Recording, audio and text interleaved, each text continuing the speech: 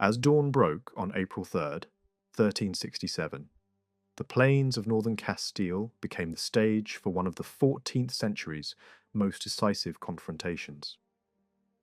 Castile, the largest of the five kingdoms that shared the Iberian Peninsula, stood on the brink of a battle that would draw together some of the most experienced soldiers of the age. Two vast armies faced one another in tense silence, awaiting the command that would soon plunge them into violent motion. From beyond the Pyrenees, passing through the neighbouring kingdom of Navarre, came an invading force composed of English and Gascon troops. These men were seasoned veterans, hardened by years of fighting in the long and brutal conflict between England and France. They were led by Edward of Woodstock, widely known as the Black Prince, the most renowned English commander of his generation. As the eldest son of King Edward III and heir to the English throne, the prince had crossed into Iberia with a clear objective: to restore Pedro of Castile, England's ally, to the throne from which he had been driven the previous year. Opposing this army stood a Castilian host that included a significant portion of the kingdom's high nobility. Its core consisted of light cavalry, swift and mobile horsemen shaped by centuries of warfare on the Iberian frontier. Alongside them marched large numbers of native infantry, many drawn from the northeastern regions of Castile, where the campaign was unfolding. Reinforcing these forces were contingents of Aragonese fighters and bands of French and Breton mercenaries, themselves veterans of the same wider European wars that had forged the invading army. All of these troops fought under the banner of Enrique of Trastamara, the illegitimate half-brother of Pedro who had seized the Castilian crown with surprising ease the year before, and now ruled as king. At Enrique's side stood one of the most formidable soldiers of the age, Bertrand du Guesclin. Already respected for his skill and resilience, he would later rise to become the leading military commander of France and play a decisive role in pushing English power out of much of continental Europe. On this day, however, his fate was tied to that of the Castilian cause. By nightfall, the outcome was unmistakable. The English and Gascon army had secured a crushing victory, while their Castilian, French, and Breton opponents suffered one of the most devastating defeats of the century. For the Black Prince, the battle marked the peak of his military career. For du Guesclin, it meant yet another period of captivity. The imbalance between losses was stark. The defeated army suffered casualties far exceeding those of the victors, not only during the fighting itself, but also during the chaotic retreat that followed. As Enrique's lines collapsed on both flanks, his troops fled westward in panic, only to find their escape blocked when the fleeing mass was forced onto a single bridge over the fast-flowing river Najera.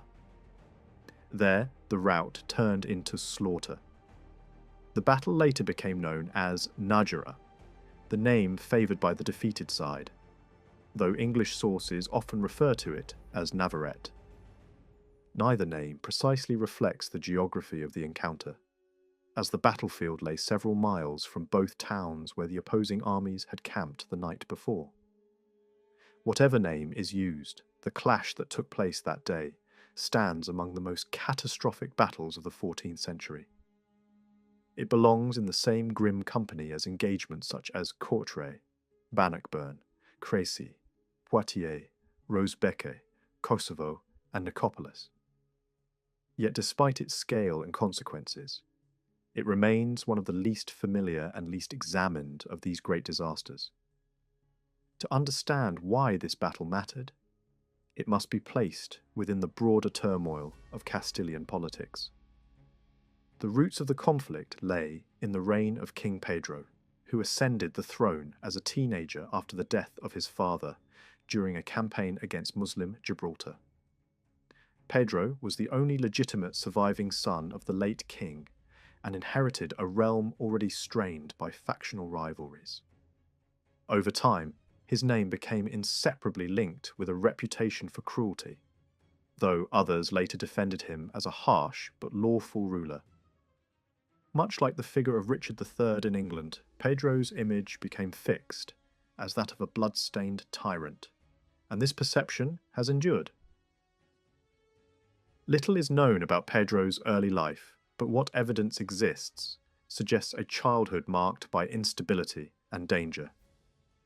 His father's neglect of the Queen and his devotion to a powerful mistress created a deeply divided royal household. From this relationship emerged several illegitimate sons, among them Enrique of Trastamara. These half-brothers would later become both political rivals and personal enemies, and Pedro would eventually order the deaths of several of them. During the early years of his reign, Pedro found himself hemmed in by competing noble factions. In the mid-1350s, several of these groups joined forces and briefly seized control of the government. Their alliance soon collapsed, undone by internal rivalries, conflicting ambitions, personal grudges, and the age-old inability of medieval nobles to sustain unity. By the end of the decade, those who had failed to secure the king's favour and who had managed to avoid imprisonment or execution fled Castile altogether. Among the most prominent of these exiles was Enrique of Trastamara, who first sought refuge in France and later in Aragon. Over time, he became the central figure around whom opposition to Pedro gathered. For the next 10 years, Pedro ruled with increasing ruthlessness.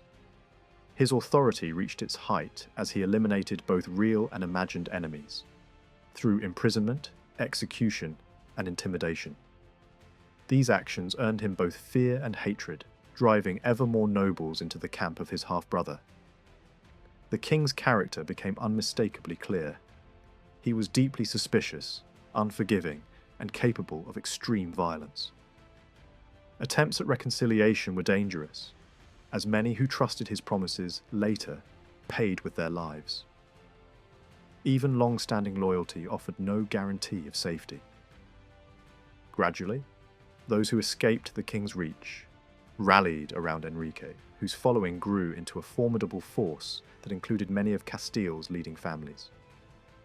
These men came to believe that no lasting security was possible, while Pedro remained on the throne. By the early 1360s, Enrique himself had resolved to claim the crown. The struggle between the brothers would soon draw foreign powers into Castile and culminate in the great battle fought on that April morning. A battle whose immediate outcome would prove decisive, but whose long-term consequences would overturn the judgment of the field. Despite the growing resistance among his own subjects, Pedro might well have kept his throne had it not been for the collapse of his foreign policy.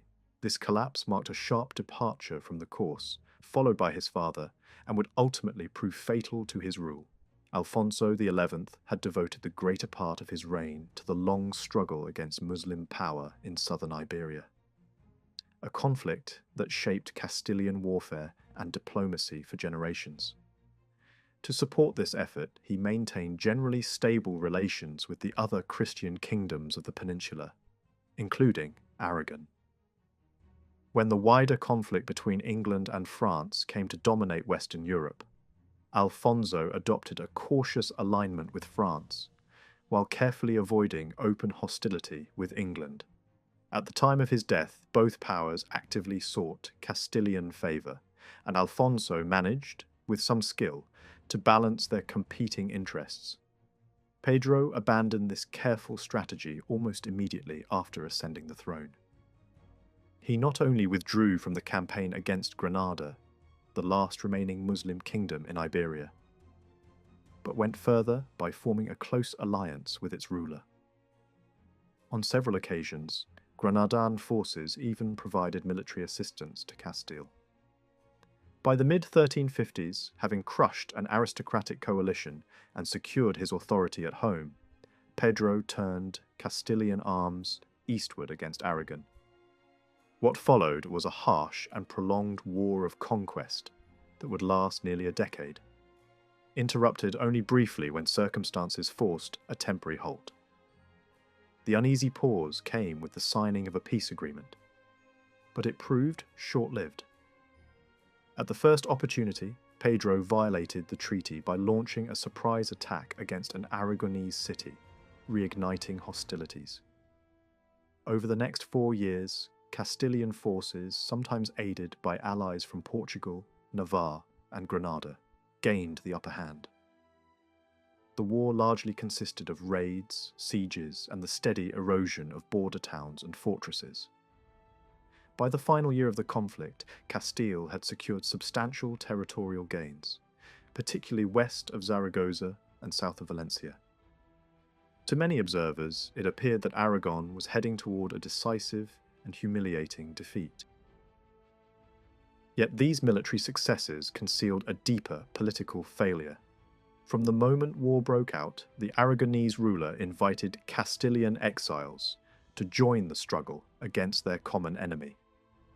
These exiles, led by Enrique of Trastamara, found in Aragon not only refuge but also financial support and a secure base of operations. With only one brief interruption, Aragon continued to sustain Enrique and his followers, while Enrique himself fought alongside Aragonese forces, launching raids into Castilian territory and steadily expanding his support. In the early 1360s, Aragon and Enrique formalized their cooperation through a series of secret agreements. Under their terms, Aragon committed itself to backing Enrique's claim to the Castilian throne in exchange for promised territorial concessions. Even as this alliance tightened, Pedro continued to demonstrate that he could defeat his Iberian enemies on the battlefield. In purely military terms, he remained formidable. Ultimately, however, it was not events within the peninsula that sealed his fate, but his alienation of powerful forces beyond the Pyrenees. The turning point came with the loss of French support and the hostility of the papacy at Avignon. During the early years of Pedro's reign, advisors inherited from his father had kept Castile aligned, if loosely, with France. This relationship was reinforced by a dynastic marriage intended to strengthen ties between the two kingdoms. The plan backfired dramatically. Pedro, deeply attached to his longtime mistress, came to resent both the marriage and the advisors who had arranged it. Within hours of the wedding, he abandoned his wife and soon moved against members of the pro-French faction at court. Over time, he withdrew even the limited military support his father had offered France and subjected his queen to increasingly public humiliation. France viewed this growing estrangement with alarm but was initially powerless to respond. Pedro's consolidation of power coincided with one of the darkest periods in French history. After a catastrophic defeat, the French king fell into English captivity, leaving the kingdom in the hands of a young regent. What followed was a cascade of crises: urban rebellion, political paralysis, and a massive peasant uprising. These internal disasters culminated in a treaty that stripped France of vast territories. As if this were not enough, thousands of unemployed soldiers soon roamed the countryside, forming armed bands that spread violence and extortion across large regions. As long as Castile remained neutral, France could not risk pushing Pedro toward open alliance with England.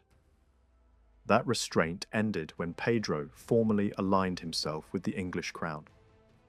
With that decision, there was no longer any incentive to tolerate a hostile Castilian king. Soon afterward, the French throne passed to a new ruler whose energy, intelligence, and determination marked a turning point. From the outset, he sought ways to draw Castile back into the French sphere of influence and worked actively against Pedro. At the same time, Pedro's actions brought him into direct conflict with the papacy. His abandonment of the war against Granada, his hostility toward France, his treatment of his wife, his persecution of senior church figures, and his refusal to cooperate with papal efforts to restore peace between Castile and Aragon, convinced successive popes that decisive action was required. Over the course of several years, the Castilian king was first cut off from the church and later formally removed from papal recognition. By the middle of the 1360s, the conditions for Pedro's downfall had fully matured. The Castilian exiles believed that their survival depended on his removal. Aragon sought an end to a war it could no longer afford to lose. France and the papacy wanted a ruler in Castile who would not serve English interests. These overlapping ambitions were about to converge. Ironically, the immediate catalyst for their cooperation came from within France itself. A pause in the wider European war released thousands of experienced soldiers onto the countryside. These men formed roaming companies that lived by plunder, turning large parts of France into lawless zones where peace and war became indistinguishable. Neither royal authority nor religious campaigns succeeded in containing them. Contemporary observers warned that unless the problem was resolved quickly, these bands would devastate the kingdom beyond repair. Faced with this threat, both the French crown and the papacy searched for a solution. Sending the companies far afield proved impractical. A more convenient answer lay just beyond the Pyrenees. There ruled a king despised by both powers, a ruler whose enemies were already gathering. Into that volatile landscape, the free companies would soon be directed, setting in motion events that would transform the fate of Castile. Although it never received the same level of attention as Crécy or Poitiers, the campaigns that led to the Battle of Najera, as well as the battle itself, did not go unnoticed by contemporary observers. Many of the major chroniclers of Western Europe recorded the events, recognizing the encounter as the third and final great victory of the Black Prince. For at least one writer, a monk living near Reims, Najera marked the last major episode, worthy of inclusion in his record of the age. Yet despite this broad interest, most surviving accounts are brief and selective, offering limited insight into how the campaign unfolded, or how the battle was actually fought. A small number of narrative sources form the backbone of modern understanding. 4 writers, in particular, provide most of the reliable detail. 2 of them appear to have witnessed the events firsthand and fought on opposite sides of the conflict, while 2 others, though absent from the battlefield, contribute valuable information drawn from close involvement with the political and military world of the time. One of the most important voices belongs to a Castilian nobleman born in the Basque region in the early 14th century. Raised in an established family, he received part of his education in Avignon before entering royal service at a young age. For more than a decade, he and his family supported King Pedro, serving loyally at court. That loyalty ended in the crisis year when a wave of noble defections reshaped Castilian politics. Like many others, he transferred his allegiance to Enrique of Trastamara and took part in the civil war that followed. He was captured during the fighting at Najera, spent time as a prisoner, and later returned to active service after securing his release. Over the next 30 years, he remained a key figure in the new ruling dynasty, serving successive kings and continuing to take part in military campaigns. Late in life, after decades of public service, he retired to a monastery near his birthplace, where he died in the early 15th century. During these later years, he composed chronicles covering the reigns of the kings he had served. The most ambitious and controversial of these works focused on Pedro and included a detailed account of the events surrounding Najera.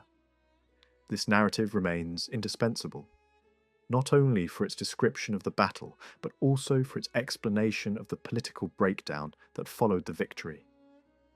In sharp contrast stands the figure known today as the Chandos Herald. Almost nothing is known about his life, not even his name. His identity survives only through the work he left behind, a long poetic account celebrating the life and career of the Black Prince. Written in French verse, the poem survives in 2 manuscript copies and follows the prince's story up to his death. Linguistic clues suggest the author was raised in the Low Countries, an area that produced several prominent chroniclers of the period. Internal references indicate that the poem was composed in the mid to late 1380s, around the same time the Castilian Chronicle was being written. Because both the Castilian nobleman and the Chandos herald appear to have been present during the campaign and engaged in the fighting, their accounts provide the most reliable information about troop movements, battlefield formations, and the sequence of events on the day of battle. When their descriptions differ, it is generally assumed that each writer was most accurate when describing what occurred on his own side of the conflict. The Castilian account is especially valuable for 2 additional reasons. It offers the only detailed narrative of the earlier campaign that led to Enrique's seizure of power, and it explains the rapid collapse of relations between Pedro and his English allies after their victory. 2 further writers help round out the picture. One was the long-reigning King of Aragon, whose rule extended for more than half a century and was marked by near-constant warfare. He fought rivals both at home and abroad, defended his realm against repeated Castilian aggression, and navigated a political landscape shaped by financial strain and shifting alliances. To sustain his wars, he relied increasingly on the wealth and support of Catalonia, granting its institutions greater autonomy in return. A cultivated ruler with strong intellectual interests, he patronized literature, art, and architecture, and took an active role in composing his own chronicle. Although his account devotes only limited space to the events of 1367, it offers something no other source provides: insight into the calculations and priorities of a major decision-maker. From his perspective emerge details about negotiations, payments, territorial concessions, and the rebuilding of Enrique's forces after defeat. The final voice belongs to a cleric from the Low Countries, who would later become the most famous chronicler of the age. Born in the mid-14th century, he spent his early life in his native region before travelling widely across Europe. Moving from court to court, he gathered stories, testimonies, and personal impressions, weaving them into an expansive narrative of his times. For several years, he lived in England under royal patronage and accompanied members of the English royal family on their travels. His career brought him into contact with many of the leading figures of the era, and his writings preserve countless personal encounters. His value as a source for events in Spain is uneven. During the winter before the Najera campaign, his presence at the Black Prince's court in southern France placed him in an ideal position to observe the early stages of the expedition. He recorded debates among advisors, negotiations with the deposed Castilian king, and preparations for the invasion. He even travelled with the army to its mustering point, north of the Pyrenees.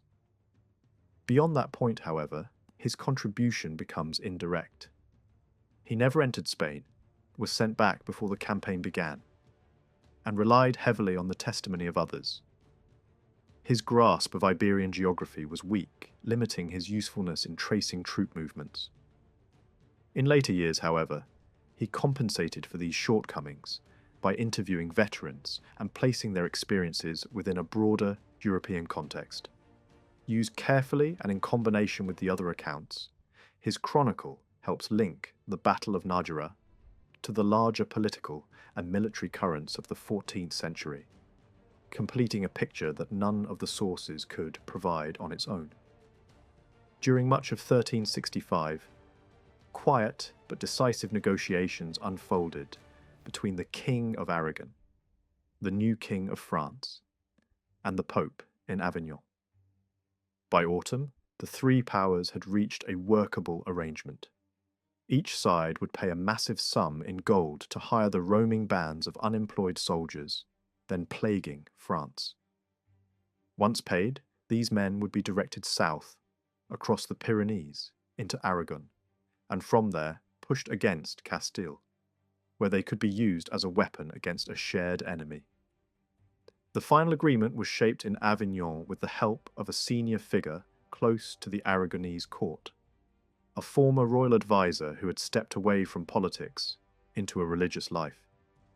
Because the mercenaries would be operating near Aragonese towns and castles, the Aragonese king demanded strict guarantees that they would not turn on his own holdings. With promises secured and money pledged, the plan moved from paper to reality. By Christmas, more than 10,000 of these hardened men were gathering around Barcelona, where they were received with open arms. Command mattered as much as money. To lead the expedition, the French king arranged for the release of Bertrand du Guesclin, a Breton commander whose reputation had already begun to spread across Europe. He had spent the previous year in English captivity after being taken in battle. His freedom came at a high price. Contemporary voices disagree on the exact amount, but the sum was enormous, divided between the French crown and the leaders of the alliance. Once released, du Guesclin became the central figure meant to keep this dangerous force moving in the desired direction. Another problem quickly surfaced. A large portion of the mercenaries were English or Gascon, and it was considered wise to place a prominent Englishman alongside du Guesclin to manage them. The ideal candidate was John Chandos, one of the most respected English captains of the age, but he declined. Even so, several English commanders with no steady employment signed on.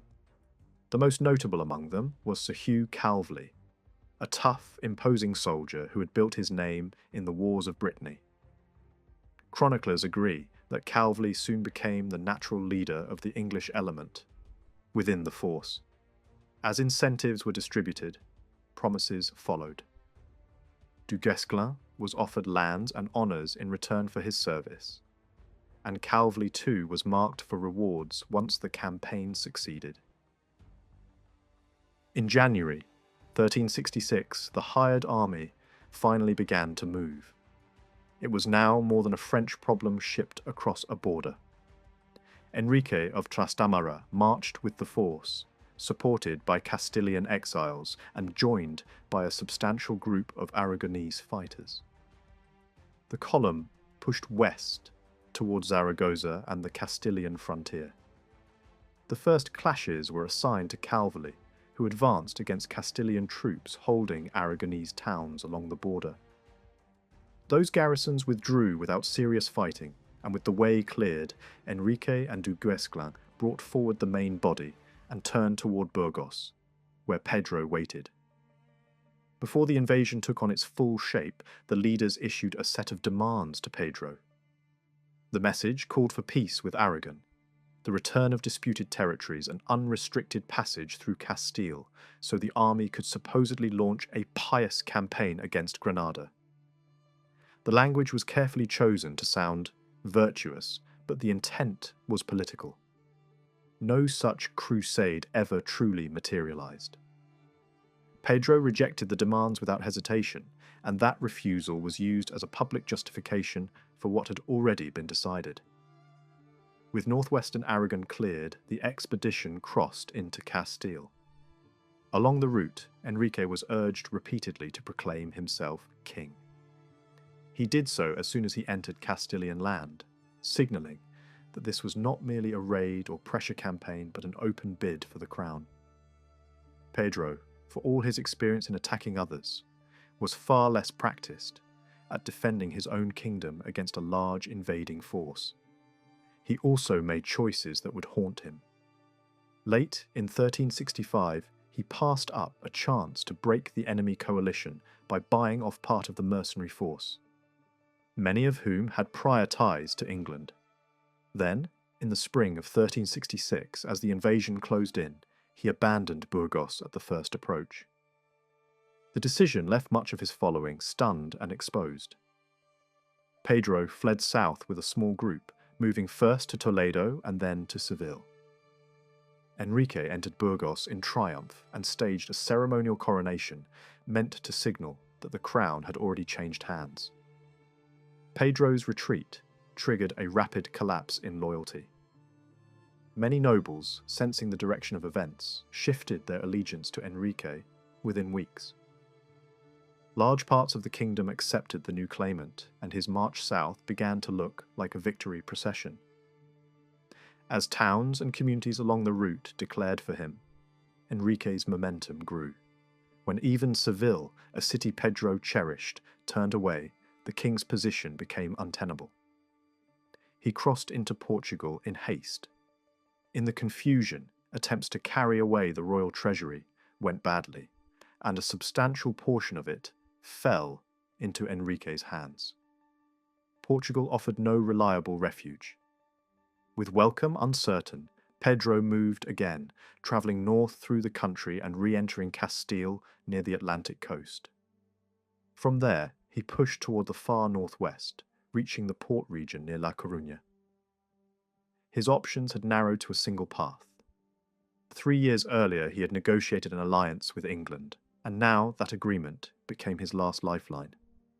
With only a small entourage and a couple of ships, he sailed across the Bay of Biscay toward Aquitaine, the English-held duchy governed by the Black Prince. While Pedro fled, Enrique faced another challenge. The mercenaries who had helped lift him to power were expensive, unruly, and destructive. Paying them drained resources, and allowing them to roam through territory now claimed as his own threatened to undermine the very rule he had just established. After taking Seville, Enrique chose to dismiss most of the free companies. He paid them off generously and pushed them out of the kingdom as quickly as possible, keeping only the Breton troops under Du Guesclin and a smaller Anglo-Gascon group associated with Calvi. With Pedro now in exile and Enrique on the throne, the struggle shifted from battlefields to diplomacy. In the summer of 1366, before leaving the northwest coast, Pedro sent urgent messages to the Black Prince asking for armed support to recover his crown. Accounts differ on how the request was received inside the prince's circle. Some sources portray the decision as smooth and united, while others describe sharp warnings from advisors who considered Pedro too dangerous and unpredictable an ally. Yet the prince himself appears to have favoured intervention from the beginning. The logic behind that impulse was not difficult to see. Enrique's swift victory, achieved with strong French involvement, threatened to pull Castile firmly into the French camp. That outcome would have mattered far beyond Iberia. Castile possessed major naval strength, and a hostile Castilian fleet could upset the balance at sea that England had worked hard to maintain. Restoring Pedro, even belatedly, offered a way to prevent that shift. There was also a more personal factor. Years had passed since the Black Prince's great triumphs, and much of his recent life had been consumed by administration rather than warfare. A major campaign in Spain promised a return to the field and a new chance to shape events through arms. Before any army could move, however, geography imposed its own limits. The most practical route into Spain required crossing the Pyrenees through a famous mountain pass and then marching across the Kingdom of Navarre. That meant negotiating with Navarre's ruler, Charles, a king known for opportunism and constant maneuvering. Safe passage could not be assumed. Talks began, and as expected, the Navarrese king tried to extract maximum advantage, hinting support to one side while keeping the other in play. Only after months of bargaining would he commit fully, clearing the way for the Black Prince's invasion to begin. The Black Prince began moving pieces into place even before Pedro reached him. One of his commanders, Sir Thomas Felton, was sent to the port of Bayonne with instructions to sail to the northwestern coast of Iberia and bring the deposed king across the Bay of Biscay. That mission became redundant when Pedro arrived, on his own vessels, slipping into port without needing escort. Over the late summer and autumn of 1366, the two men met repeatedly, shaping the terms of an intervention that would be expensive, risky, and politically explosive. Pedro arrived with little left to offer immediately. He handed over whatever money and valuables he still possessed, and promised that the rest of the costs would be paid after the throne was recovered. To strengthen the bargain, he also pledged sweeping rewards. Huge estates in Castile for the English leaders, including major territories and important towns, with additional lands promised to key commanders. But promises alone were not enough. As insurance, Pedro agreed that his daughters and the wives of several close supporters would remain in Bayonne as hostages until he was restored and the agreement fully honoured. Even so, the Black Prince could not act purely on his own authority. The final decision rested with his father, the King of England. A small delegation was dispatched across the Channel to present the case. They landed on the English coast, travelled inland, and finally reached the king at Windsor. After the message was read and discussed with the Royal Council, permission was granted. The expedition could proceed. With approval secured, the prince moved quickly. He summoned his leading nobles, gathered weapons and armour, and ordered preparations on a scale fit for a major campaign. John Chandos was tasked with recruiting men from the free companies, including many who had only recently returned from service in Spain on the opposing side. Heralds were also sent into Castile with a direct call to English and Gascon soldiers still serving Enrique, men who had fought for pay but who, in theory, owed their first loyalty to the prince. By early 1367, the machinery of war was ready. The prince remained in Bordeaux, briefly, long enough to witness the birth of his son, the future Richard II. Then he set out. About 2 weeks after Christmas, he rode south to Dax, where a large portion of the invasion force had assembled. Others waited farther south, wintering uneasily in the Basque highlands, cold, restless, and eager for the campaign to begin. Just before the march into Spain, a major figure decided to join. John of Gaunt, the prince's younger brother and newly made Duke of Lancaster, crossed from England with a sizable entourage. He rode hard through Brittany and reached Bordeaux, pausing only long enough to see his newborn nephew and deliver news from home. Then he pressed on to catch the main army. His arrival did not delay the expedition, nearly as much as the weather did. The planned route followed the famous road used by pilgrims travelling towards Santiago, but winter still gripped the Pyrenees. The mountain pass was buried in snow and glazed with ice, making movement slow, dangerous, and unpredictable. Complicating matters further was the unreliable posture of the King of Navarre. He had promised the prince safe passage, but he had done so without enthusiasm. Supporting the English meant forfeiting benefits offered by Enrique's side, and it was in his nature to squeeze advantage from both. After meeting the prince, he reopened talks with Enrique and reaffirmed earlier commitments to block the crossing, extracting more concessions in the process. Enrique acted as if he expected betrayal. Almost as soon as he returned to Burgos, he shifted his army east, toward a central position that allowed him to respond to either likely invasion route. From there, he could move north toward the Basque approaches, or south toward the main road leading deeper into Castile. During this repositioning, Enrique's English and Gascon mercenaries under Hugh Calveley peeled away and rode east into Navarre to await their true overlord. Their exit was not smooth. Some Castilians along the route did not treat their departure as a matter of honour or etiquette, and the mercenaries appear to have fought their way out. Once inside Navarre, restraint vanished. They seized several places and terrorised the countryside, including taking control of an important town. Whether this violence was directly ordered or merely tolerated, it served a clear purpose. It demonstrated to the King of Navarre how quickly his realm could be punished if he obstructed the English crossing. The message landed. When the King of Navarre protested to the prince, the response was sharp. Promises had been made, and promises had not been kept. If he wanted the raids to stop, he would have to uphold his agreement. Soon afterward, he met English envoys again and reaffirmed his pledge to open the route. This time, he followed through.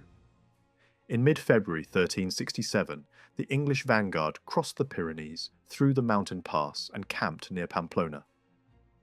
Over the next 2 days, the rest of the army filed through. To prevent any last-minute reversal, the King of Navarre was compelled to accompany Pedro and the prince during the crossing, making interference far more difficult. The journey still proved brutal. Ice and snow clogged the route. Cold wind cut through men and animals, and accidents claimed lives in the mountains. For many soldiers, it felt less like a march and more like a trial. From his headquarters, Enrique responded with words before steel. He sent a letter expressing astonishment at the invasion and insisting he had never wronged the prince. He challenged the English commander to declare where he intended to enter Castile so that battle could be joined there. The message reached the English camp, and the prince's council drafted a reply, but held it back for the moment. Instead, reconnaissance moved first. Sir Thomas Felton was sent ahead to learn where Enrique's army was positioned and how it was moving. Felton rode southwest, crossed into Castile near Logroño, and pushed forward to a village close to Enrique's camp. From there, he watched and listened, close enough to gather intelligence but not close enough to be swallowed by the enemy. Around this same moment, the King of Navarre's behaviour slid into near comedy. He had promised military service to both sides, yet had no intention of risking himself for either. Having already disappointed Enrique, he now sought to escape the prince as well. He arranged to be captured by a Frenchman serving with Enrique, allowing him to sit out the campaign in comfortable confinement in Aragon. Only after the battle was over did he stage an escape, and even then managed to avoid paying the reward his captor expected. With the king absent, his chief advisor was left to govern and fulfill the formal obligations the monarch had tried to evade. Once the army had rested near Pamplona, the prince began his advance. But rather than follow the route Felton had scouted toward Logroño, he marched west along the river valley, entering Castile near a Basque town that surrendered immediately rather than face an assault. From there, the vanguard reached Vitoria, the principal settlement of the region. The choice of route has invited debate ever since. The traditional pilgrim road split at Pamplona. One branch ran south toward Logroño, the other west toward Vitoria, and both ultimately converged on Burgos. On a simple map, the western route looked shorter and more direct. But geography can deceive. That path led into terrain where a defending army could occupy heights and refuse battle unless conditions were overwhelmingly favourable. Enrique moved quickly when he learned the prince had turned west.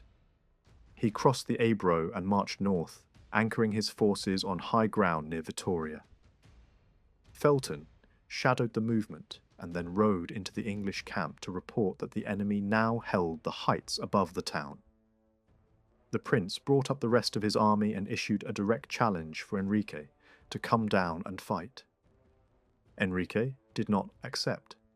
His French commanders urged delay, acting in line with the wider strategy of France. Avoid a decisive battle if it could be postponed, exhaust the enemy, and let time do the damage. With the enemy entrenched, the only way to force an engagement would have been a costly uphill assault. Enrique preferred a different method. Before dawn, thousands of men slipped down from the high ground and struck English foragers and exposed units. One of the most dramatic blows fell on Hugh Calveley's camp, pitched too far ahead of the main army. His men were caught at breakfast.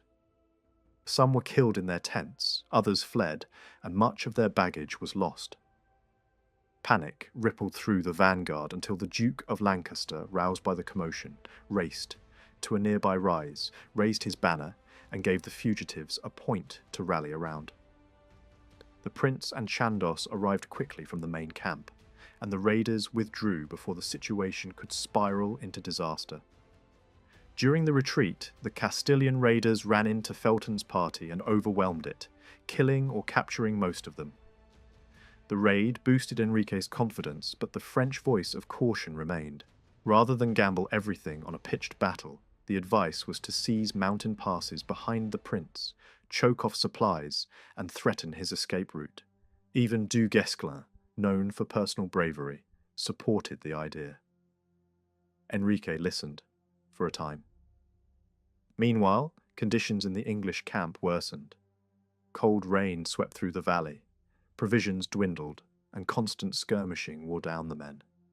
The Spanish light cavalry excelled in this kind of war, harassing heavier troops and making every movement costly. After several days, the prince decided he would not be dragged into a fight on ground, chosen entirely by the enemy. Then came the sharpest move of the campaign. The prince broke camp, withdrew into Navarre, swung south through a mountain pass, and headed for Logroño.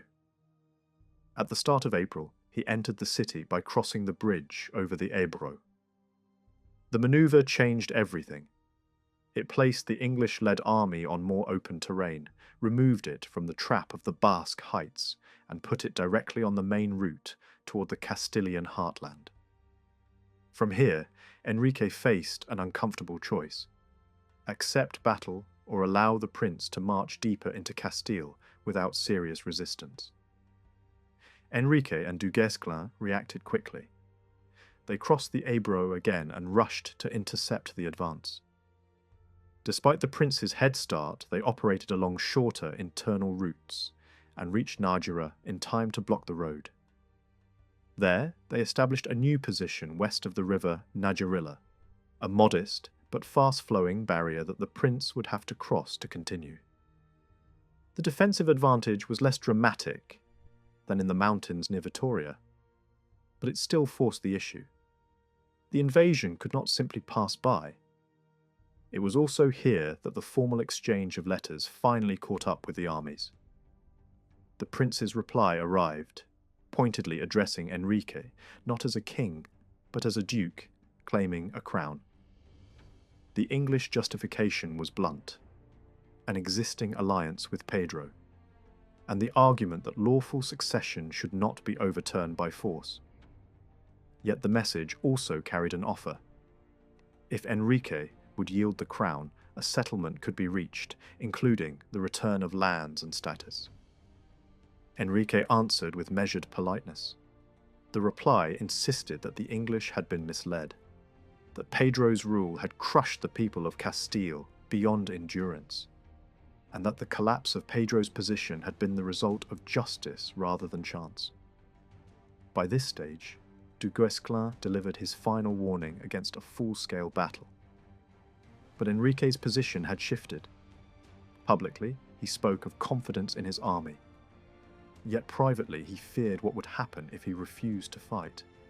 Another retreat, another delay, might trigger fresh defections, this time back toward Pedro. Under that pressure, the decision hardened. The path now led toward a battle that could no longer be avoided. By Friday, April 2nd, both armies understood that the moment had arrived. The final maneuvering was over.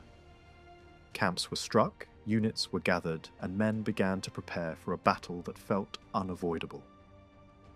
The Black Prince broke his position and advanced toward Navarrete.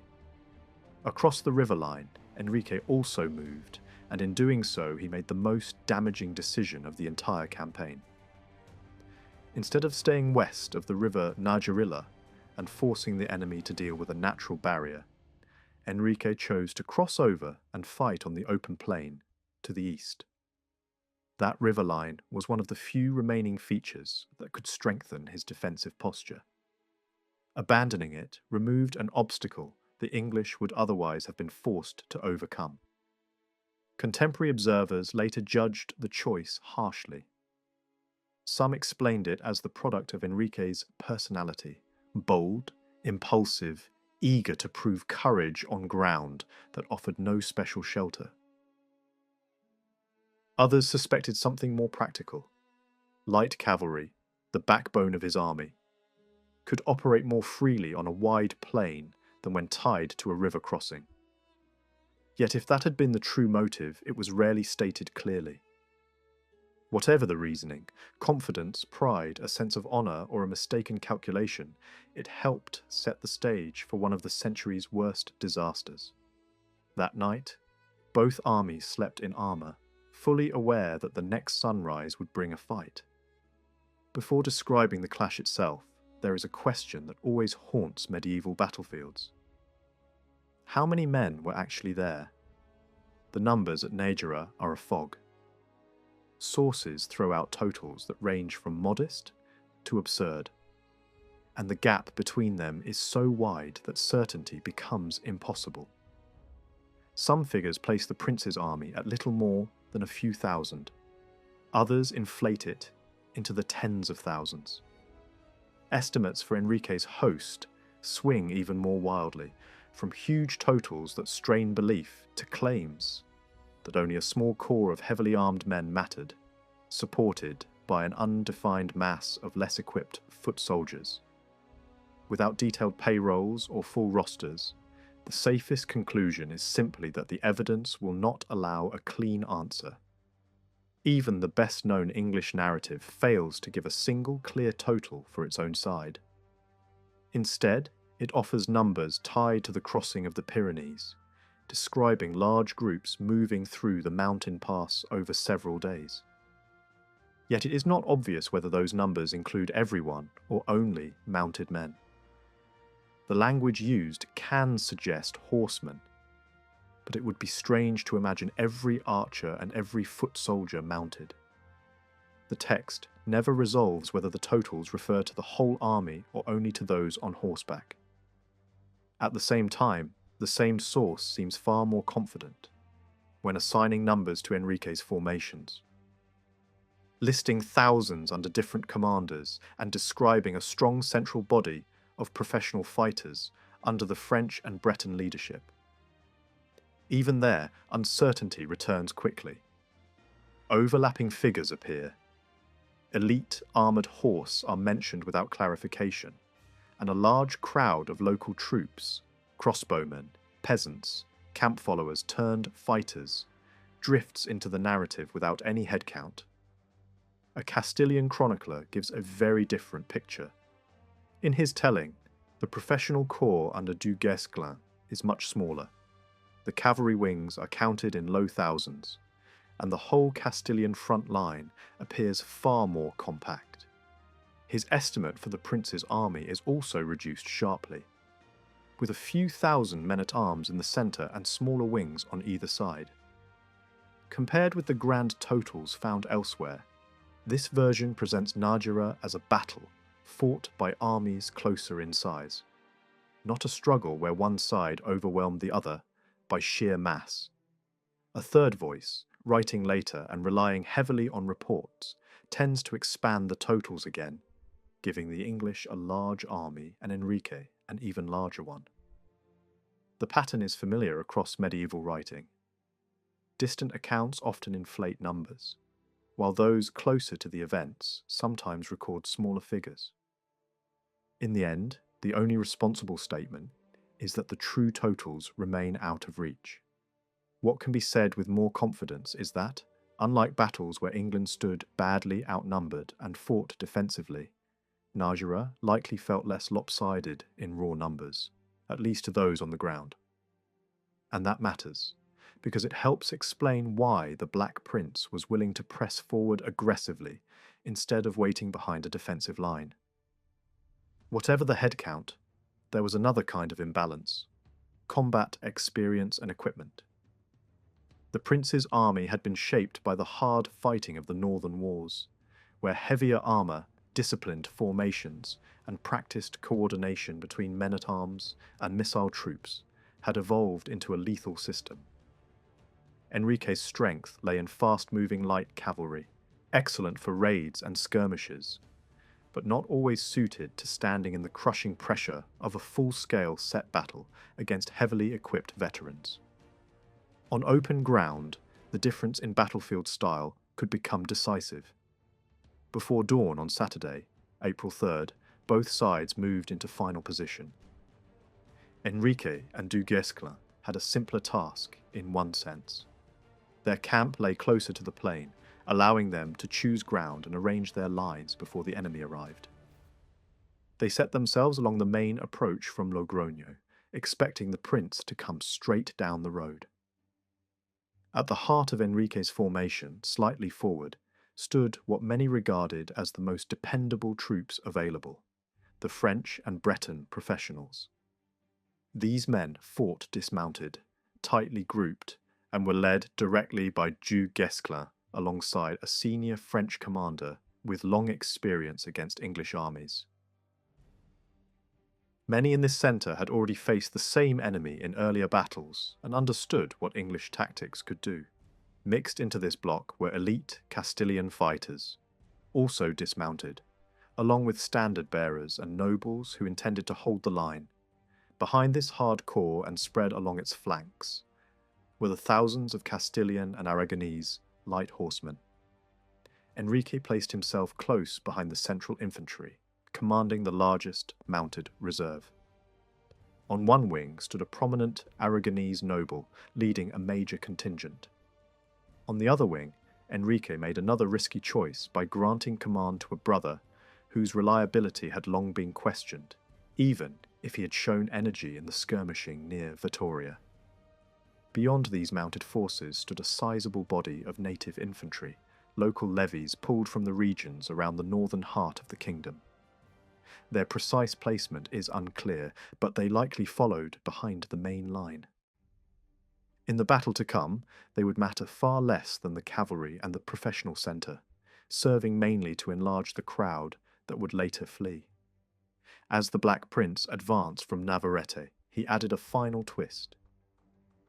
Instead of marching straight down the main road into the enemy's face, he veered off, crossed low hills, and entered the plain from a slightly unexpected direction.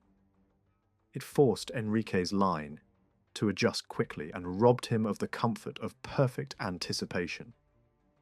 When the armies finally came into view of each other, the English formed up in three main bodies.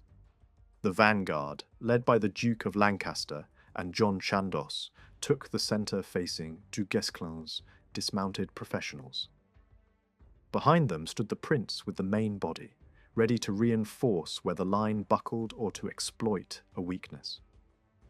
Parts of this central mass angled outward to form a right wing, confronting Enrique's left. The rearguard arrived last and swung toward a small rise, becoming the left wing facing the Aragonese-led troops on the opposite side. As the sun climbed, there was a brief pause filled with ritual. Commanders conferred knighthoods and performed the last gestures of chivalric theatre before violence began. Chandos, richly dressed and intensely visible, rode between the lines, proclaimed his loyalty, and asked the prince to bless his banner before returning to his men and binding them with oaths. On the other side, similar ceremonies played out. Beneath the display, exhaustion and hunger remained real. The English army had been under pressure for weeks, provisions were thin, and the enemy camp across the field was known to be stocked with food and drink. The promise of supplies, as much as honour, sharpened the will to fight. Distinctive markings helped prevent confusion once the melee began. Castilian troops could be recognised by a signature sash, while the English displayed white surcoats with a bold cross, calling loudly on their patron saint as they moved forward.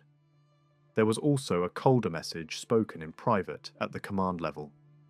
The day would decide whether Pedro would ever hold Castile again. The first blows are described differently depending on where the observer stood. One English account presents the battle as beginning with the advance of the English centre under Lancaster and Chandos, driving straight into Du Guesclin's strong block. In that version, there is no hesitation, no attempt to avoid battle, no cautious withdrawal. This fits the broader reality of the campaign. The Spanish expedition was not a raid meant to burn villages and retreat. It was an invasion meant to produce a decisive engagement. The prince had spent weeks trying to force Enrique to fight, first at Vittoria, and then by manoeuvring onto ground where delay became dangerous. On the open plain near Najera, it would have been surprising if he refused the offensive. A Castilian account, however, emphasizes a different trigger. In that telling, a contingent within Enrique's host suddenly wavered and switched sides at the last moment. Faced with the danger of more defections, Enrique ordered an immediate attack. The contradiction may not be a real contradiction at all. It is entirely possible that both things happened almost at once, but in different sectors of the field. The English centre could surge forward, while, elsewhere, Enrique's cavalry lunged in an attempt to seize initiative and prevent the line from unravelling. This difference in perspective becomes more revealing when looking at Enrique's own movement during the fight. One version places him behind the central infantry at the start, commanding a mounted reserve. Another places him out on the wing. Taken together, they suggest a likely sequence. Early in the battle, the king shifted toward one flank, merging his central cavalry with the wing force, then tried to drive a massive mounted assault against the English left. If an initial attack had already been repulsed, this would also explain reports of Enrique personally struggling to rally his men. That wing, where cavalry could move in weight, was the only area where his army had a chance to seize momentum. At the centre, the fight quickly became brutal. Whether Du Guesclin's men waited in a tight wall or surged forward to meet the advance, the result was the same: a rapid collision into close combat. Missile troops had less room to dominate here because the lines closed fast. Yet crossbow bolts and stones still flew at short range, and English archers, squeezed by the press, likely abandoned careful shooting and joined the melee, using bows as clubs or drawing sidearms. The scene became the classic medieval nightmare: axes rising and falling, swords and daggers flashing, bodies grappling in the mud. One well-known episode captures the violence on a personal scale. An English captain wrestled a Castilian opponent to the ground and, after a desperate struggle, finished him with a knife. When the English vanguard met such stubborn resistance in the centre, the prince committed more of his main body. Reinforcements pushed forward from the left side of his division, including a notable English lord and a young Breton noble fighting in English service at the time. His presence reflected the tangled loyalties of the age. Men who fought for one side in one year could appear on the other side later, depending on politics, patronage, and survival. The battle line tightened, the pressure increased, and the struggle for the centre became the key point around which the day would turn. The reinforcements under Percy and Clisson almost certainly slid into position on the left of Chandos and Lancaster, stretching the English line farther out in that direction. That mattered. It meant Du Guesclin's centre, already under punishing pressure, now faced the danger of being overlapped and attacked from an angle. Behind the vanguard, the rest of the prince's main force pressed forward as well, piling weight onto the struggle. The fighting in the middle grew fierce and crowded, yet the final decision would not be made there. The battle's turning point was waiting on the wings. On the English right, facing the Castilian left, events unfolded with brutal clarity. Don Tello, Enrique's brother, commanded a large body of light cavalry. When a strong English Gascon group peeled away and drove straight at him, he did not hold. There was no prolonged clash, no stubborn stand. Before the two lines could properly lock together, he broke. He turned his horse and ran, and the men around him ran with him. The collapse spread like fire through dry grass. A wing that should have anchored Enrique's line simply vanished in a rush of flight. Some Englishmen pursued long enough to make sure there would be no rally. But pursuit alone did not explain the disaster. More important was what happened next. Much of the English right, suddenly unopposed, swung inward. While Du Guesclin was still locked in a grinding struggle at the centre, fresh pressure began to hit his flank. At almost the same moment, the prince's own division pushed forward against the front. The professional soldiers at the centre now found themselves squeezed from multiple directions. On the far side of the field, the Castilian right fought very differently. Here, Enrique and the Aragonese commander worked hard to keep their cavalry together, and the horsemen did not dissolve at the first shock. They charged up toward the little rise held by the English left and fought with real determination. But determination could only do so much against the realities of 14th century weapons. On this wing, Enrique's troops had little that could match the English longbow. Crossbowmen existed in his army, but many appear to have been concentrated nearer the centre. On the right, the Castilians relied mostly on slings, javelins, and thrown darts. Against the longbow, it was a losing exchange. The longbow could hit hard, reach far, and, most importantly, fire again and again at a pace the other weapons could not equal. Enrique tried repeatedly to force a breakthrough. The cavalry formed, surged forward, and was driven back. It formed again, surged again, and recoiled under the same storm. Arrows struck men and horses, turning charges into chaos. Sling stones could injure and even kill, and the first volleys did real harm, cracking helmets and knocking riders from the saddle. But once the initial cast was spent and the English arrows kept coming, fast, dense, and unforgiving, order started to fail. Horses panicked. Riders lost spacing. The same men who had advanced with confidence began to turn their mounts away, first in small clusters, then in waves. When the right wing began to unravel despite his efforts, Enrique could see the shape of the end. If captured, he could expect little mercy from Pedro. Survival now depended on escape. He turned from the fight and rode with the fleeing mass. Behind him, infantry that had barely had time to matter was swept into the rout. The centre, French and Breton veterans and the Castilian elite, held on as long as discipline and pride could carry them, but their position was collapsing around them. With both flanks gone, they were nearly encircled.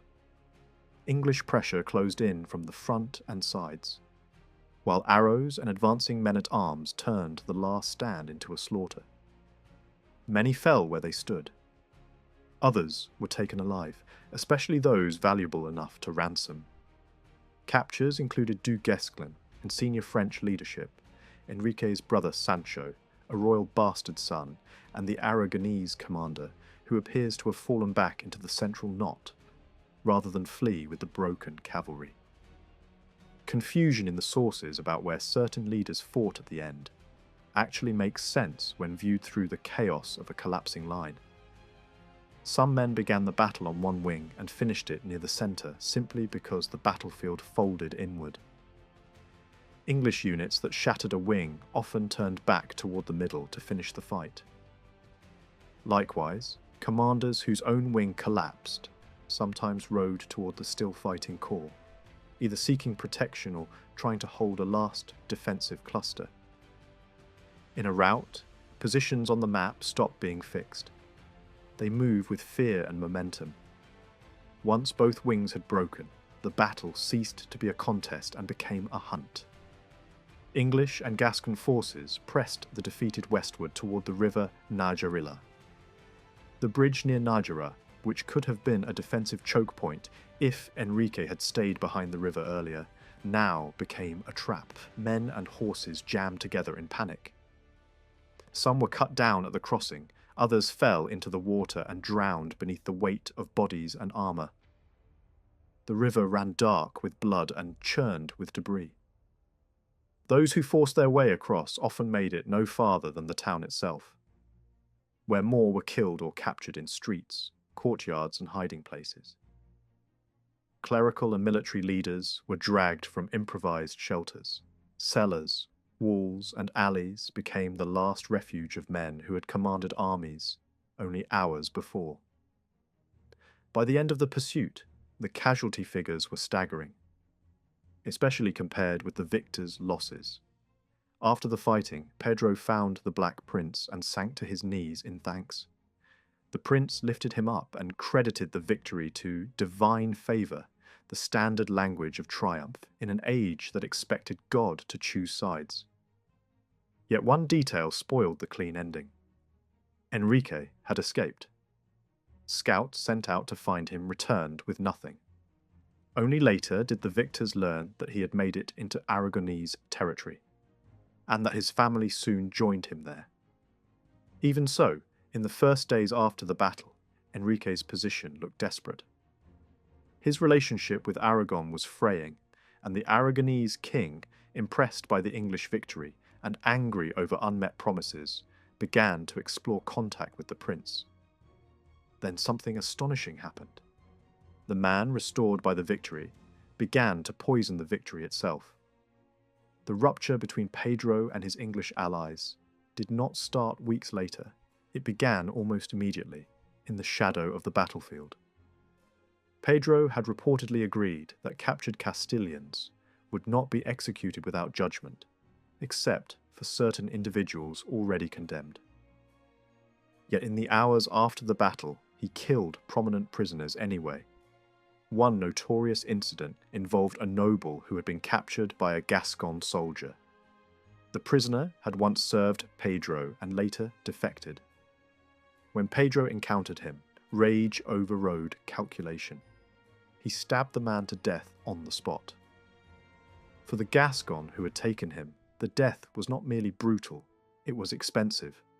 A living noble meant ransom. A dead noble meant nothing. The complaint reached the Black Prince quickly. The prince rebuked Pedro. The killing of prisoners violated the code that made warfare profitable for the victors and survivable for the defeated elite. Pedro responded with a cold practicality. He offered to pay ransoms himself, buying the prisoners from the English captors. But the prince understood what that meant. It was not a rescue, it was a purchase for execution. He refused. No amount of money, he said in effect, would persuade him to hand over men simply to be butchered. Under pressure, Pedro finally agreed to spare the captured nobles, and the prince urged him to do it not out of mercy, but out of politics. Pardon could, in theory, bring former enemies back into obedience. In another ruler's hands, that advice might have worked. In Pedro's hands, it rang hollow. Men who had seen him kill captives did not trust a forced pardon. Most withdrew from him as soon as they could. And when word spread that Enrique was rebuilding an army, many drifted across the border and returned to the struggle. The quarrel over prisoners widened into a larger dispute. Money. Pedro had promised to fund the expedition and reward the leaders who carried him back to the throne. Now he began to stall. He complained about exchange rates, claimed his currency had been undervalued, insisted his jewels had been assessed unfairly, and demanded access to the accounts. Whether those complaints had merit is impossible to judge here, but the timing was catastrophic. To the men who had marched, fought, and bled, it looked like ingratitude dressed up as bookkeeping. Land grants caused even more tension. At Bayonne, Pedro had promised major territories to the prince and to leading commanders. After the victory, he spoke as if he still intended to honour those grants, but he quietly made compliance difficult. Local communities were pressured not to cooperate. Obstacles appeared everywhere. Promises remained words, while the army remained in the field and needed to be paid. A compromise was hammered out. Pedro would go south to raise funds and deliver a major payment within a set time. The prince waited in northern Castile through a punishing summer. The money did not come. Messengers returned from the south with excuses. Pedro argued that he could not collect revenue while foreign soldiers occupied the north, and he blamed violence and looting for the failure of treasurers to deliver payments. He proposed a new arrangement. Most of the army should leave, and only a smaller, select force should remain, to be paid directly. By then, the prince had reached the end of his patience. The army was weakening, supplies were thin, discipline was strained, and the heat was damaging to men who were not used to it. The prince's own health began to fail. With no payment and no reliable partnership, he had little choice but to withdraw. He marched back across the Pyrenees, bitter and disillusioned, convinced that the ally he had restored had betrayed him. The English departure sealed Pedro's fate. When Enrique returned with a rebuilt force, nobles rallied to him, some returning from abroad, others switching sides once more. Pedro faced this new threat without the veteran English corps and without the longbows that had broken Enrique's cavalry on the plain. He could gather only a smaller base of supporters and auxiliary troops provided by his last remaining ally, Granada. What followed was a grim, uneven struggle rather than a decisive campaign. Then, in early 1369, Du Guesclin returned after ransom and struck hard. Pedro, moving north to relieve pressure on a major city, was ambushed and defeated. He fled into a nearby fortress and held out briefly, but supplies ran down. A nighttime escape attempt failed. Pedro was captured and brought into the enemy camp. There, in one of the era's most dramatic moments, he came face to face with Enrique. The meeting turned violent almost at once. In the struggle that followed, Pedro was stabbed to death. With that, Enrique's claim ceased to be contested in practice. He was king. Even after the dust settled, one strategic puzzle remained. Why did English and Gascon free companies take part in the earlier expedition that helped replace a ruler friendly to England with one aligned with France, forcing the Black Prince to intervene the next year? One explanation is simple economics. The 1360s produced thousands of unemployed soldiers. Peace treaties and the end of regional wars left fighters without wages. Many of them were truly free in the sense that they hired themselves out wherever money appeared, especially if the job did not obviously count as treason at home. Under that view, England watched them go because it could not, or would not, pay them itself.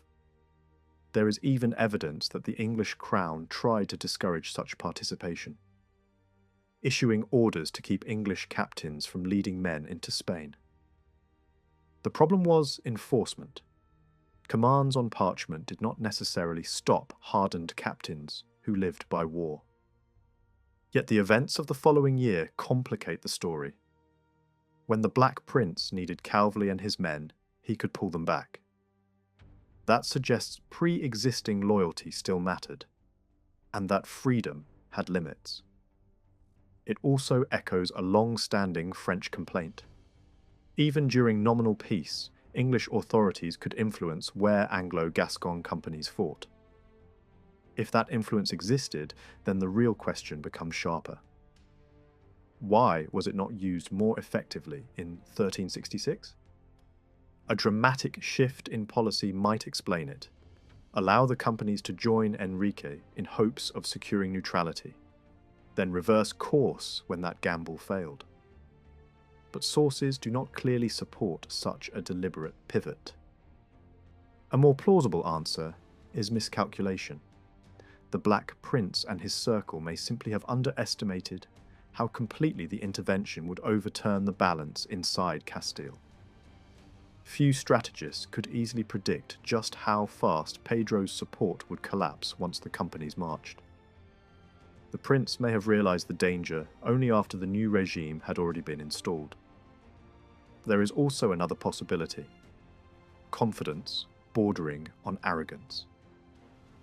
England's leadership, shaped by years of victories, might have believed that any problem created by mercenary drift could be corrected by force if necessary. In the narrow sense, Najera seemed to prove them right. The prince marched in, fought, and restored his ally in a matter of months. But what was misjudged was not the battlefield. It was the character of the man being restored. Pedro behaved as if victory meant he no longer needed those who had delivered it.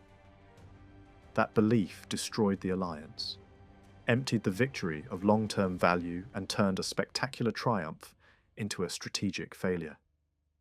In the middle of the 14th century, much like in the 20th, Spain became the stage for a wider rivalry. Armies and money crossed the Pyrenees, and local struggles turned into a proxy contest for powers with bigger ambitions.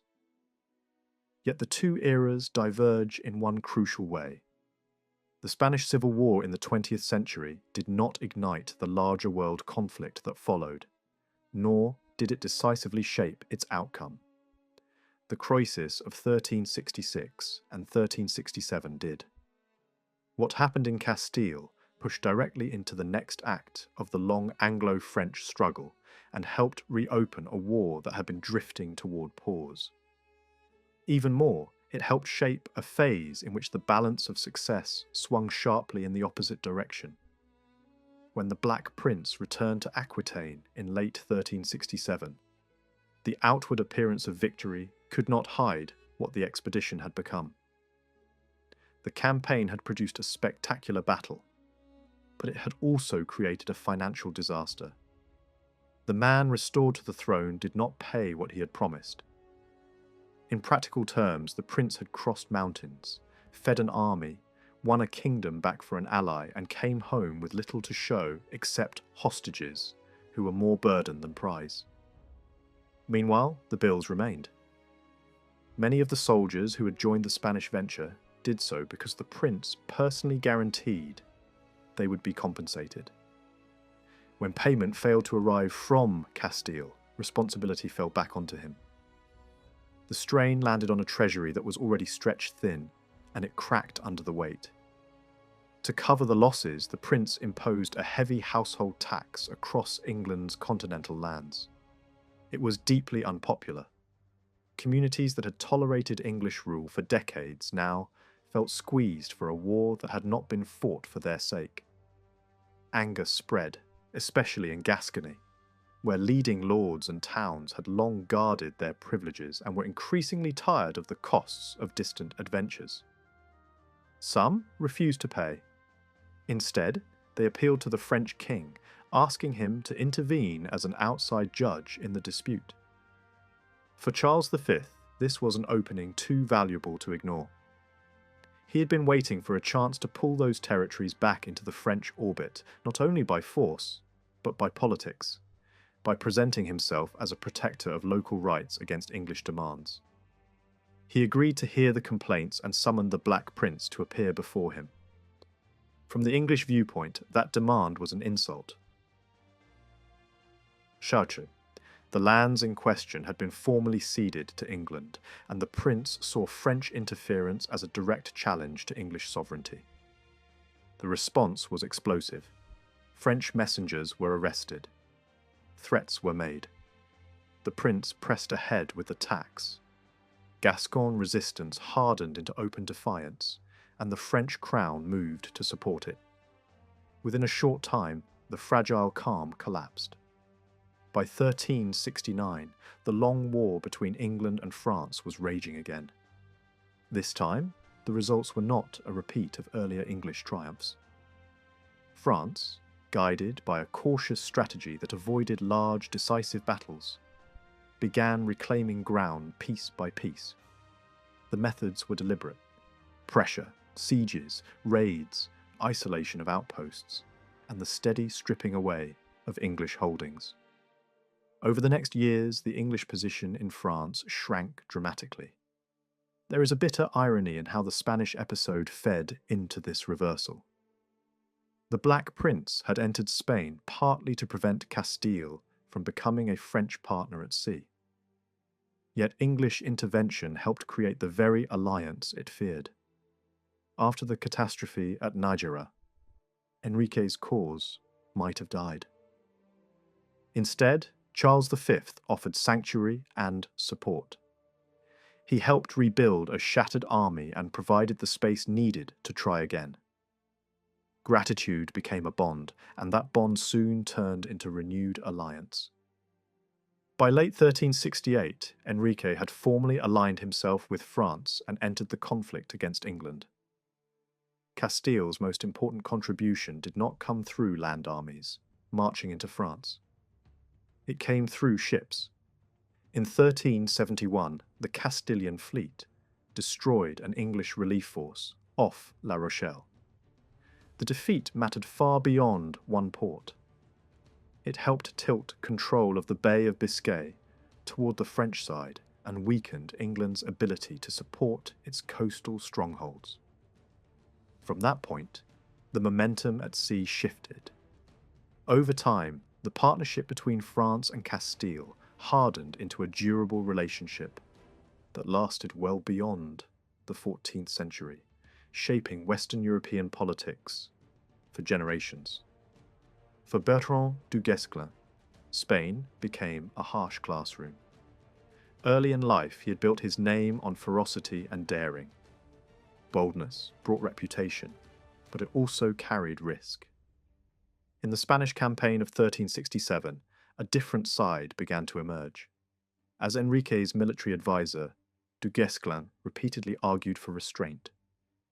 He urged a slow strategy, wearing the enemy down, forcing them to struggle with supplies and distance, and refusing the kind of set-piece battle in which disciplined English troops and longbowmen had so often turned the tide. Enrique eventually rejected that caution and chose open battle, and du Guesclin followed his king into the fight. In the centre, he fought stubbornly and held his ground long after the wings collapsed, until he was nearly surrounded and had no realistic path to escape.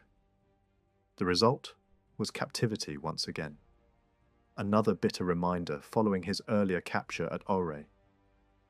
But Najera delivered something more lasting than defeat. It reinforced a lesson that had already been written across the battlefields of the 100 Years' War. Meeting English armies head-on, when they were well organised and supported by massed archery, could flip a campaign in a single morning. A war that might be won through manoeuvre and attrition could be lost in one reckless clash. The pattern of du Guesclin's later career strongly suggests that Spain burned that lesson into him. After Pedro's death and Enrique's final victory, du Guesclin returned north. Charles V elevated him to command the French war effort. In the years that followed, France recovered much of what it had lost, not by chasing glory in open-field showdowns, but by grinding down the English position. Strong points were isolated and starved. Small detachments were ambushed and overwhelmed. Local rebellions were encouraged. English allies were pressured and peeled away. It was a style of war that reduced the impact of English archery and exploited France's larger pool of men and resources. Some modern interpretations try to credit the shift in French strategy to other commanders, arguing that du Guesclin's early reputation for rash courage makes him an unlikely architect of such restraint. There may be truth in the idea that others helped refine or accelerate the approach. But it is hard to look at Spain and see du Guesclin as unchanged. In 1367, he advised delay. He watched that advice ignored.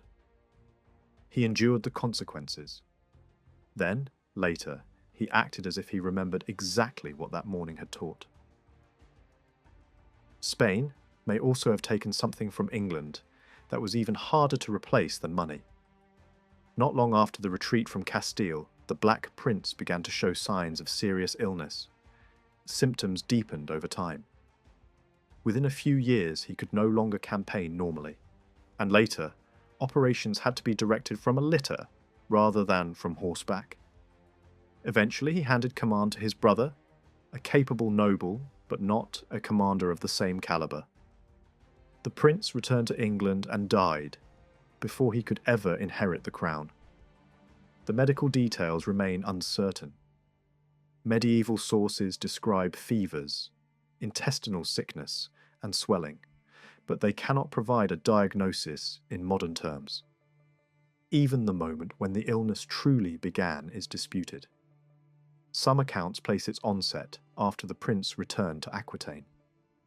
Others point to the punishing summer heat in Spain when the army waited for payment that never came.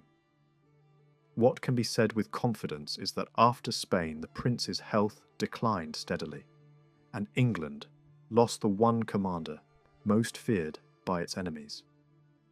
That makes the outcome of Najera especially striking. It was one of the most brilliant victories of the century and one of the most useless. Other famous English triumphs in the wider war tended, at least for a time, to secure territory and strengthen bargaining power. Najera did neither. Within a short span, the result was overturned. The defeated side recovered, reorganised, and ultimately took the crown for good. The war in Spain pulled Castile into France's camp for the long term. It sharpened the skills of France's most effective commander, and it may have hastened the decline and death of England's greatest soldier. That disappointment helps explain why the battle is often treated as a footnote, compared with more famous clashes. It does not fit the usual heroic storyline of victory leading to lasting gain. It is closer to the darker pattern in which a battlefield success masks a strategic loss. In that sense, the triumph at Najera resembles a victory that costs more than it delivers. Impressive in the moment, hollow in the years that follow. Among all the wars that shaped the long reign of Per III of Aragon, remembered as the Ceremonious, none cut deeper than the grinding conflict with Castile, later called the War of the Two Pedros. This was not a war Per had sought, nor one he had engineered for gain. It was pushed into being by the Castilian king, Pedro I, later branded the Cruel. The struggle lasted a full decade and grew out of tensions that had been building for years between the two crowns, and even between members of their royal families. In an age already filled with suspicion and frustration, it is striking that a war so costly could be ignited by an incident that, on its face, looked small. But once the first blow landed, the conflict spread fast and wide, and the borderlands paid the price. This story is best understood not only through the decisions of kings, but through the way a specific frontier region learned to live with danger. The focus here is the southern Valencian border zone, loosely described as the district around Xixona. It included major towns such as Alicante, Orihuela, and Elche, yet its real importance came from geography. It sat along a long, thinly protected border with Castile, a frontier difficult to seal and easy to raid. In many ways, this strip of land became a miniature version of the wider war, showing how a decade of intermittent violence reshaped politics, logistics, loyalty, and everyday survival. The spark came in 1356, not from a grand invasion, but from a clash at sea near the Castilian port of Cadiz. A Catalan privateer named Francis de Piraeus, operating in a wider maritime struggle that involved French interests against the English, seized 2 merchant ships from northern Italy. He claimed they were linked to Genoa, an enemy of the Crown of Aragon at the time, and therefore fair targets. The capture happened right under the eyes of King Pedro of Castile, who was present in Cadiz. Pedro demanded the ships be released. Piraeus refused. What might have ended as a humiliating but manageable dispute instead became a fuse. In the Mediterranean world, such incidents were usually contained by diplomacy. Apologies were offered, compensation was negotiated, or limited retaliation was accepted, and then the quarrel was formally closed. Declarations of war were not the normal outcome. Père followed what would have been the expected route. He expressed regret, promised an investigation, and signalled that the offender would be punished. Pedro chose a different path. Rather than settle for compensation or ceremony, he moved toward open conflict, to the shock of Pére's court. The privateer incident at Cadiz had become the excuse for something larger. Pedro acted quickly. Catalan merchants inside Castilian ports were imprisoned and their goods were seized. Even before an official declaration, raids and hostile moves began. During the summer, Père received envoys carrying a catalogue of grievances. The Cadiz affair sat near the top, but it was not alone. There were complaints about Catalan corsairs attacking shipping near the Guadalquivir, accusations that Aragon had supported Castilian political enemies, and anger over Pére's refusal to recognise certain religious military order leaders within his own territories. Pére's replies did not satisfy Pedro. A final envoy arrived with a letter that effectively announced war, and by then, fighting had already begun. Père accepted the message because the reality it described was already burning.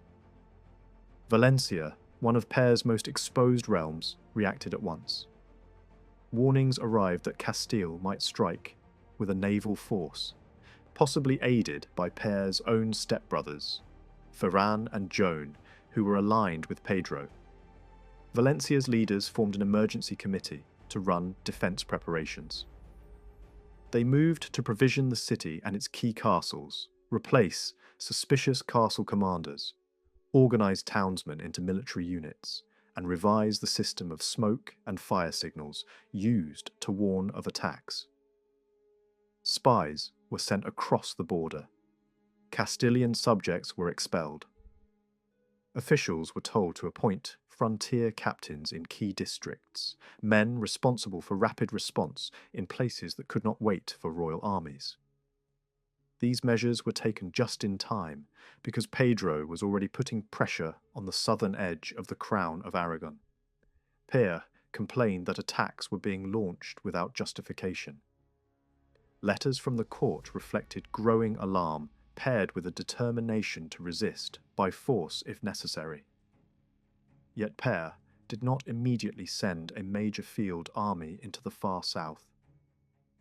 That region was not an easy base for invading Castile. The terrain and supply challenges made large operations difficult, and Père chose caution, placing his uncle in charge of organising Valencian defences instead. At the same time, Père tried to widen the diplomatic front. He sent Pérelos north with messages aimed at securing help from France and with orders to harass Castilian shipping along the way. A formal ambassador followed, tasked with seeking support from powerful French figures, tied to Pedro by marriage and alliance, and also with approaching Enrique of Trastamara, Pedro's rival, then living in exile. The offer was simple: land and money in exchange for service. The ambassador also carried another unpleasant duty, trying to collect debts the French crown already owed Père. These moves were ambitious, but fate cut them down. The great battle at Poitiers shattered the French court's ability to help. Major leaders were killed, the French king was captured, and the diplomatic game shifted overnight. Even so, the Aragonese mission did salvage something: neutrality from Navarre and the service of key marcher lords in the Pyrenees. Men whose influence could matter along mountain routes and border corridors. While envoys rode and courts argued, the southern Valencian frontier prepared for impact. In this district, the situation was complicated by internal loyalties. Much of the region was still under the influence of the princes Ferran and Joan, who were hostile to Père and aligned with Pedro. That meant many local leaders focused less on attacking and more on simple survival. Orihuela, for example, tightened control over food and horses, ordering grain stored inside the town. Citizens were sorted into armed groups, mounted men identified for rapid response, and footmen organised into companies assigned to guard specific towers. Walls were repaired, moats maintained, and gates secured. Houses built too close to the walls were torn down to deny attackers cover. Each household contributed financially to the labour force doing the work. Supplies were stockpiled: stone, iron, timber, hemp, resin, and even materials used for arrow making and poisons. Livestock was moved to safer pastures near the town. Sentries were posted, patrols organised, and lookouts kept watch from nearby heights. Local diplomacy mattered too. Orihuela shared borders with neighbouring places that remained loyal to Père, and there were attempts to coordinate warning systems, smoke signals, and relayed alerts that could move information without exposing it to enemy eyes. Yet events moved too fast for careful systems to matter. Castilian forces struck hard along the frontier in the summer of 1356, sacking towns and shaking the region. In the opening stage of the war, many communities between Jumilla and the Valencian border ended up tied to Ferran and, through him, to Castile. Valencian officials and city leaders urged Orihuela to remain loyal to Père and resist Pedro and Ferran. But words had little effect. Loyalty in the borderlands was not always decided by banners or legal claims. It was shaped by local power and immediate threat. Orihuela did not abandon Ferran, and Alicante soon became the next turning point. When Pedro arrived with a modest force, mounted troops, and a small group of poorly armed galleys, Alicante opened its gates. Père did not rush south recklessly. He watched and waited, hoping the Castilian king would overextend himself by crossing the mountains that separated the heart of Valencia from this frontier district. But Ferran moved to tighten his hold. With a larger body of troops, he captured Orihuela and tried to present himself not merely as Pedro's agent, but as a leader who could revive older political discontent inside the Crown of Aragon. He played to resentment, invoking the memory of past internal struggles and blaming Père for a string of wars that, in Ferran's story, had drained the realm through taxes and burdens. He attempted to push towns into obedience through proclamations, demanding they follow him rather than their king. In some places, this propaganda fell flat. In Biar, the reaction was open hostility. Arrows met the prince's message. That failure gave Père something valuable, proof that Ferran's campaign was not simply a border dispute, but a political challenge to royal authority. Père used it as justification to confiscate his stepbrother's lands and brand them as traitors. Ferran's guilt, in Père's view, was doubled because he had helped deliver Alicante, a critical gateway to Valencia, into the hands of Castile. Yet war on the frontier rarely moves in one direction. Aragonese forces under local commanders retook Alicante when the town opened its gates again, this time to Père's side, in exchange for privileges and guarantees. The crown renewed the town's rights, and one promise stands out. The inhabitants were to be protected from any future accusation of betrayal for having surrendered earlier. Anyone who tried to punish Alicante for that surrender would face the harshest penalty. This reveals something important about medieval allegiance. Loyalty to a local lord could bind a community even when it collided with loyalty owed to the king, and towns feared being crushed later if the political wind shifted again. Even after recovery, Alicante remained a fragile outpost. It was surrounded by hostile territory and could not rely only on local harvests. It needed grain and supplies brought by sea or overland, and that demanded special permissions and economic relief. The crown allowed the town to purchase food across the realm without paying the usual taxes and tolls, a practical recognition that holding the place depended as much on logistics as on walls. In early 1357, the fighting flared again. Castilian troops besieged Alicante, while Ferran and Joan raided elsewhere into Valencian lands. Reinforcements moved into the frontier. Ferran then tried to seize Jumilla, but the town resisted long enough to turn the operation into a slow grind. The siege dragged on for months and required outside support, including large numbers of Muslim horsemen and militia forces from Orihuela. Eventually, starvation broke the defence and Jumilla surrendered. The timing, however, turned the victory into a legal argument because a truce had been agreed by the two kings just days earlier. One side argued the capture was invalid.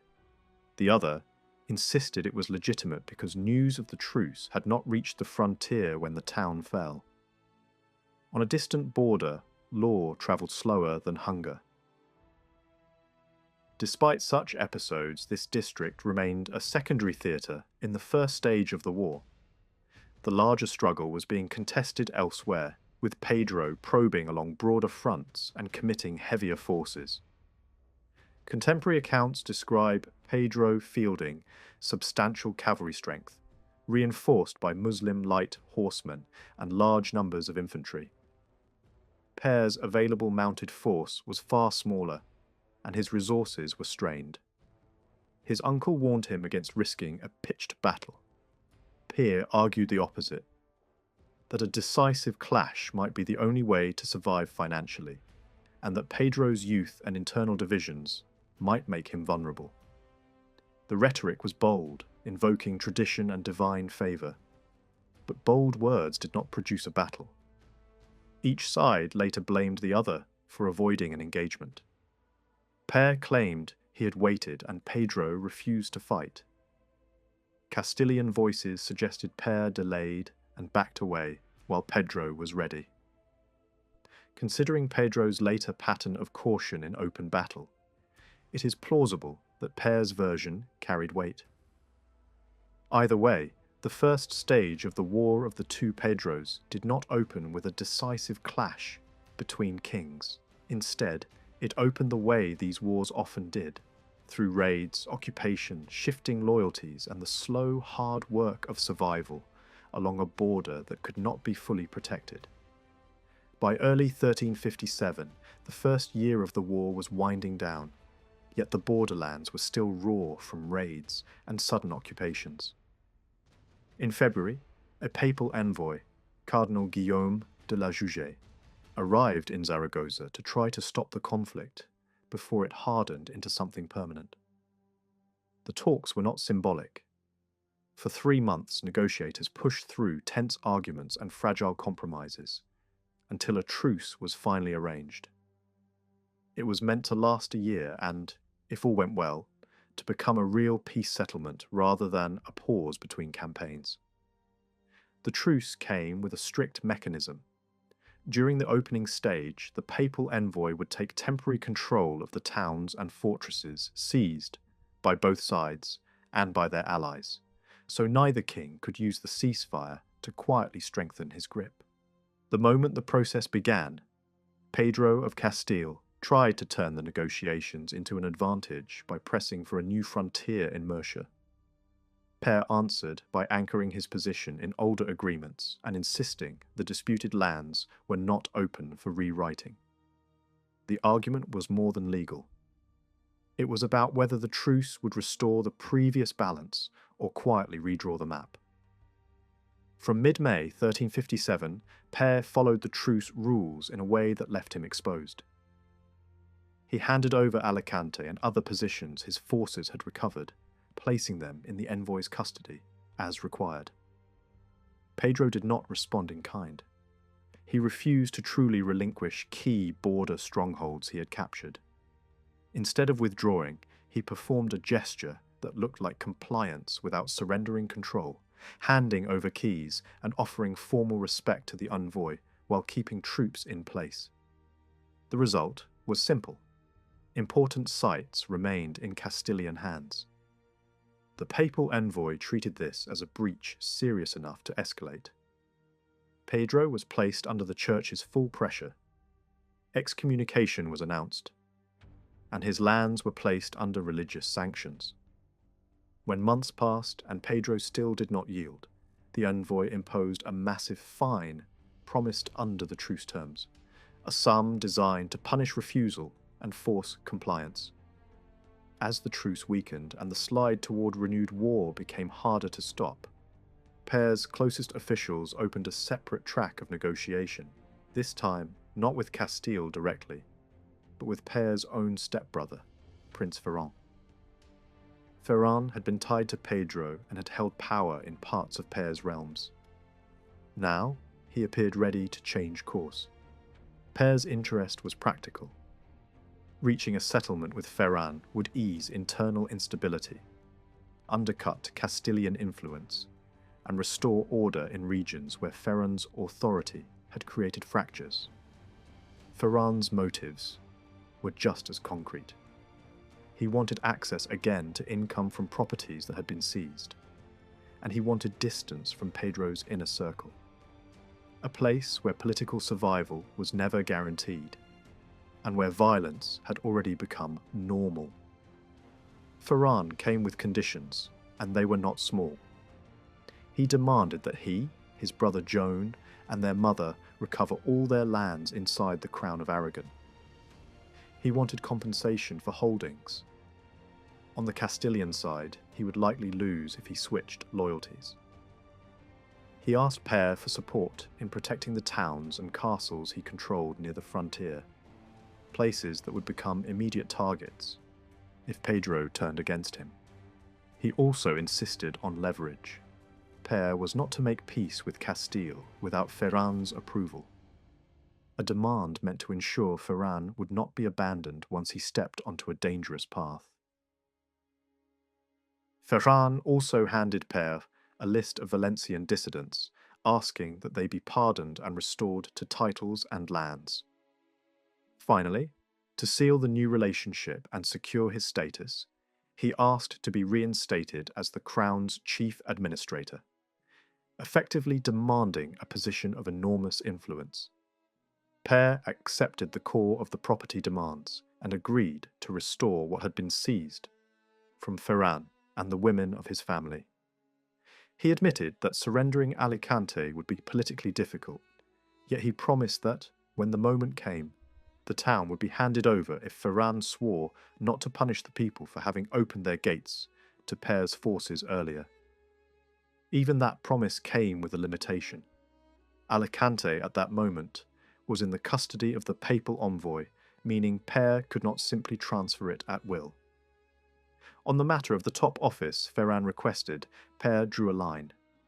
He offered the post for only a limited period. Pere already had a son and heir, and custom favoured the heir for such authority. To reduce tension, Pere offered Ferrand a different prestigious role in compensation, but demanded returns as well. Ferrand was to restore Jumilla and any other seized holdings to their previous Aragonese holders. He was to settle disputes with rival factions inside the realm, end any support for internal opposition movements, and openly fight on Aragon's side against Castile. The two sides brought these negotiations to a close in a secret meeting in a forested area near Albarracin, away from the pressure of courts and rumour. Even after the agreement, Ferrand's commitment remained uncertain. Pere quickly sensed that his stepbrother was not becoming a zealous partner against Castile, but a cautious and reluctant one. At the start of 1358, Pere complained sharply about Ferrand's lack of practical support. Ferrand answered with a justification meant to sound statesmanlike, arguing that open war against Castile was not in the public interest. Pere's reply was blunt. After so many concessions, Ferrand could not remain half in and half out. Behind Ferrand's hesitation was a fear that Pedro would retaliate against him, or, worse, against his family. To create an excuse for breaking with Pedro, Ferrand began to frame the problem as personal insult and distrust. He complained that members of the Castilian court had treated him with disrespect. He protested that Pedro was demanding hostages as proof of loyalty. Pedro rejected the accusations and denied demanding hostages, then shifted to the issue that mattered most to him: Jumilla. He ordered Ferran to surrender the town immediately, insisting Ferran had taken it while serving as a Castilian commander, and therefore had no right to hold it against Castile's wishes. Ferran ignored the pressure and chose to honour his new alignment, instructing that Jumilla be turned over to Pere's agent. The agreement with Ferran remained hidden only briefly. By late January, it was publicly announced before the Valencian Assembly, and Pere demanded that the realm respect the safe conduct he had granted his stepbrother. Pedro responded to Ferran's desertion with open force. In the spring of 1358, he broke the truce by sending troops against Jumilla. The town resisted for weeks, then surrendered under generous terms, and the breach was undeniable. Pere immediately demanded that the papal envoy return Alicante and other strongholds, arguing that the truce had been shattered in practice. With diplomacy losing its restraining power, Pere moved quickly to punish Murcia, a region Pedro used repeatedly as a staging ground. Raiding forces crossed into Castile, while Ferran advanced south toward Cartagena. These operations did not secure lasting territorial gains, but they devastated the countryside and signalled that the war had reopened in earnest. Pedro answered with targeted violence, designed to terrify and to break alliances from the inside. Members of his own family and close circle became victims, including a prominent half-brother and figures connected to Ferran's household. When Pere learned of the killings, he pressed Ferran to take revenge and commit fully to war. Pedro defended his actions as justified, insisted the truce had already expired, and claimed the renewed fighting was Aragon's fault. In Pedro's worldview, the campaign had a moral frame.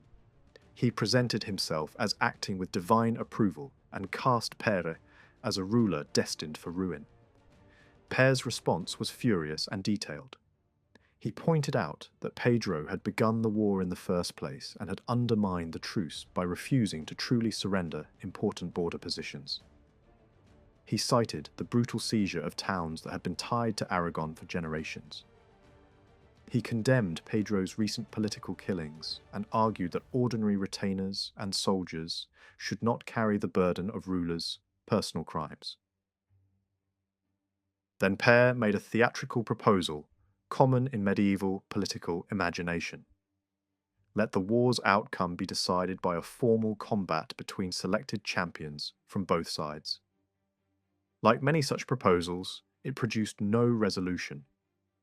While Pedro prepared brutality and raids, Pere used the earlier truce period to build a wider diplomatic safety net. He sought support beyond Christian courts, reaching out across the sea to North Africa, aiming to counter Pedro's influence with Granada. Church officials criticized such alliances, calling them opportunistic. Pere answered with a practical defense. Castile had already used Muslim troops in war, and Aragon could not afford to fight with one hand tied. Pedro tried to disrupt this new alignment. He did not fully succeed, yet he obtained assurances that the North African ruler would assist Castile in campaigns directed against Ferran. This interference forced Pere to send another embassy, explaining that Ferran's southern lands had historical claims, and that Ferran was their rightful lord. Pere also tried to secure an agreement with Granada, hoping to remove at least one threat from the board. He notified Granada's ruler that Ferran had returned to Aragon's service and that the frontier districts under Ferran's authority should be shielded by existing truces. The effort yielded little. Granada remained closer to Pedro and signalled that Castile would be supported whenever the war intensified again. Pere's attempts to draw Portugal away from Castile similarly failed, leaving Pedro with friends and Pere with worries. Inside Pere's own domains, the king also worked to neutralise potential internal dangers. Some local lords leaned toward Castile, either out of calculation or old ties. One prominent example was the Lord of Petre, who resisted pressure to remain loyal to Pere and continued to assist Castile once the fighting resumed. That choice had consequences. Petre became a target, and forces aligned with Ferrand moved against it. At the same time, Pere used the truce years to settle ownership and control of contested towns within his own realm. Elche and Crèvillent had been left without a clear lord after a killing that had removed their previous holder. Pere ordered Ferrand to occupy them in the crown's name, arguing that the earlier lord had died without a male heir. The towns submitted to royal officials, but Ferrand challenged the crown in court, claiming the properties had been left to him. The crown ultimately won the dispute and reclaimed the towns, later assigning them to Pere's younger son, while placing their administration under the queen because the boy was still a minor. By late summer 1358, Pedro decided to carry the war directly into Ferrand's southern Mercian lands, turning that region into the central stage for months. Reports reached Pere that Pedro had already invaded with a combined force, a fleet, and a sizable body of cavalry. Pedro's men ravaged the countryside around Orihuela, then landed siege equipment and troops to attack Guadamar. The town fell quickly, but the castle held. Then nature intervened. A storm struck the fleet while it was largely unmanned, destroying most of the ships and leaving Pedro with only a fraction of his vessels. With his supply line shattered and sea power crippled, he withdrew toward Murcia, burning what he could not take and losing much of the naval force that had carried the campaign. Orihuela's leaders did not dare a full confrontation with the retreating army, yet they harassed the rear, striking where they could. Pere reacted by ordering a relief force south under Ferrand, but the situation revealed another problem of border warfare. Help came late and left early. A Valencian unit arrived first, and the town begged it to remain. The commanders refused. They had received news that Pedro was now moving elsewhere and decided the frontier district would have to endure on its own. Orihuela's leaders were furious. They warned that Castilian garrisons in Murcia would inevitably renew attacks once they learned the relief force had gone. That prediction proved accurate. Over the next months, while the main theatre shifted north, Orihuela's lands lived under constant threat from raids launched out of Murcia. A large Castilian force swept through, overrunning villages, sacking towns, burning hamlets, and stripping the countryside of livestock. Refugees clustered in castles and walled spaces. The raiders carried prisoners and cattle back to Murcia, and one detail alarmed Orihuela more than most. Some captives ended up in the hands of Granadan troops, who were willing to sell prisoners into slavery without hesitation. Orihuela responded with its own threat, announcing that Castilian prisoners held by the town would be sold to North African slave traders, unless Castile restrained the fate of Orihuela's people. It was a brutal logic, but on that frontier, fear and bargaining often spoke louder than treaties. More raids followed in late 1358 and early 1359, some beaten back, others successful enough to keep the countryside unstable. Orihuela scored ambushes and repelled certain commanders, and frontier officials captured or cut down smaller cavalry units, yet the pressure never truly stopped. Castilian raiders continued to strike the hinterland, and even counterattacks carried a price. During one such action into Castilian territory, an Alicante captain was killed near Yecla. Fighting concentrated around key points, such as Cabdet, where supply and reinforcement became vital. Food, weapons, and materials were rushed to ensure the place could endure a sudden assault. Petre remained a special case. Though it lay under Pere's broader authority, it supported Pedro and in reprisal it was besieged at the start of 1359 by forces under Ferrand. Père encouraged Ferrand by promising him control of the castle as an honour, free from the usual obligations that normally tied such grants to service. The campaign's immediate outcome is not perfectly clear in every detail, but an extraordinary twist followed. Pedro sent a loyal commander to relieve Petre. Instead, the man arrived and switched sides, joining Ferrand and being rewarded with lordship over the place.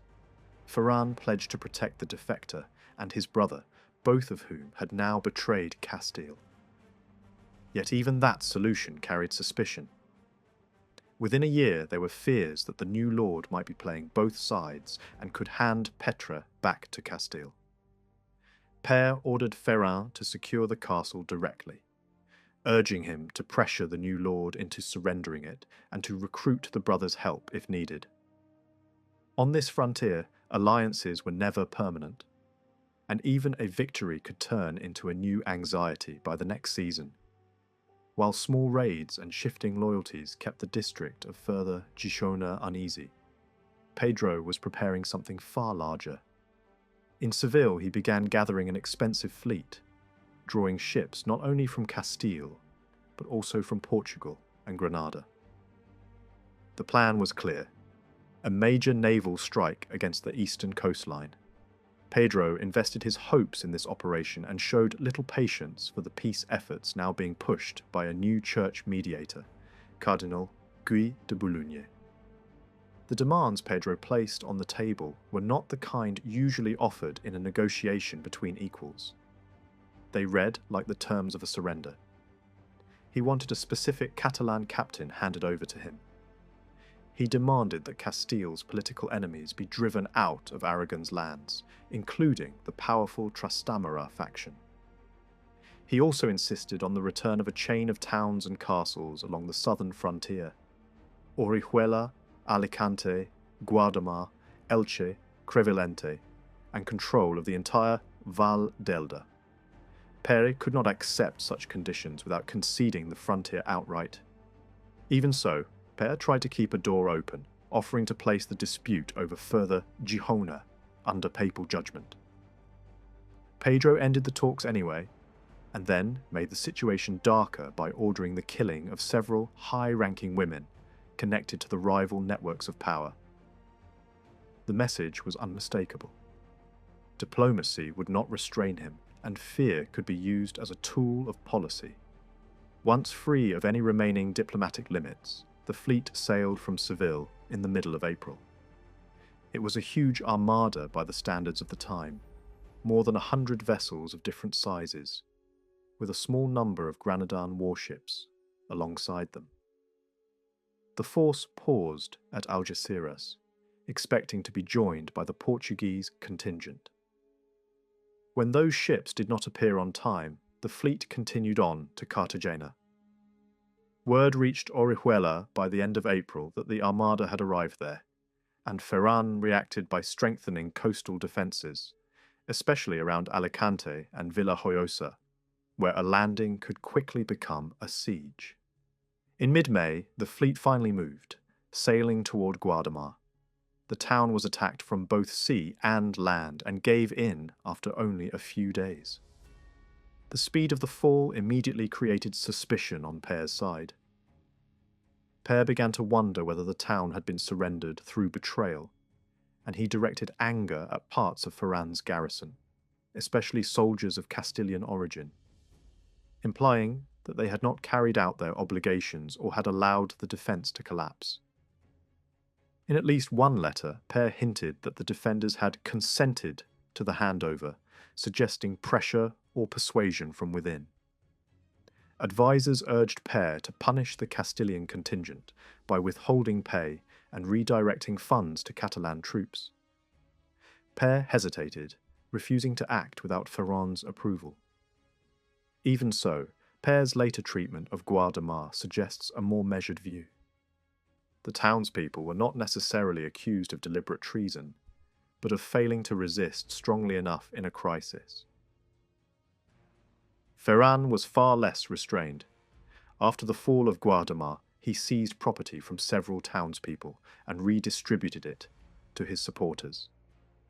Later, after Ferran's death, when the town passed under Pere's direct authority, Pere also took over some of these confiscated assets, possibly because the men who had benefited from Ferran's seizures were themselves considered unreliable. In the borderlands, property was never just property. It was punishment, reward, and leverage, and it changed hands whenever the political weather shifted. After Guadamar, the Castilian fleet sailed north, passing Valencia and moving up the Catalan coast. This time, the Portuguese squadron joined it, turning the expedition into a combined naval force. With numbers on its side, the Armada struck at Barcelona. The attack achieved little. The city did not fall, and the invaders withdrew without the decisive result Pedro had been seeking. They then shifted toward the Balearic Islands and laid siege to Ibiza, hoping for an easier prize. That effort ended the same way. A Catalan fleet appeared under Pere's leadership, and the attackers pulled back once more, forced to retreat in a way that made the entire campaign look far less triumphant than Pedro had intended. The fleet turned south again, pursued and harassed by another Catalan squadron. It anchored for a time at Calpe, and from there a force landed and moved overland, skirmishing all the way to Alicante. The movement was enough to trigger alarm at the highest level. Queen Eleanor, reading the situation as a possible prelude to a full amphibious siege of the city, wrote urgently to local officials and demanded that a relief force be assembled. In the end, the feared assault did not come. The fleet returned to its base without attempting a major attack on Alicante. But the damage had been done in another way. The coast had been shaken, the frontier had been tested, and panic had spread along the line of vulnerable towns. With the southern edge of the realm again exposed, Pere responded in early September by sending mounted companies under Pere de Zerica to protect the territory around Orihuela, Elche, and Crevillente. Yet the pattern of the war soon reasserted itself. Help often arrived late, and it rarely stayed long enough to change the balance. By the end of September, Queen Eleanor complained that the region still lacked real protection. Ferran had gone north to serve on the Aragonese frontier, and he had not left behind even the small detachment of cavalry he had promised to guard Crevillente. The Queen pressed hard. Pere sent an inspector to examine the garrisons at key fortresses, then ordered that these places be stocked with supplies and ammunition. To make this possible, Elche and Crevillente were allowed to raise money by selling confiscated Castilian property, or by borrowing funds at harsh interest rates. In other words, the frontier was told to survive by mortgaging its future. Even this did not solve the immediate problem. The Queen eventually persuaded Ferran to send a small group of cavalry to Elche, but the uncertainty continued. Months later, she was still asking for the same officer to take up his post with a larger mounted force. The difficulty was not simply willpower. The entire war pulled men and money toward whichever front seemed most urgent at a given moment, and the southern towns were repeatedly treated as a place that could endure with minimal support, until disaster threatened. For a time, the southern frontier grew quieter as the main campaigns shifted north toward the Aragonese border. Pere's captains won notable successes elsewhere, giving the impression that momentum might be turning. Then the new year brought a reversal. Aragonese fortunes faltered in a major fight, and Pere's army suffered a serious defeat. By the end of May, attention returned to further Girona once more. Both sides began maneuvering again across a thinly defended landscape where a determined raid could do more damage than a formal siege. One major weakness now became unavoidable. The cavalry hired for frontier defence had been funded only for a limited term, and that term had ended. The mounted soldiers were gone. Queen Eleanor tried to replace them, but replacements did not arrive in time. the consequences were immediate. A large force of Castilian and Muslim horsemen struck the outskirts of Orihuela, focusing on the suburb that had been enclosed, with walls only a couple of years earlier. The defences there were not strong, but the attackers still failed to break through. Even so, they stayed in the area for days, stripping the surrounding countryside. Worse, they destroyed key watchtowers and signal stations, structures that had been essential for early warning.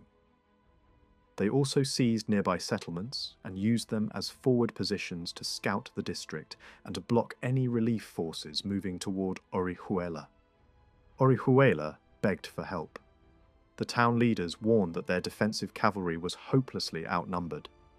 The crown answered quickly on paper and as quickly as it could in practice, dispatching the Count Alphonse of Ribagorza and Denaye with a strong mounted force. His company had not even reached Elche before it was forced to fight, breaking up enemy raiders already operating in the district.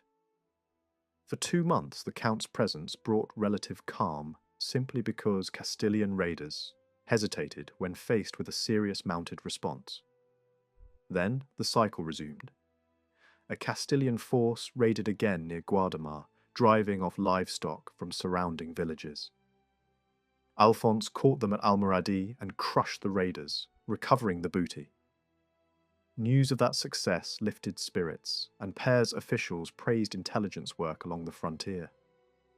Spies were being used actively to track movements in Murcia, and the crown demanded precise information about which enemy commanders were planning what.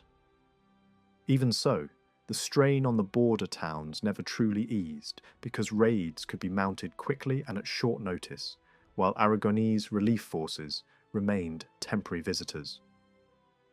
By early July, Pere's intelligence convinced him that Orihuela might be the next major target. He ordered nearby towns and fortresses into high alert.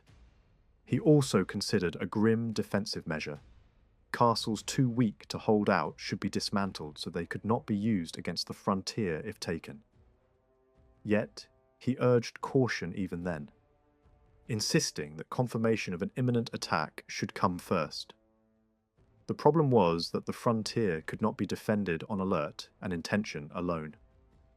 Around the same time, Alphonse moved most of his troops away from Orihuela, leaving only a small mounted detachment to guard the line. Predictably, once Murcia learned the Count had gone, raids resumed almost at once. Orihuela's leaders grew desperate.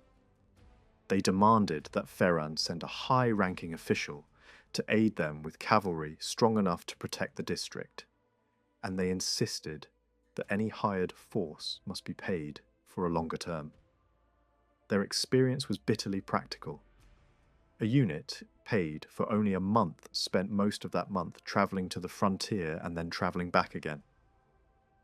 The town also appealed to the authorities in Valencia, explaining that even when cavalry detachments were present, much of the local defence depended on unpaid municipal forces. They asked that their own horsemen receive wages as well. Without financial support, they warned, the frontier would become impossible to hold. By late summer, the crisis deepened.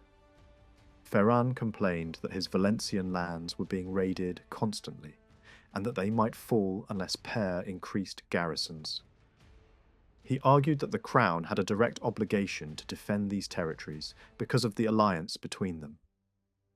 Reports arrived that Castilian raiders were preparing attacks timed for maximum economic damage, aimed at destroying crops that ripened later in the season.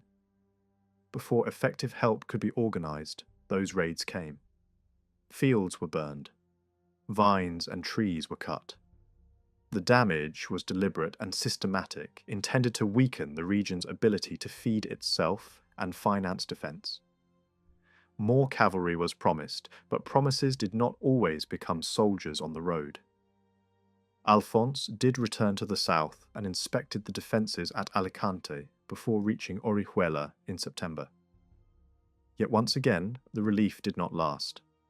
By autumn he had departed, leaving responsibility to another commander. That commander also stayed only briefly. Soon, Orihuela was again facing the frontier war with little more than its own people. Attacks continued through the winter. Raiders burned homes, seized harvests, and tested the town's defences. Even when the walls held, townsmen were killed or wounded. The enemy had been advised repeatedly that the district was weak and that it could be taken with a determined push. That knowledge fed panic among the population, especially as raids became frequent and unpredictable. Finally, in early 1361, the government acknowledged the danger and appointed a frontier captain with a substantial mounted force. Yet the same strategic problem remained. The wider war pulled troops north whenever Pedro's main army threatened another sector. Within weeks, the captain withdrew with his men to the new front, leaving Orihuela exposed yet again. Queen Eleanor understood what this meant. She warned that Elche and Crevillente were so poorly defended they might not withstand even a small enemy strike. Perd eventually agreed to establish a more permanent mounted garrison for Orihuela, but the decision did not immediately translate into real protection. Orders went out to leading figures and officials to send troops and supplies and to keep receipts, so costs could be reimbursed later. Pere feared that if Alicante fell, the entire frontier line would unravel and Valencia itself would be endangered. Yet despite these urgent commands, fresh troops still failed to appear. The result was predictable. Another raid burned crops and vineyards in the spring, and Orihuela could do little to stop it. The numbers explain the helplessness. Orihuela's cavalry force, even when supported by small detachments from nearby towns, was tiny compared to the mounted strength that Castile could summon from Murcia and Lorca. Castile could gather hundreds of riders on short notice. The frontier towns were struggling to keep even a fraction of that number in the field. Worse, the constant raiding created shortages of fodder, making it harder to maintain horses. Even when governments agreed in theory to pay mounted men, recruitment came up short. Inspectors declared many horsemen unfit for service, and promised funding did not always match the number of fighters actually available. Money disputes fed resentment. Orihuela had asked for wages for local villagers who could provide a horse, arguing that without pay they could not keep mounts in condition. Pere initially refused, insisting that defending one's own home was a basic duty, and that only nobles and permanent household troops should receive salaries. Yet elsewhere the crown made exceptions. Elche's population had become so impoverished that many could not even afford weapons. Pere acknowledged this and ordered arms to be supplied. Over time, he agreed to fund a small standing mounted force for Elche as part of the region's required contribution to defence. Even there, the town demanded that these soldiers be recruited locally, rather than brought in from outside. Eventually, Pere instructed Ferran to raise horsemen from the town and to pay them as promised. Across the southern frontier, the same reality remained. Defence was being patched together from temporary detachments, local militias, and desperate financing. Raids did not merely destroy buildings and crops. They wore down institutions, emptied treasuries, drained manpower, and turned every month into a new bargaining crisis. In such conditions, survival depended less on one great battle than on whether a town could keep enough men mounted, enough walls repaired, enough grain stored, and enough warnings sent before the next wave of riders crossed the border. Across the long years of fighting, the towns along Valencia's southern edge tried to survive two pressures at once. On one side stood the enemy raids that destroyed fields, frightened families, and made daily life uncertain. On the other stood the demands of their own government, which expected taxes for defence and regular service from a population already stretched to the limit. The frontier communities pushed back constantly. They argued that they should not be paying the same defensive burdens as towns far from danger, because the frontier was already paying in a different currency. Lost harvests, burned buildings, prisoners taken, and men who spent nights on walls rather than in their homes. Again and again, local leaders insisted that the war had drained them so deeply that there was little left to collect. They pointed to the work they were already performing: guard duty, scouting, maintaining watch systems, arranging ransoms, and organising emergency defence as proof that they were contributing enough. When petitions were ignored, the warnings grew sharper. If the pressure continued, they said, people would abandon their houses and the border would be left open. The Crown did not respond equally to every request. When towns asked for complete tax relief, the answer was usually no. When they asked for wages for mounted townsmen who could provide a horse and weapons, the answer was more often yes. That difference mattered. Tax relief would have helped the entire population, including the poor who had no horse and no armour. Wages, by contrast, helped a narrower group mainly, those with enough resources to field a horse in the first place. In practice, this meant that hardship was softened for some, while the wider burden remained. By early autumn of 1359, Queen Eleanor, administering these lands in the name of the young Prince Marti, admitted that she could not simply cancel the taxes demanded by the inhabitants of Elche and Crevalente. She presented it as a matter beyond her authority, something that required the approval of the realm's political assembly. Père himself tried to intervene, arguing that the towns of further Girona deserved relief because the war had damaged them so severely. If these places emptied out, he warned, holding the frontier would become even harder. The deputies in Valencia were not persuaded. They did not grant the exemption, and Orihuela, facing the same kind of pressure, tried to evade the assessment. When officials arrived to count households for taxation, the town resisted, but resistance did not produce the exemption it wanted.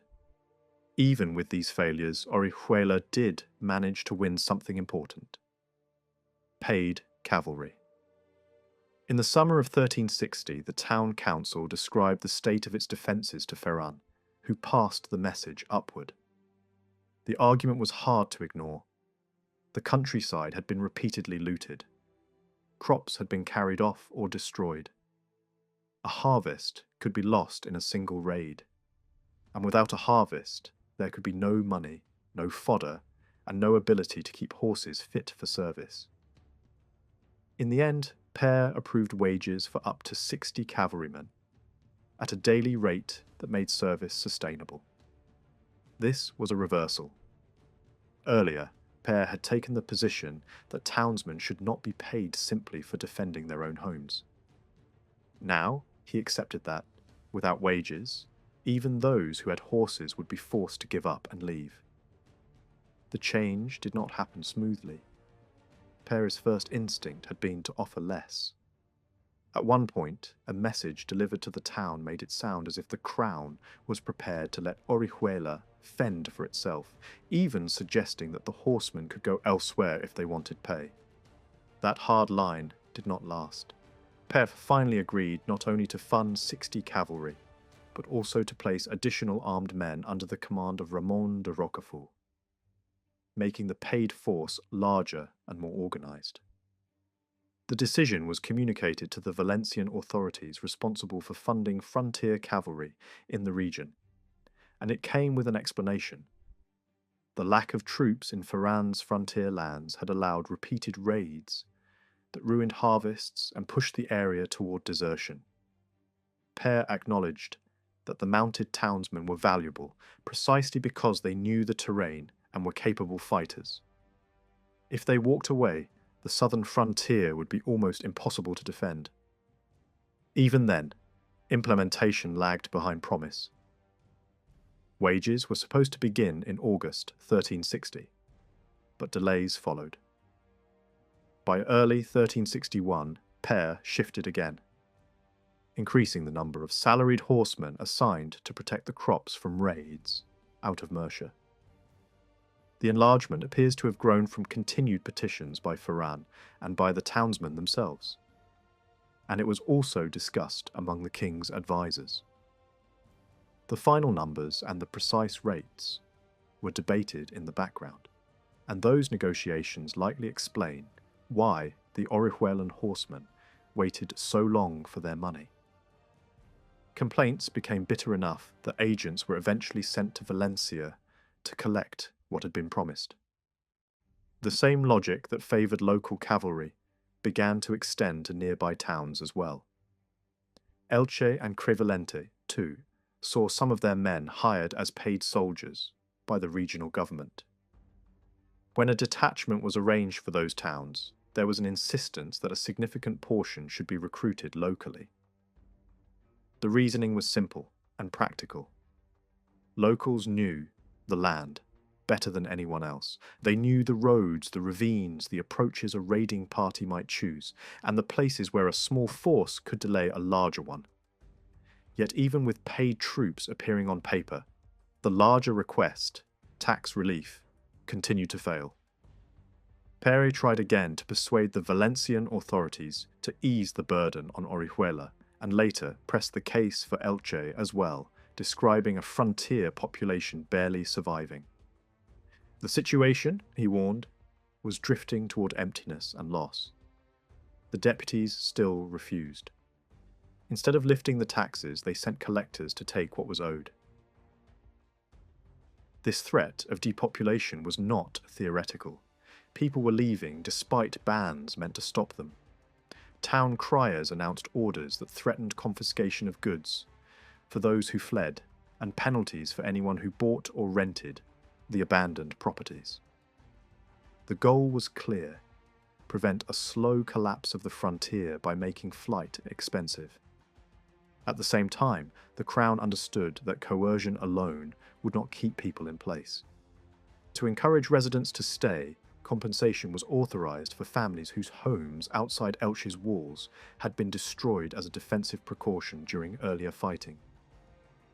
The message behind the compensation was as important as the money. In wartime, the Crown wanted people to remain where they were, because an empty frontier could not defend itself. Population loss also came from death and captivity. Men did not only die in battle, they were taken during raids and carried off into enemy hands. To reduce that damage, Castile and the Crown of Aragon negotiated prisoner returns. One agreement, arranged through Ferran, was approved in late 1359. Soon afterward, Queen Eleanor ordered that an official be appointed with responsibility for organising ransoms, because many inhabitants of Elche and Crevillente had fallen into Castilian hands during raids from Murcia and Guadamar. Ransom, in practice, became one of the frontier's regular expenses, another cost of war borne by towns that were already running out of money. As the population thinned, defence became harder in a blunt, physical way. Walls needed bodies. Orihuela struggled to find enough men to man its defences. Elsewhere, entire sections of settlements were abandoned because they could not be held. In Alicante, a fortified outer area near the castle had to be given up. The Crown tried to reverse the decline by encouraging new settlers. Ferran was authorised to recruit men from across the kingdom to move into the abandoned zone. Incentives were offered. Debts would be suspended for years, with longer grace periods for people coming from certain jurisdictions. It was an attempt to rebuild a living buffer around the fortress, because a castle surrounded by empty streets was far easier to isolate and starve. Life in the countryside became the central weakness. The region depended on nearby farms for food and fodder, and raids targeted exactly those resources. Enemy forces did not need to capture a major city to win advantage. They could burn grain, cut down vines, destroy olive trees, and make normal agriculture impossible. Fields were abandoned because working them became too dangerous. The result was a supply crisis. Food had to be brought in from outside districts. In 1360, Père tried to secure grain for the entire area by ordering that cereals be transported freely from other regions. But even that solution had limits. Orihuela, for example, often could not receive what was meant for it, because constant raiding made travel dangerous and disrupted supply lines. The town was pushed into a condition that resembled siege, and this pressure would continue year after year. In the background, high politics shifted the war's rhythm. Dynastic turns weakened Pedro's ties with Granada for a time. Under pressure from the church mediator, Pedro accepted a peace with Pere, and the agreement restored conditions close to what had been expected under earlier truces. The treaty was formally accepted in the spring of 1361. Yet it offered little real rest. Almost immediately, both rulers began searching for new allies, preparing for the next round. The frontier towns, already battered, had barely begun to breathe when minor border incidents returned by late summer. Pedro's behaviour reinforced the sense that treaties could be temporary masks. Small raids and provocations signalled that full war could restart at any moment, and restart it did. Over the next years, Castilian forces, strengthened again by support from Granada, rolled across lightly defended borderlands. Town after town changed hands. Fortresses fell. The Crown and Queen Eleanor tried frantically to resupply the remaining outposts, but the growing Castilian presence often blocked movement and strangled logistics. Pere sought a stronger position by renewing ties with Enrique de Trastamara and formally backing his claim to the Castilian throne, turning a frontier war into something that intersected with Castile's internal struggle. Despite Pedro's rapid successes, he did not always exploit them decisively. At one moment, victory seemed within reach, and plans were laid for a push that could have broken Valencia's resistance at its core. Then, suddenly, Pedro pulled back. A new peace was arranged through church channels in mid-1363. Pere accepted it reluctantly, sacrificing ground in exchange for time. That time was immediately used to stabilize the Aragonese position internally. Pere's relationship with Ferran deteriorated beyond repair. The king came to see his stepbrother as a dangerous liability, openly accusing him of endangering the crown. An arrest was ordered. Ferran was killed during the attempt, officially described as resistance to detention. Pere publicly expressed sorrow but acted swiftly to seize Ferran's lands in further Girona. Orihuela resisted the change in lordship for over a year, then finally swore loyalty directly to Pere. The king's court politics did not stop there. Alliances were adjusted, rivalries sharpened, and even close councillors could fall suddenly and violently from favour. Pere tried to prepare the neglected southern frontier for what was coming. Regular salaries, stockpiled supplies, clear commanders in key towns and fortresses. Many of these plans did not take hold. When Castilian raiding resumed late in 1363, numerous outposts fell with little resistance. Pedro pushed harder in 1364, taking major towns along the southern line. Despite the force of Castilian occupation, the population's emotional attachment to the Crown of Aragon did not vanish, and the new rulers faced constant risk of rebellion. Pere, however, lacked the money and stability to exploit that latent resistance behind enemy lines. Instead, he struggled to gather funds and urged isolated garrisons to hold out, praising their courage while often being unable to send the supplies they needed.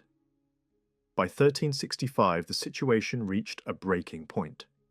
A large Castilian offensive put enormous pressure on Orihuela, a place Pere himself described as vital to his realm.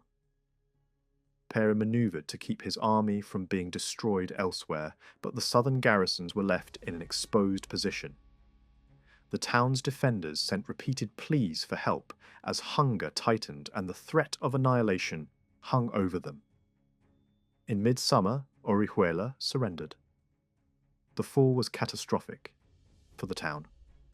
Père denounced its people as traitors. Pedro punished the community in his own way, executing a small number of townsmen as scapegoats, while the rest endured occupation. Refugees poured north. Père attempted to maintain these displaced groups as a military resource through wages and exemptions where possible. Pedro distributed much of the conquered land and urban property to his soldiers and supporters, pressing loyalists of Père to sell at reduced prices. It was conquest through paperwork and intimidation as much as through arms. Yet the Castilian hold did not have time to harden into permanence.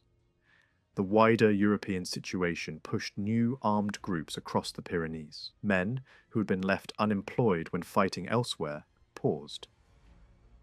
Enrique de Trastamara, experienced in using such forces, took control of them and moved methodically against Pedro. By early 1366, Enrique was king. As Pedro's fortunes collapsed, Castilian rule in southern Valencia collapsed with him. Many settlers fled back to Castile, fearing retaliation. Fortresses and posts were left empty. By the beginning of summer 1366, much of the region drifted back under Pére's control. But the return created new problems. Local nobles and churchmen had used the power vacuum to seize property that had previously been taken from residents, and sorting out ownership became a long legal struggle. Pedro I briefly regained the Castilian throne after his victory at Najera in 1367 with English support, but the success was fragile. Lacking money to pay his foreign troops and weakened by the withdrawal of the Black Prince, Pedro steadily lost ground. Enrique de Trastamara recovered the initiative, and Pedro was eventually captured and killed at Montiel in 1369, ending the personal rivalry that had driven the war. Pedro's death did not bring lasting peace between Castile and the Crown of Aragon. Border disputes, especially along the Valencian-Murcian frontier, continued to fuel mistrust. Real reconciliation came only later, when a new generation inherited the crowns. The war revealed a familiar Iberian strategy: systematic frontier raiding. Armies crossed borders to burn crops, destroy vineyards and olive groves, and collapse local economies. In the War of the Two Pedros, raids and small sieges dominated, devastating southern Valencia for decades and crippling agriculture that took years to recover. Hunger became an immediate threat. Royal correspondence shows constant emergencies to supply garrisons with grain and transport animals. When supply lines were cut, commanders were authorized to buy food at any price, with promises of later repayment that the crown increasingly struggled to honor. The war imposed heavy demands on frontier communities. Subjects were required to fight, repair walls, abandon indefensible castles, and even demolish suburbs that might aid enemy sieges. Psychological pressure was relentless, intensified by Pedro's brutality and the use of mercenary forces that sometimes showed little mercy. Père III's relationship with frontier defenders was unstable. He praised endurance when resistance succeeded, but condemned communities that surrendered without permission, sometimes branding them traitors. Loyalty could be rewarded or punished abruptly, depending on political needs and military outcomes. Rapid territorial changes meant rapid legal changes. Conquests temporarily imposed new legal systems, while the crown used law as a tool to reward loyalty, punish disobedience, prevent flight, and encourage settlement. Legal status itself became a weapon of war. Financing the conflict proved one of the crown's greatest challenges.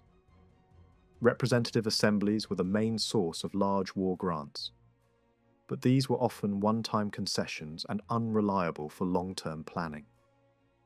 Assemblies increasingly resisted, using their approval of funds to demand political concessions. Opposition to royal authority became more organised through sworn alliances that evolved into the Union.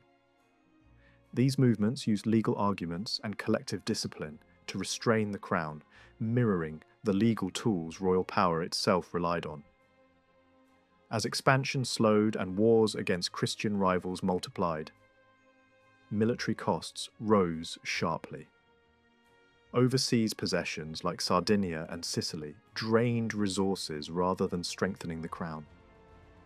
War grew longer, more frequent, and more expensive, relying increasingly on mercenaries and sieges. During Père III's reign, conflict intensified both externally and internally.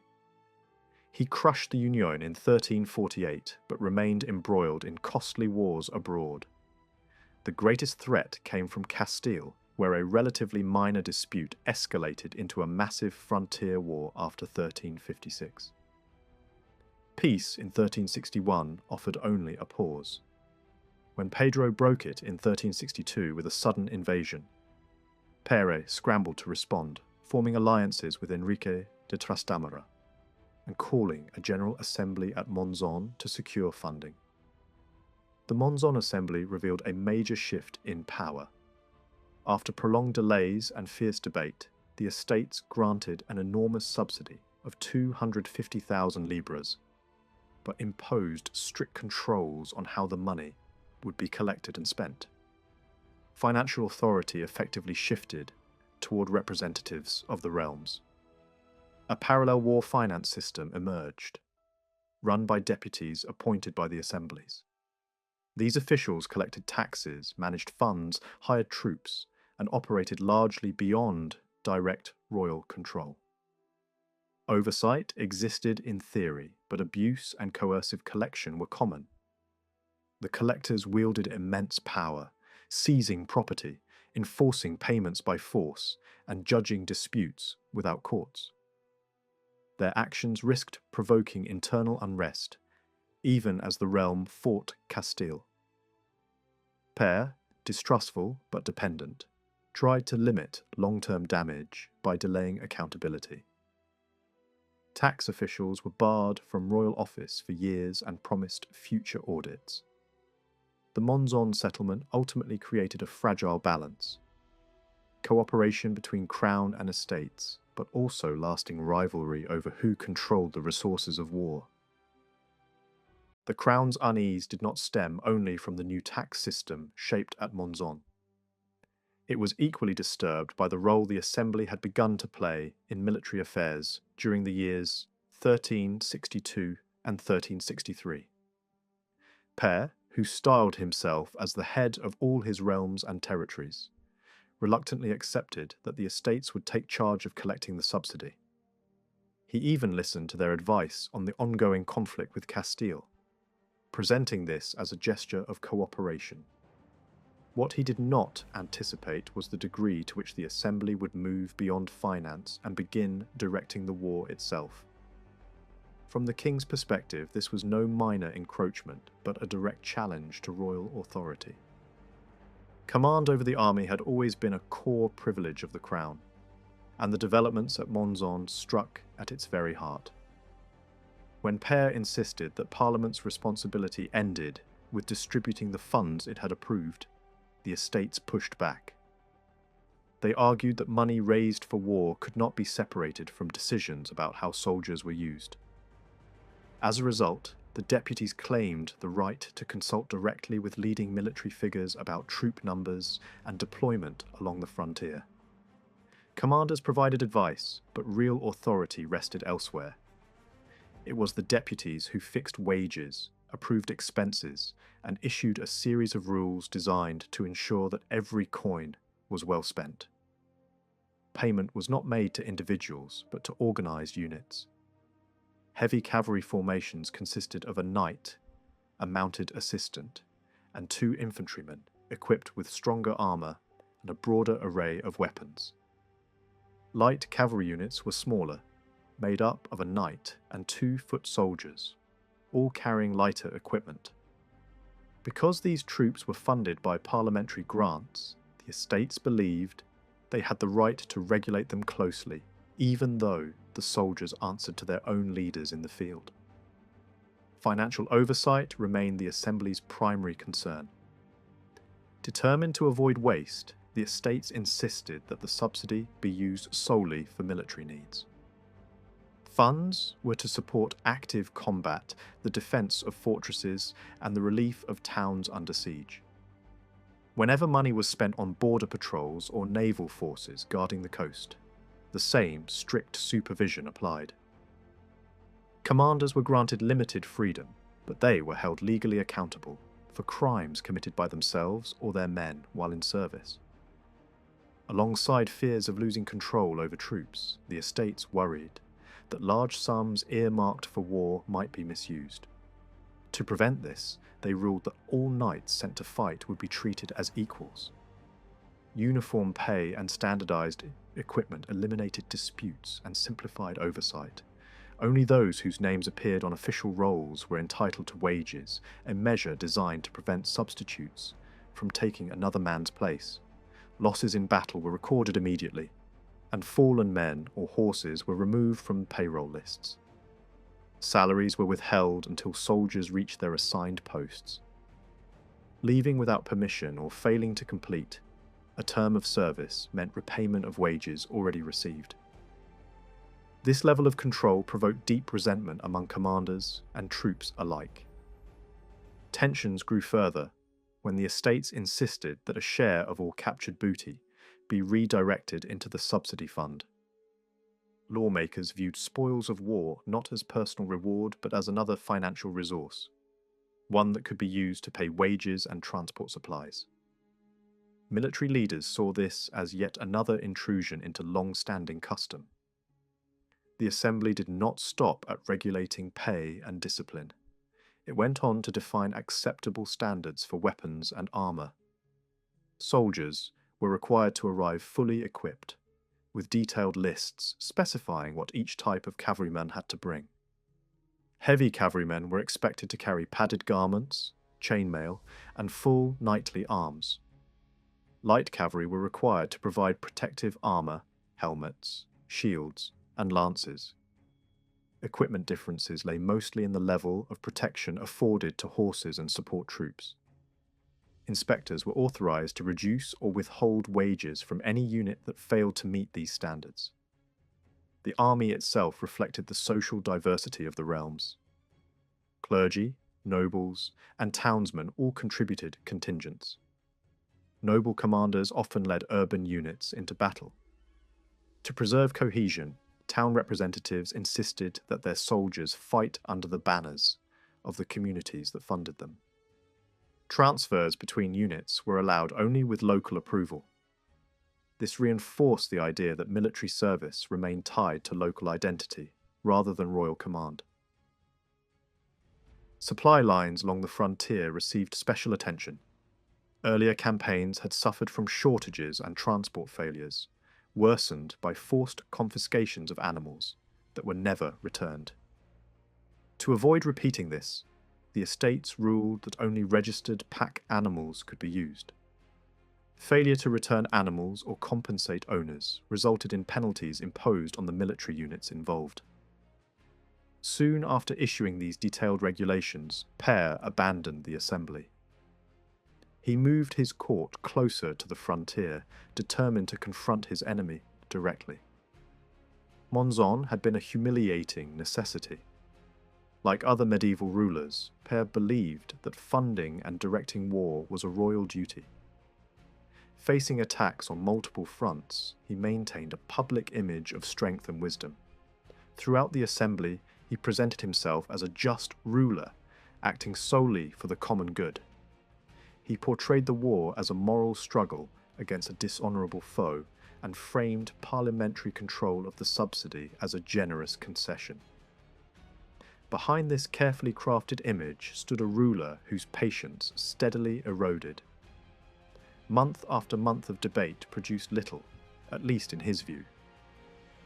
The estates, he believed, were more concerned with their own privileges than with victory. By early 1363, his frustration boiled over.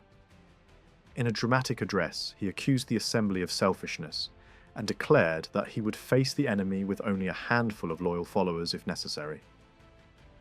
Though exaggerated, the speech revealed his fear that parliamentary cooperation was hardening into political independence. In many ways, Pére's judgment was accurate. The assembly was not a unified body, but a collection of groups defending local interests. Loyalty to individual regions outweighed concern for the wider realm. These divisions were the product of long-standing royal policies that had favoured some lands and classes over others. The laws issued at Monzon reflected this fragmentation. They applied separately to different territories and estates, rarely binding the crown as a whole. Economic realities shaped taxation. Wealthier regions paid more, poorer ones less. Within each realm, social divisions were stark. Nobles and clergy worked together to reduce their burden, shifting costs onto towns.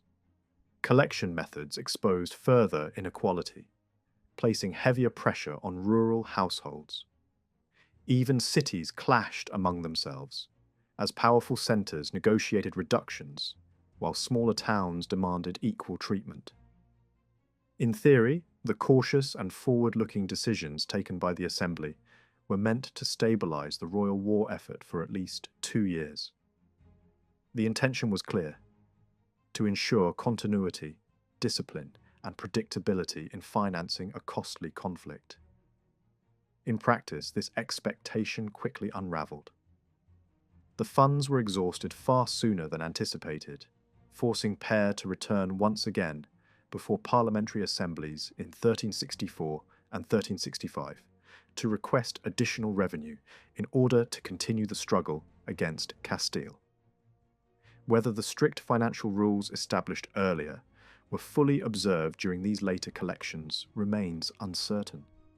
What is clear, however, is that even as procedures shifted and exceptions emerged, the institutional structure created during these years did not fade away. Out of repeated financial crises and continuous negotiation between Crown and estates, a new governing body steadily took shape. Originally formed as a temporary mechanism to manage extraordinary taxation, this institution evolved into a permanent executive authority, tied directly to the assemblies of the realm. By the end of the century, it had secured an established role within the political systems of Catalonia, Aragon, and Valencia alike. What began as an emergency response to war gradually transformed into a standing instrument of governance, reshaping the balance between royal authority and collective representation. The prolonged strain of the War of the Two Pedros did not alter financial structures only in the eastern realms. In Castile, the burden of sustaining warfare also forced major changes, though along a different path.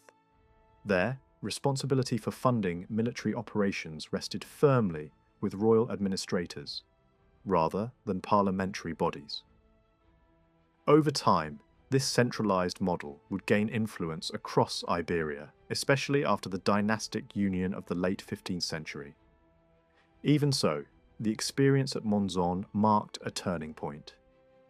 It demonstrated that systems of taxation and fiscal control were not fixed constructions, but living frameworks, constantly reshaped by social pressure, political. Centuries later, echoes of medieval Iberia would still resonate in modern political language.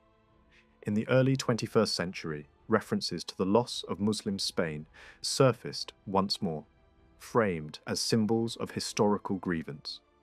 For many, the fall of Al-Andalus, and particularly the end of the Kingdom of Granada, continues to represent a deep sense of cultural and political loss. Yet such interpretations often simplify a far more complex past. Some religious voices have attributed Granada's downfall to moral decay, claiming that artistic refinement and cultural achievement distracted its people from faith and duty. This explanation, while emotionally powerful, fails to reflect historical reality. Granada's story is remarkable, not because it eventually fell, but because it endured for so long. Surrounded by stronger rivals and facing constant pressure, the kingdom's survival itself demands explanation. Granada's resilience becomes especially striking when examined against the turbulent backdrop of 14th century Europe. This period was marked by widespread instability, dynastic conflict, and prolonged warfare. In this environment, Granada managed not only to persist, but to navigate danger with notable skill. Central to this success was the relationship between Granada and its most persistent rival, Castile. The interaction between these two powers reveals much about how Granada adapted to shifting political landscapes and survived repeated external threats. At the centre of this story stands one ruler in particular. Mohammed V emerged as a figure of uncommon political judgment, guiding his kingdom through decades of uncertainty. His reign was defined not simply by survival, but by strategic restraint, careful diplomacy, and an acute awareness of when to resist and when to cooperate. His long tenure stands out within the history of the dynasty, not only for its length but for its effectiveness. Muhammad ascended the throne in the mid-14th century, at a moment when Granada had narrowly escaped annihilation. In the years that followed, he proved adept at maintaining the kingdom's borders, while avoiding direct confrontation whenever possible. His rule was interrupted early on by violent internal struggles, a familiar pattern in Granadan politics. Assassinations, palace coups, and betrayals were common, often carried out by close relatives competing for power. After being forced from the throne, Muhammad eventually returned with external support, reclaiming his position through military force. What followed was an unusually long period of internal stability. This absence of major internal upheaval was not merely a political success. It became a foundation for broader prosperity. Artistic production flourished, trade expanded, and Granada's reputation grew well beyond the Iberian Peninsula. Stability allowed culture and economy to reinforce political survival. The kingdom Muhammad governed had inherited a tradition of pragmatic realism established at its founding more than a century earlier. From its earliest days, Granada had relied on flexible diplomacy, shifting alliances, and careful use of limited resources. Direct confrontation with stronger neighbours was avoided whenever possible. Instead, survival depended on exploiting rivalries, negotiating truces, and responding quickly to changing circumstances. Demographically and militarily, Granada was vastly outmatched by Castile. Its population was small, its resources limited. Yet in the fragmented political world of medieval Iberia, constant conflict among kingdoms created opportunities as well as dangers. Borders shifted, alliances broke and reformed, and no single power was able to dominate the peninsula for long stretches of time. Within this unstable environment, Granada endured. The rulers who preceded Muhammad V had to navigate an Iberian political landscape that was already crowded and increasingly unpredictable. New forces entered the scene from beyond the peninsula itself. From their base in North Africa, the Pyrenees established a lasting presence in Iberian affairs, maintaining strategic positions for nearly a century. Their involvement altered the balance of power and added a further layer of uncertainty to regional politics. At various moments during the 14th century, the peninsula also became a theatre for broader European rivalries. Forces connected to England, France, and the papacy arrived to support or oppose one or more of the Iberian kingdoms. Alongside them came professional soldiers for hire, whose loyalty depended less on cause than on payment. Even those who welcomed such forces as allies often found them dangerous and difficult to control. During the first half of the century, control of the Strait of Gibraltar became one of the central issues shaping diplomacy between Granada and its neighbours. Castile, Aragon, and North Africa all viewed this narrow passage as a strategic prize. Massive armies gathered in the region on several occasions, turning the surrounding lands into staging grounds for international conflict. Gibraltar itself became a focal point of repeated military efforts, culminating in a failed Castilian siege in the middle of the century. At the centre of these campaigns stood Alfonso of Castile, an energetic and forceful ruler who pursued territorial expansion with renewed determination. Granada was his primary objective. Not since the great conquests of earlier centuries had Castile been led by a king so committed to warfare. Alfonso's strategy combined military aggression with careful diplomacy. He sought to block North African intervention in Iberian politics, while securing permanent control over the strait. To achieve this, he set aside internal disputes, forged alliances with other Iberian rulers, gained the backing of the church, and recruited experienced warriors from beyond the peninsula. As Gibraltar appeared close to surrender, Alfonso's ambitions expanded even further.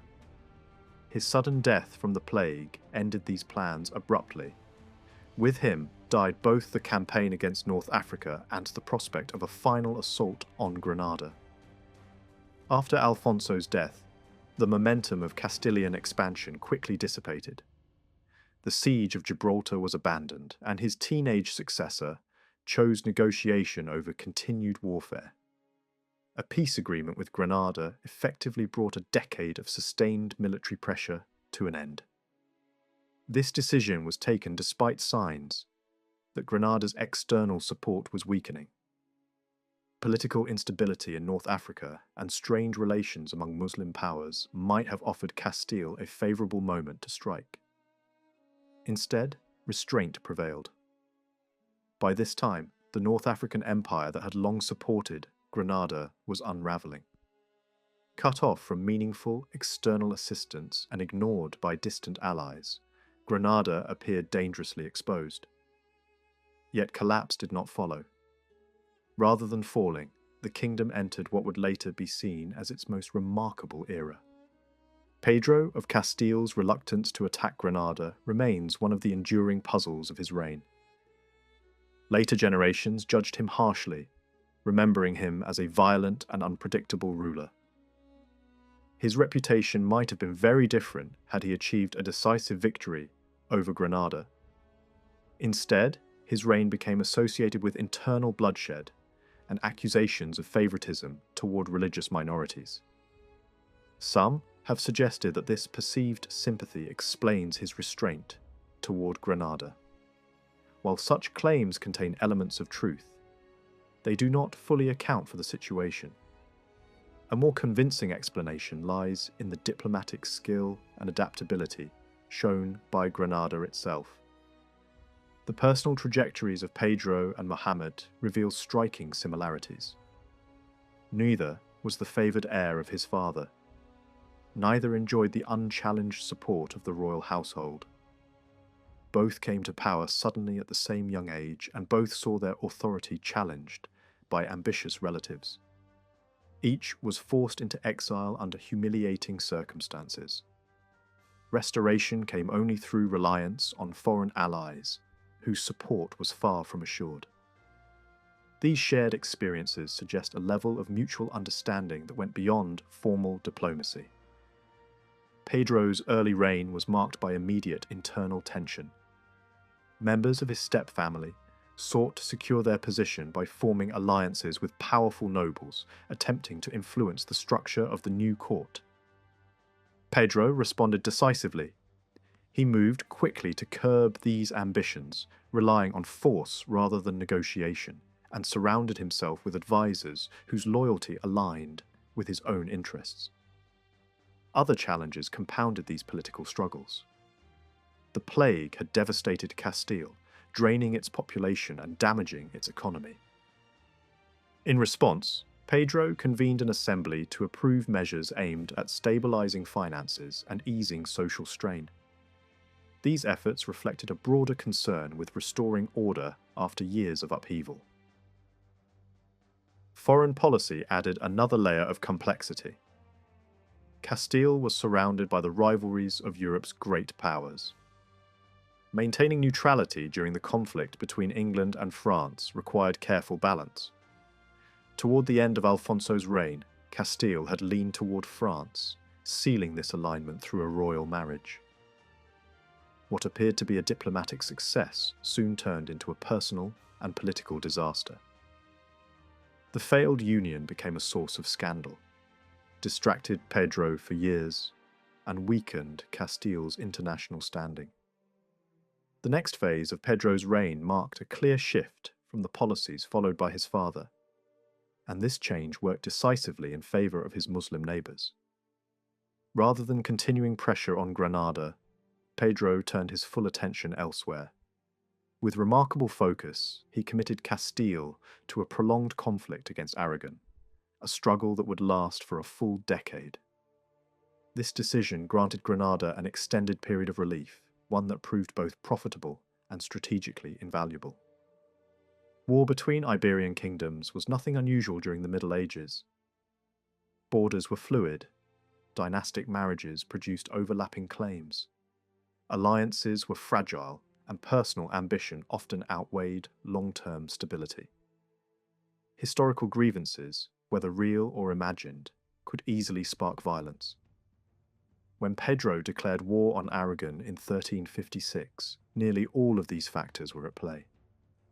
In this climate, religious difference between Castile and Granada mattered far less to him than political rivalry with a Christian neighbour. Fighting began in earnest the following year. Castilian forces achieved early successes, prompting both sides to agree to a temporary halt in hostilities. While this pause was formally brokered with outside mediation, it opened the door to a wider diplomatic reshuffling. The Aragonese king sought support beyond Iberia and secured neutrality agreements with both North African and Granadan rulers. In return, he pledged that Aragon would not assist Castile should Pedro turn his attention toward Muslim lands. This agreement reflected a long-standing pattern of cooperation between Aragon and Muslim powers across the Western Mediterranean. These arrangements were not accidental. Granada, North Africa, and Aragon recognized that their economic and strategic interests often aligned. Protecting maritime trade routes and limiting Castilian influence served them all. The deepening rivalry between Castile and Aragon during the latter half of the 14th century offered Granada a valuable opportunity. By navigating these divisions carefully, the kingdom delayed and weakened the pressure that might otherwise have led to its conquest. For Granada and its North African allies, the outbreak of war between Castile and Aragon was welcome news. Relations between the two Muslim states briefly improved, and diplomatic envoys were exchanged. Some voices urged Granada to abandon its obligations to Castile altogether, arguing that Christian disunity created a rare opening. This advice was rejected.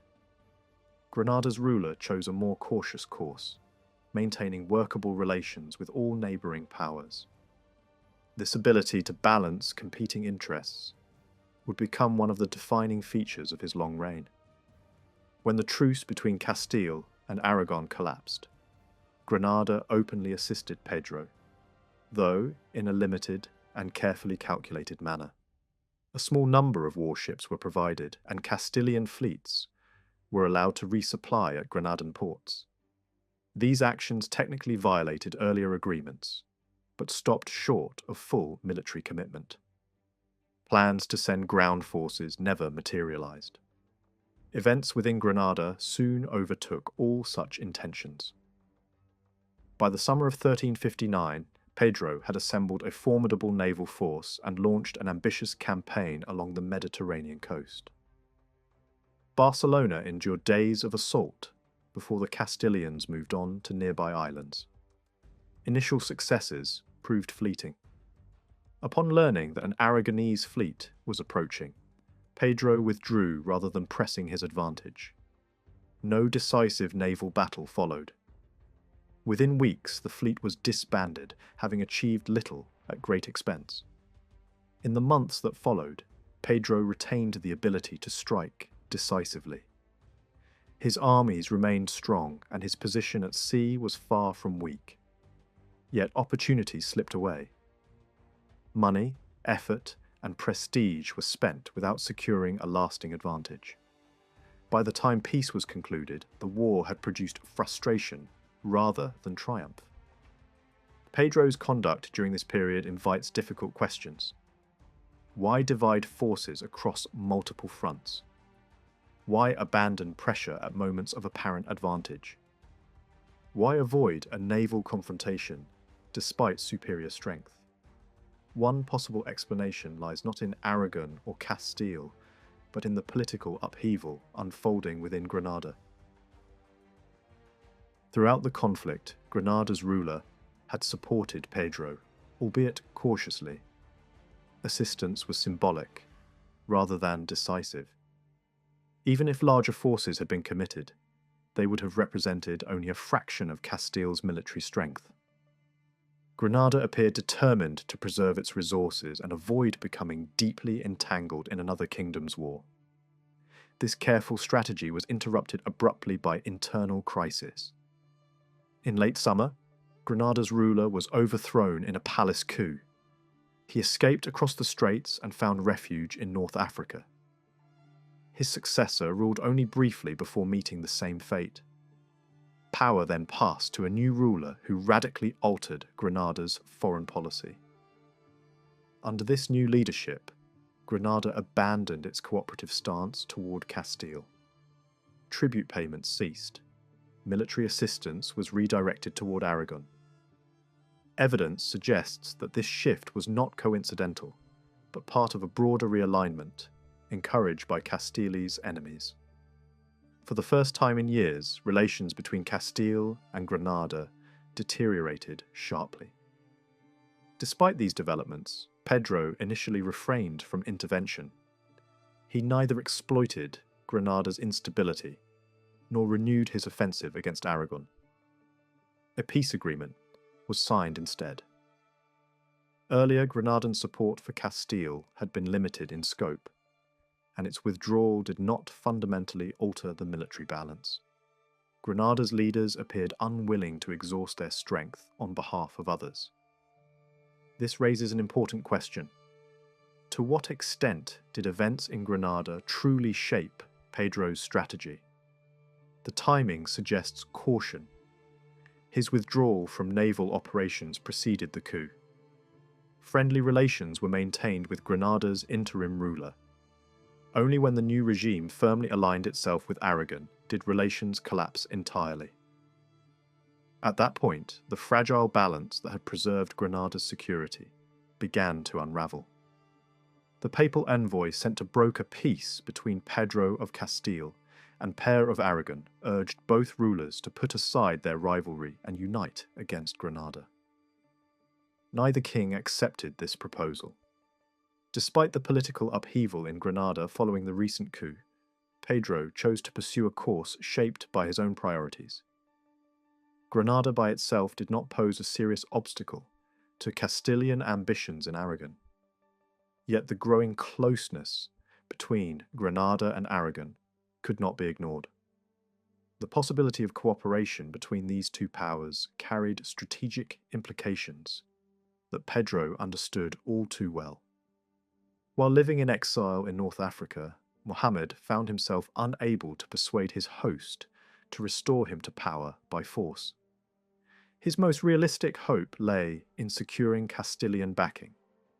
Pedro, for his part, assumed the role of defender of legitimate rule in Granada and made it his objective to place Muhammad back on the throne. Achieving this goal required the removal of the reigning emir Bermejo, but first Pedro had to convince the ruler of Fez to allow Muhammad to leave his refuge. Initial hesitation on the part of the North African ruler faded when Pedro issued a credible threat to attack the remaining Marinid positions in Iberia.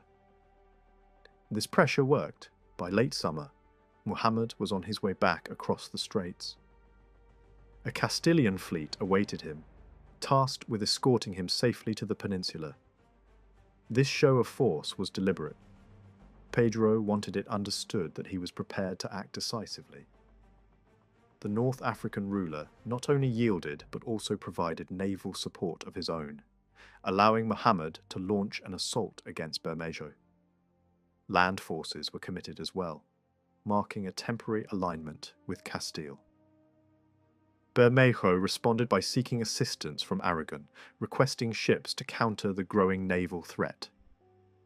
Granadan vessels clashed with Castilian ones as alliances shifted rapidly. North African involvement, however, proved short-lived. A series of internal coups destabilized Fez, removing first one ruler and then another. By the time Pedro renewed hostilities against Aragon, a new claimant occupied the throne across the straits, further weakening coordinated intervention. Efforts to remove Bermejo were complicated by differing expectations. Accounts from Muslim and Christian sources diverge on what was promised in exchange for Castilian support. One version suggests that Muhammad pledged little more than lasting peace with Castile. Another claims that he agreed to surrender territories whose inhabitants did not immediately rally to his cause. If this latter version holds any truth, it reveals a ruler confident in his popularity and secure in his position. Muhammad's reliance on Castile deepened after the withdrawal of North African forces. Joint operations began early the following year. In a surprising turn, Pedro temporarily set aside his hostility toward Aragon and sought assistance there as well, though promised support appears never to have arrived. By the end of the year, Pedro commanded a sizable army. Early successes were followed by a serious setback when a Castilian force was ambushed while plundering a city believed to be abandoned. Despite this, the campaign continued. Several towns fell under Castilian control, and Muhammad achieved a notable victory with the surrender of Malaga. Facing mounting pressure, Bermejo attempted a personal appeal to Pedro. Whatever expectations he carried into this meeting were quickly dashed. After a formal reception, Pedro ordered his execution. By the spring, Muhammad had reclaimed the throne of Granada, beginning a second reign that would prove far more enduring than the first. Upon his return, Muhammad adopted a carefully calculated foreign policy centered on stable relations with Castile. Pedro appeared content with this arrangement. Although Castilian forces occupied portions of Granadan territory, no effort was made to retain them permanently.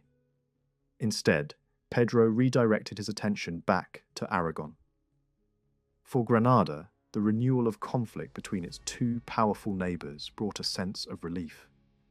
When Pedro had first mobilized against Granada in support of Muhammad, his army included foreign knights drawn by ambition and religious zeal. Dreams of conquest and personal advancement blended easily with claims of spiritual purpose. After the campaign ended, Pedro renewed ties with these leaders and expanded his network of alliances. New agreements were forged, and by the summer of 1362, coordinated attacks were launched against Aragon from multiple directions. Initial gains were impressive, with several towns falling under Castilian control. By year's end, Castilian forces stood near Valencia itself. These advances, however, proved fleeting. Upon learning of the Aragonese king's approach, Pedro withdrew. Castilian fortunes soon faltered. A naval attack ended in disaster when a sudden storm wrecked Pedro's ship, nearly costing him his life. The middle of the decade saw intense diplomatic maneuvering. Alliances formed across borders, drawing the Iberian conflict into a wider European struggle. Aragon aligned with France, Castile with England. The war expanded beyond local ambitions, gradually pulling Castile into the broader conflict that engulfed much of Europe. Pedro's objectives shifted dramatically. Territorial ambition gave way to the struggle for survival. A coalition took shape against him. Aragon sought to halt Castilian expansion. Pedro's half-brother aimed to claim the Castilian crown. French interests pursued both revenge and naval advantage. Muhammad remained publicly loyal to Pedro, resisting repeated attempts to draw Granada away from Castile. At the same time, he acted cautiously. Aware of the scale of the coming conflict, he strengthened defences and quietly secured alternative alliances, in case Granada became the next target. When Pedro's position collapsed, Muhammad moved swiftly. Agreements were signed with his former allies' enemies, and advantage was taken wherever opportunity arose. In the winter of 1365, a large mercenary army entered Iberia from the northeast. Funded by France, the papacy, and Aragon, it advanced deep into Castile. By spring, Pedro's rival was proclaimed king. Pedro, encamped with his own army and supported by Granadan cavalry, chose flight over confrontation. The invaders advanced unopposed, staging a symbolic coronation. Grand promises were made, including the gifting of Granada itself, gestures meant to secure loyalty rather than reflect reality. As the mercenary army marched south, Muhammad faced renewed danger. Pedro's favoured city descended into chaos as unrest spread. Accusations against Pedro multiplied. His enemies portrayed him as hostile to Christianity, greedy, and dangerously aligned with Muslims. Whether true or not, such claims proved effective propaganda. They helped unify opposition and justify intervention.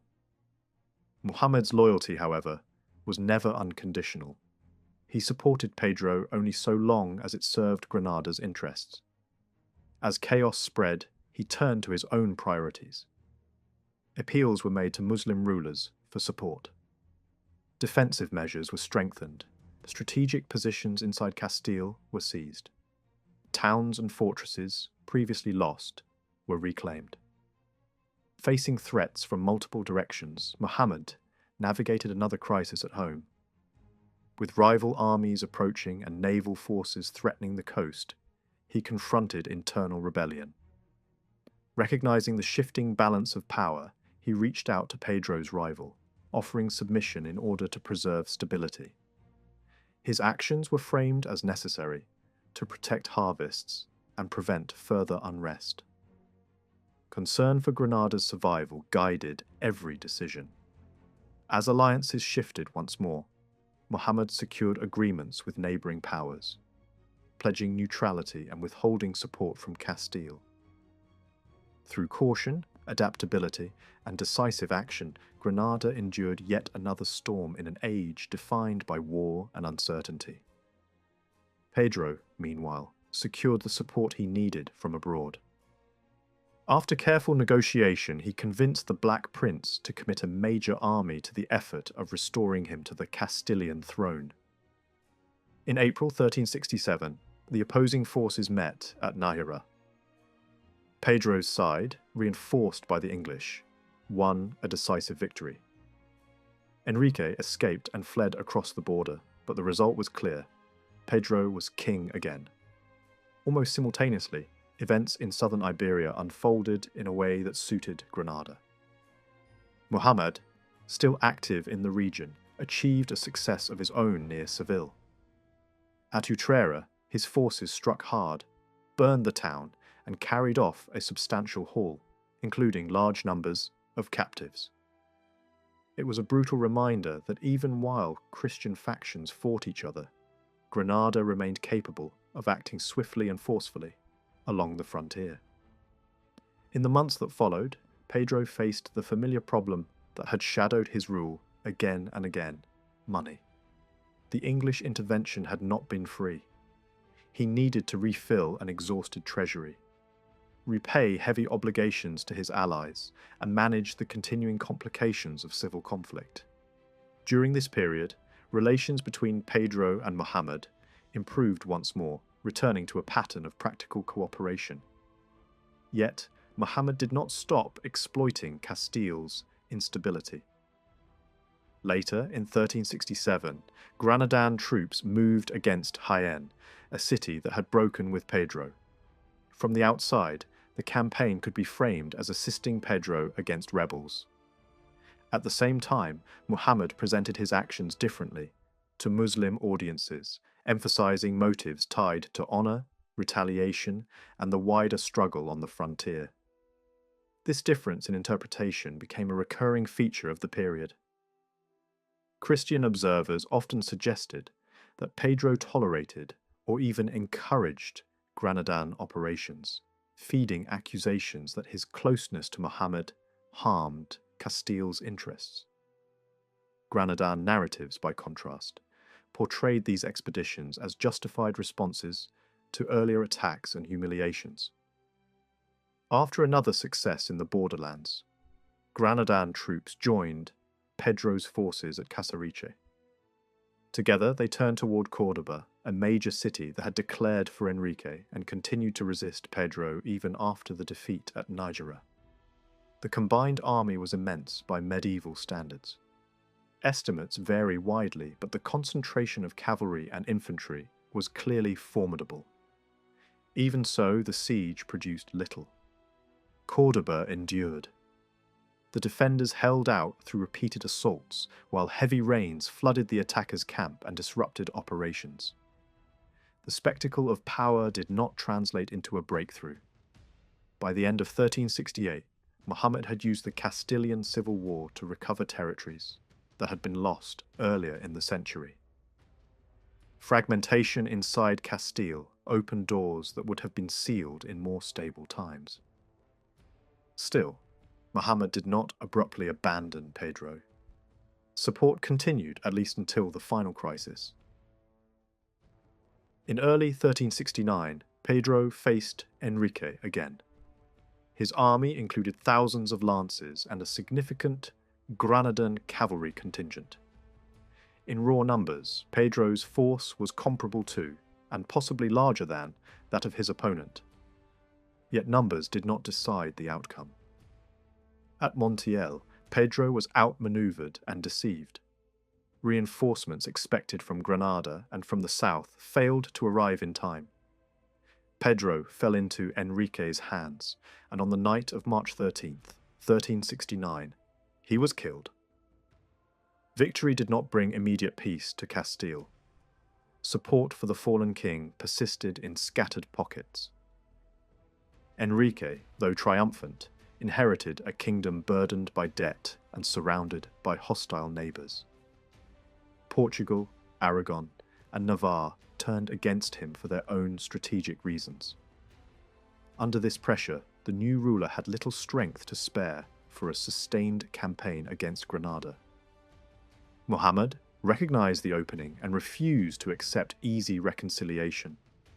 Instead, Granada aligned itself with Enrique's enemies, coordinating with North African partners and reaching agreements that strengthened its position. In the summer of 1369, Granadan forces captured Algeciras. From there, pressure expanded into other towns and strategic points across Andalusia. Castile, weakened by internal division and external threats, struggled to respond. Eventually, both sides acknowledged the danger each posed to the other along the frontier. In May 1370, Enrique and Muhammad agreed to a long truce. Renewed and extended over time, it remained in place until Enrique's death, nearly a decade later. Around the same period, Muhammad also acted across the straits, intervening in North African politics in ways that stirred unrest among rival powers. The resulting distraction served Granada's aims. Gibraltar, long contested and symbolically important, was retaken. For the remainder of his reign, Muhammad continued to work the same advantage again and again. the weaknesses and rivalries of neighbouring kingdoms. Over a quarter-century of conflict had shaken Iberia. At various moments, Granada could have been crushed, either by a determined Castilian monarchy acting alone, or by international forces arriving under the banner of wider religious war. Yet the fatal blow never came. The most striking point is not that Granada eventually fell centuries later, but that it survived as long as it did under constant threat. The kingdom endured not through sheer strength, but through negotiation, tactical restraint, selective aggression, and the careful balancing of alliances. Muhammad V's long reign captures this pattern. His approach did not rely on a single decisive victory.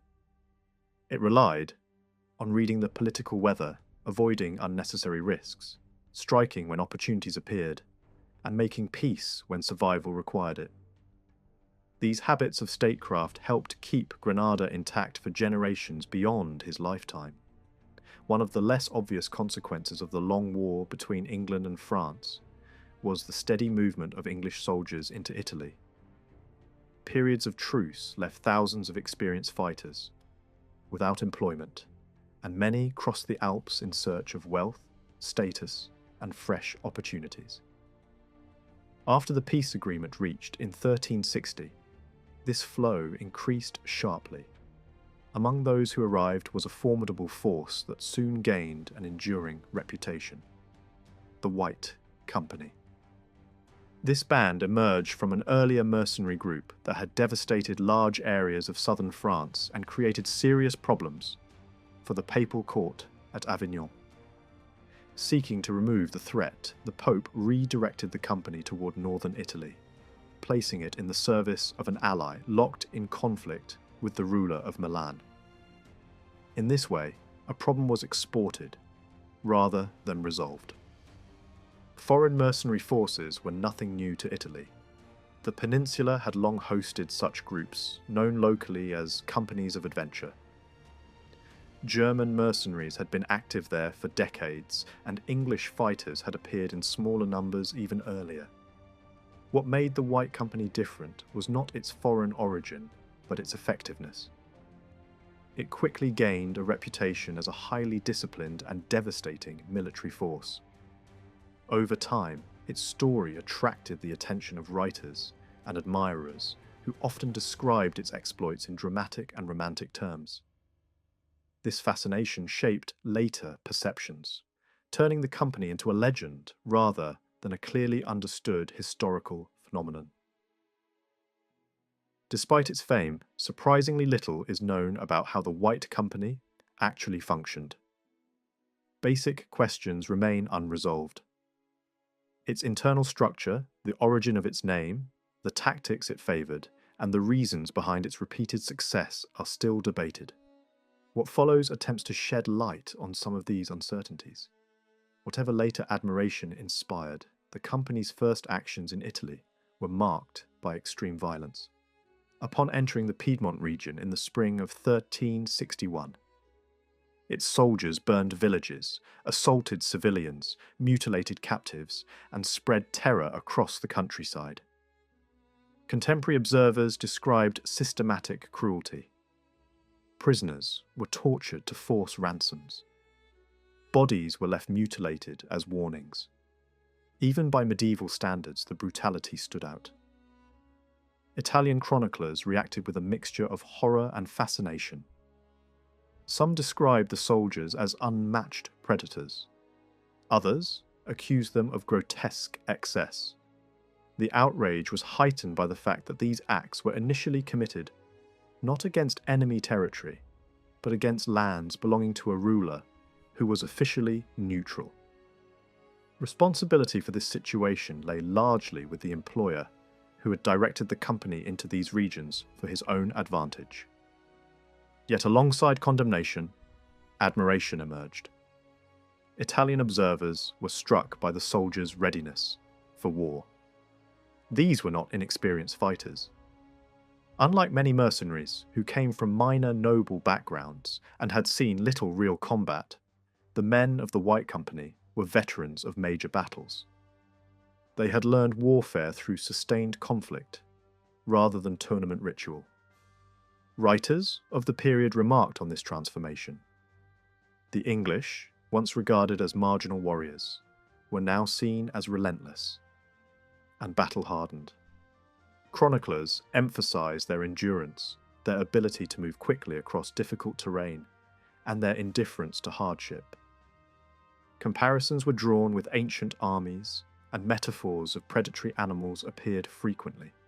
The company's reputation for intimidation became as important as its actual battlefield performance. At the same time, observers noted another quality: cunning. The White Company was praised, not only for strength, but for maneuver, deception, and strategic flexibility. This combination of aggression and calculation made it especially dangerous. The image that emerged was of a force able to terrify opponents while outthinking them, a balance that would later be celebrated as an ideal of military leadership. Determining the company's exact composition is difficult. The most reliable surviving evidence comes from a contract drafted late in 1361, months after the company had already entered Italy. Earlier agreements no longer exist, and during this initial period the band's membership shifted constantly. Soldiers moved in and out, some leaving for other employers, others arriving from Northern Europe. Additional recruits were sent south at the Pope's request. Commanders split off with their followers to sell their services elsewhere. The surviving contract nonetheless reveals important details. Leadership rested largely in English hands, even though a German mercenary was listed as overall commander. Beneath him stood a group of officers, most bearing English names. Contemporary writers consistently referred to the company as English, and official documents use similar language. The men themselves represented a broad cross-section of veterans from the wars in France. Some names can be linked to known campaigns and commanders. Others remain obscure. Many soldiers likely used assumed names, a common practice among men seeking to escape past crimes or failed loyalties. In several cases, identification remains uncertain and speculation replaces certainty. One figure, however, stands out clearly. John Hawkwood appears in the contract under a form of his name consistent with English records. At this stage, he was not the leader of the company, but an officer of rising importance. His later fame would eclipse that of the company itself, yet here he appears as one among many, albeit listed prominently enough to suggest elevated status. Other officers attracted attention for different reasons. Some were mistaken for commanders by chroniclers. Others became notable for personal traits, rather than military skill. Beauty, youth, and noble lineage could capture as much notice as battlefield success in the accounts of contemporaries. The contract provides no explicit figure for the company's size, forcing reliance on narrative sources. Estimates vary widely. Some suggest several thousand mounted soldiers accompanied by infantry. Others give lower numbers. A more careful comparison with later records suggests a force numbering somewhere in the middle range. Even at the lower end, the company was larger than many of the towns it initially confronted, especially in sparsely populated alpine regions. Any numerical estimate must remain tentative. Medieval armies rarely displayed uniform organization. Individual officers commanded contingents of vastly different sizes. The White Company was no exception. Its numbers fluctuated constantly, shaped by recruitment, desertion, death, and disease. Plague struck northern Italy, just as the company arrived, causing heavy losses. Contemporary observers noted moments when its strength was drastically reduced. Turnover was high. Only a small fraction of the names recorded in the early contract reappear in later agreements. The White Company was not a static body, but a shifting organism adapting to circumstance and opportunity. Its power lay not in permanence, but in experience, cohesion under pressure, and a reputation that preceded it wherever it marched. A surviving agreement drawn up late in 1361 described the band as a great company of English and Germans, yet the reference to Germans appears more symbolic than factual. It likely served to acknowledge the German captain at the top, rather than to describe the rank and file. Everything else suggests that Englishmen dominated the force. That imbalance helps explain one of the most striking lines in the contract.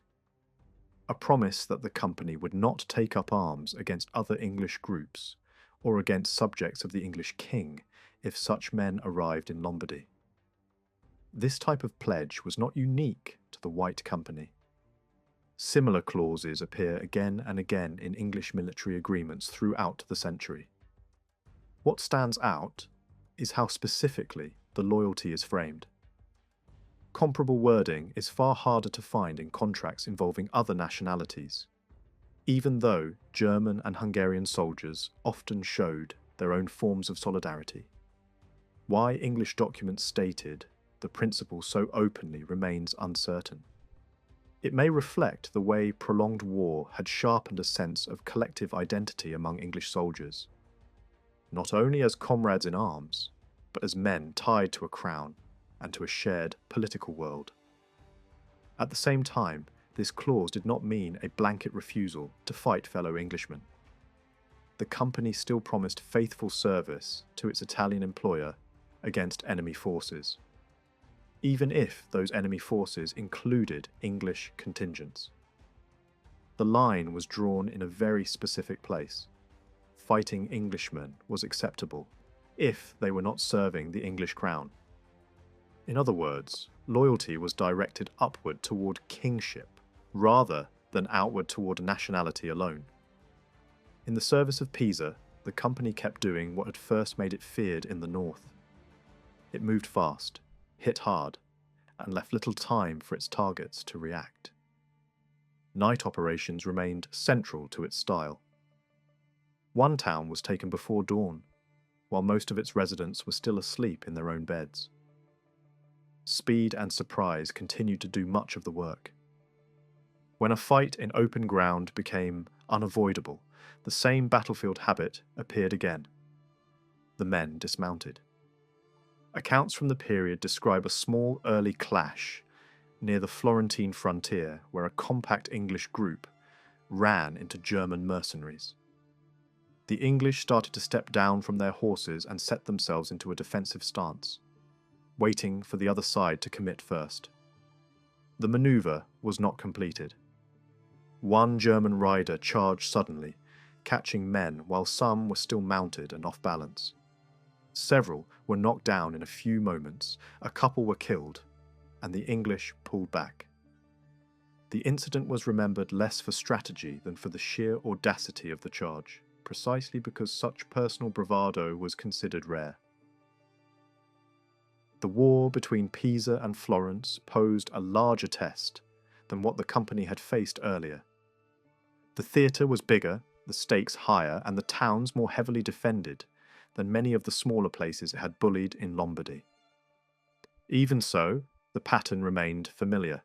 Fields were burned, villages stripped, and local life disrupted until whole districts felt unlivable. Contemporary observers described fighters who seemed never to rest, always moving, always searching for the next weak point. Yet much of the company's reputation was built without frequent set-piece battles. At first, Florence avoided direct confrontation. Instead of meeting the invaders head-on, officials cleared supplies from exposed areas, pulled civilians behind walls, and tried to deny easy plunder.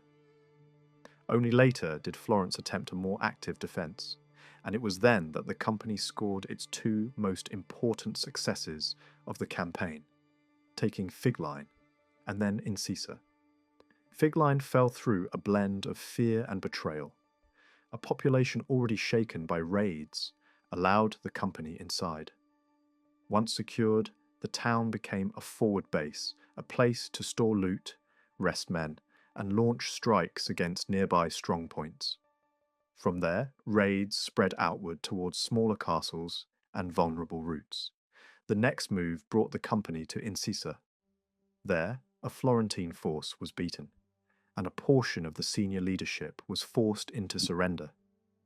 Descriptions of the fight are frustratingly thin, even from writers who lived through the war. Mentions of arrows and stones appear, along with repeated praise for English aggression and skill. Even so, blame for the defeat is often placed on Florentine weakness, rather than on enemy genius. What many observers emphasized most was the profit extracted afterward. A captured participant listed what was lost in a single breath: horses, weapons, supplies, valuables, without offering a clear picture of how the clash unfolded. Another local chronicler reduced the meaning of the encounter to a simple conclusion: the English walked away richer. During the winter of 1363 and 1364, the company entered a new phase. John Hawkwood rose to command. Around the same time, Pisa dismissed much of its other hired manpower and leaned heavily on this single force, treating it as the core of its army. Why Hawkwood moved up is not entirely clear, nor is it obvious how the earlier leadership absorbed the change. What is easier to see is that the shift planted tensions that would later break the company apart. In the beginning, Hawkwood's command did not look unstoppable. He launched his first major offensive during a bitter winter, when roads were difficult and the cold punished both men and animals. Observers admired the nerve it took to campaign in such conditions. Using familiar methods, Hawkwood seized a town under cover of darkness. But the offensive stalled soon afterward. Mountain routes proved hard to cross, supplies were scarce, and the push toward Florence became unsustainable. The force reached a fertile region northeast of the city, then found itself unable to stay there. The retreat cost men and horses. The episode suggested that boldness, one of the company's most celebrated traits, could also turn into overreach. After that winter setback, Pisa strengthened the army with a large German contingent led by a famous commander. On paper, the combined force looked overwhelming. When it advanced in spring, the march was fast, destructive, and confident. Fields were ruined as the army moved. Resistance brushed aside, and the threat reached the very edges of Florence. Florence responded in a way Italian warfare often encouraged: money. A payoff, delivered with theatrical ingenuity according to some accounts, triggered collapse from within. The German troops deserted. Much of the English followed, including several prominent officers. John Hawkwood did not. He stayed with Pisa. That decision earned him a reputation for loyalty that endured long after the campaign itself faded. In a bitter twist, the deserters, not Hawkwood, kept the famous name.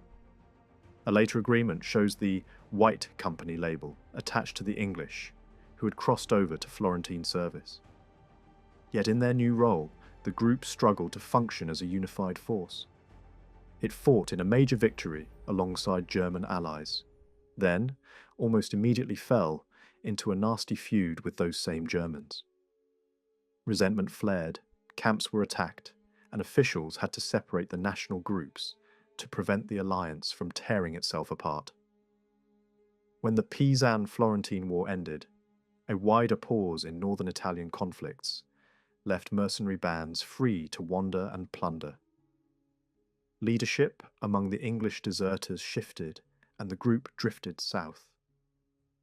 Meanwhile, the earlier German commander and the former captain associated with the original company aligned themselves with a new German formation. Italy, now, had multiple roaming armies, each hungry for pay and profit, each willing to burn a countryside that refused to finance them. Late, in 1364, These rival forces collided near Perugia. One local account claimed that the Germans scattered the English with hundreds of early hand firearms, weapons said to punch through armour. If true, it would represent a remarkably early moment of effective gunfire on an Italian battlefield. The problem is that this dramatic claim cannot be firmly supported elsewhere, and the supposed breakthrough did not immediately transform warfare. Firearms would not become routine on a large scale until later. After pushing the English back, the German force entered papal lands and threatened key towns. That danger pushed new employers into action. The Pope and a powerful ally hired the English band as protection. A contract from early 1365 suggests the company expanded again, swelling to a massive mounted force under its current commander. Then the cycle repeated. Employer and soldiers fell into dispute.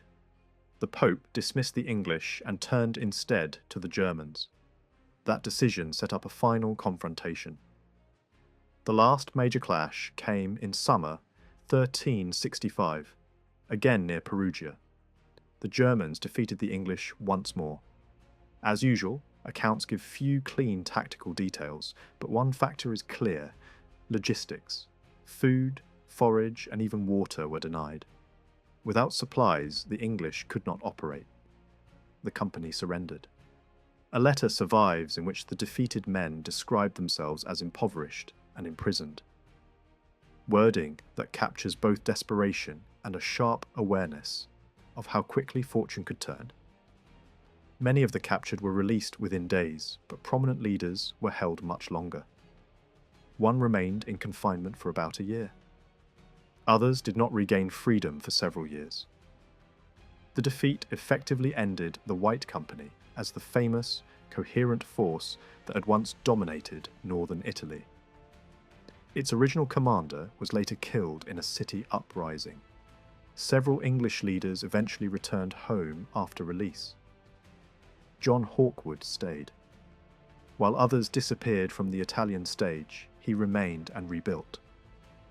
In time, he became the central figure among English soldiers in Italy, shaping new bands, new contracts, and a new model of mercenary leadership.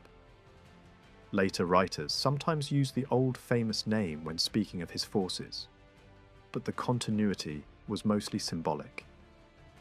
In contemporary language, Hawkwood's men were simply described as English companies. Under Hawkwood, the reputation of English mercenaries in Italy reached its peak. Early mistakes did not define him. Over the next decades, he became the leading hired captain on the peninsula, not only among foreigners, but among everyone in the mercenary world. When he died, Florence honoured him publicly, burying him in its cathedral and marking his memory with a grand painted tribute. That kind of recognition was rare for a professional soldier of fortune. The White Company itself vanished, but its influence lingered. Strip away the romance that later writers wrapped around it, and what remains is a clear pattern: discipline, brutality, cleverness, and a ruthless ability to adapt. Skills learned in the wars of the North were brought into Italy, then reshaped to fit local realities. When longbow numbers were limited, other archers were recruited. When daylight assaults were risky, night attacks became a signature. The company was not invincible. Denied supplies, it broke. But for a crucial period, it changed the expectations of Italian war and prepared the ground for Hawkwood's long, dominant career. In 1357, London's mayor, aldermen, and citizens wrote directly to King Edward III to ask for something very specific: a renewed confirmation of the city's old privileges. They did not present it as a simple legal request. They framed it as a bargain already paid for in full. For roughly 3 decades, they reminded the king London had carried a heavy share of the kingdom's wartime load. Money had flowed out of the capital in loans, gifts, and taxes that reached a staggering total of more than £130,000. Men had also gone out in armed groups to serve on campaigns across a wide arc of conflict, from Scotland to the great theatres of war on the continent, including the long pressure of Calais and fighting connected to threats from Spanish forces. The message behind the letter was clear. That claim can be tested because London left behind unusually rich civic records. They preserved the practical details of how a medieval city turned its population and its wealth into soldiers, ships, cash, and emergency defences. In these pages, the war effort does not appear as a single dramatic moment, but as a repeated sequence of decisions and burdens. Council meetings, quotas, lists of names, arguments over payment, preparations for invasion, and the daily costs of keeping men equipped and willing. The documents also reveal something harder to measure, but equally important: the mood of the city as it was asked again and again to support distant wars. Beneath the formal language of obedience and service, there are hints of resistance, fear, pride, and exhaustion. Before the reign of Edward II, London rarely stood at the centre of English warfare. Earlier centuries do contain occasional snapshots of townsmen showing up in battle, though not always with glory. Royal demands on the city certainly existed, yet they often focused on supplies rather than large bodies of fighting men. When Henry III laid siege to Bedford Castle in the early 13th century, he called for a small group of crossbowmen from London and pressed the city's officials to provide practical equipment: rope, pickaxes, and an enormous stock of crossbow bolts. Skilled labour was required too, with carpenters hired to travel and build siege devices. These details matter because they show the kind of relationship that existed at the time. London could be made useful, but it was not yet treated as a regular engine for mass mobilisation. The reign of Edward I did not immediately transform that pattern. London did raise armed men when the realm felt threatened, as happened in the late 13th century, when fears of a French landing pushed the city to assemble forces for coastal defence. Even then, however, London's role often resembled logistics, more than field warfare. The city helped feed and supply military action, while its direct fighting contribution remained limited and inconsistent. Everything sharpened after Edward II suffered defeat at Bannockburn. That disaster raised the stakes of the Scottish War and exposed the Crown's need for wider support. From that point forward, London faced more frequent demands for soldiers and assistance, not only against Scotland and France, but also in moments of domestic unrest. Yet the relationship was not always smooth. At times, London responded slowly or sent fewer men than expected. The king's irritation can be sensed in his complaints. The numbers were short, the arrangements unclear, and the city appeared less committed than in earlier days. Behind the royal frustration lies a simple truth about wartime governance. Kings could demand, but cities still had to organise, pay, and persuade. When that machinery dragged, royal anger followed. Under Edward III, London's military role became more regular and more ambitious. Early in his reign, the city supplied mounted men-at-arms and an equal number of foot soldiers for a Scottish campaign. Beyond official contingents, private organisation also played a part. A London tradesman could gather a substantial group of men and lead them as contracted fighters, showing that military service was not only a civic duty, but also, for some, a path of opportunity. Over the next 3 decades, London repeatedly supplied the Crown with armed groups, sometimes small, sometimes very large, and it also contributed vessels for naval service. The scale could swing dramatically from one demand to the next, reflecting the shifting needs of war and the Crown's changing plans. The records show how complicated mobilisation was inside a medieval city. Troops did not simply appear because a letter arrived from the king. London's leaders had to meet, argue, plan, and meet again. They had to settle who would serve, what they would be paid, how long the service would last, and how the city would gather money fast enough to equip and send men out on time. That process could take several rounds of discussion, because it touched nearly every sensitive nerve in urban life: labour, wealth, order, and fairness. Recruitment worked in more than one way. Sometimes officials directly selected soldiers using committees and boards to choose names and then requiring the men to assemble at the Guildhall, to swear obedience and accept the terms of service.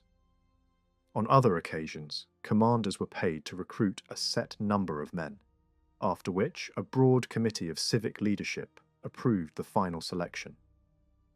In another method, the burden was spread across the city's wards. Each ward was assigned a quota based on its size and prosperity, so the richer wards supplied more fighting men, while smaller ones supplied fewer. In practice, this turned the city into a grid of obligations, with local communities responsible for producing bodies for war. Once a ward's quota was fixed, it still had to decide how to meet it.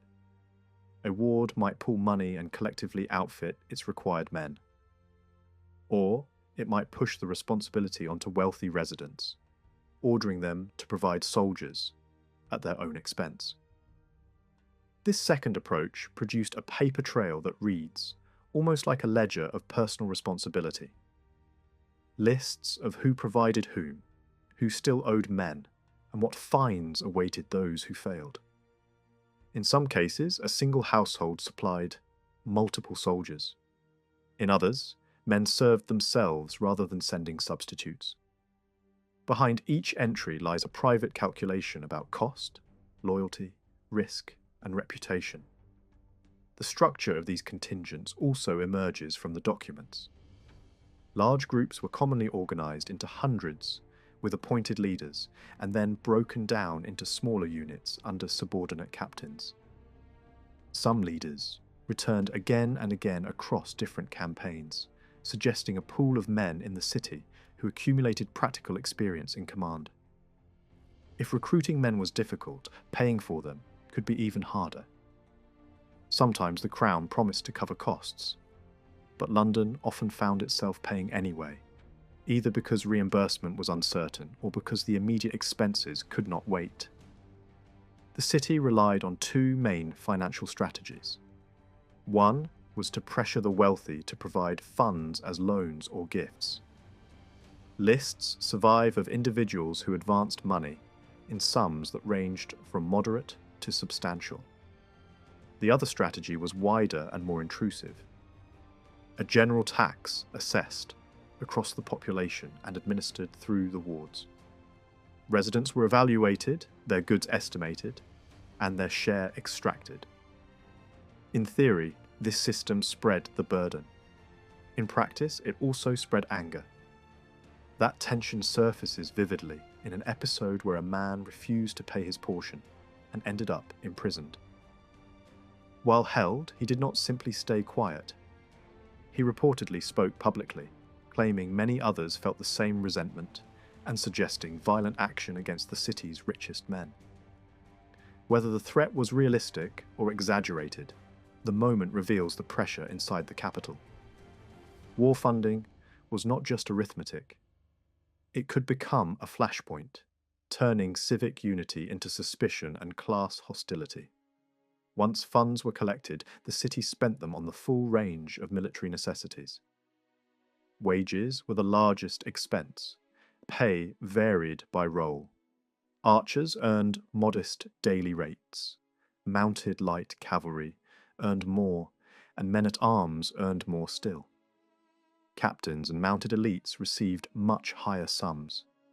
The city sometimes added bonuses, handing out extra money as a gift to boost morale or reward service.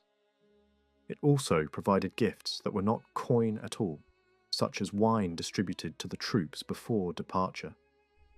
Clothing and equipment demanded large outlays. The city purchased cloth in bulk and had it sewn into matching garments with hoods, often in bright colours that made the men visibly identifiable. Red gowns and green hoods appear in the records, as do coats with striking colour patterns for archers.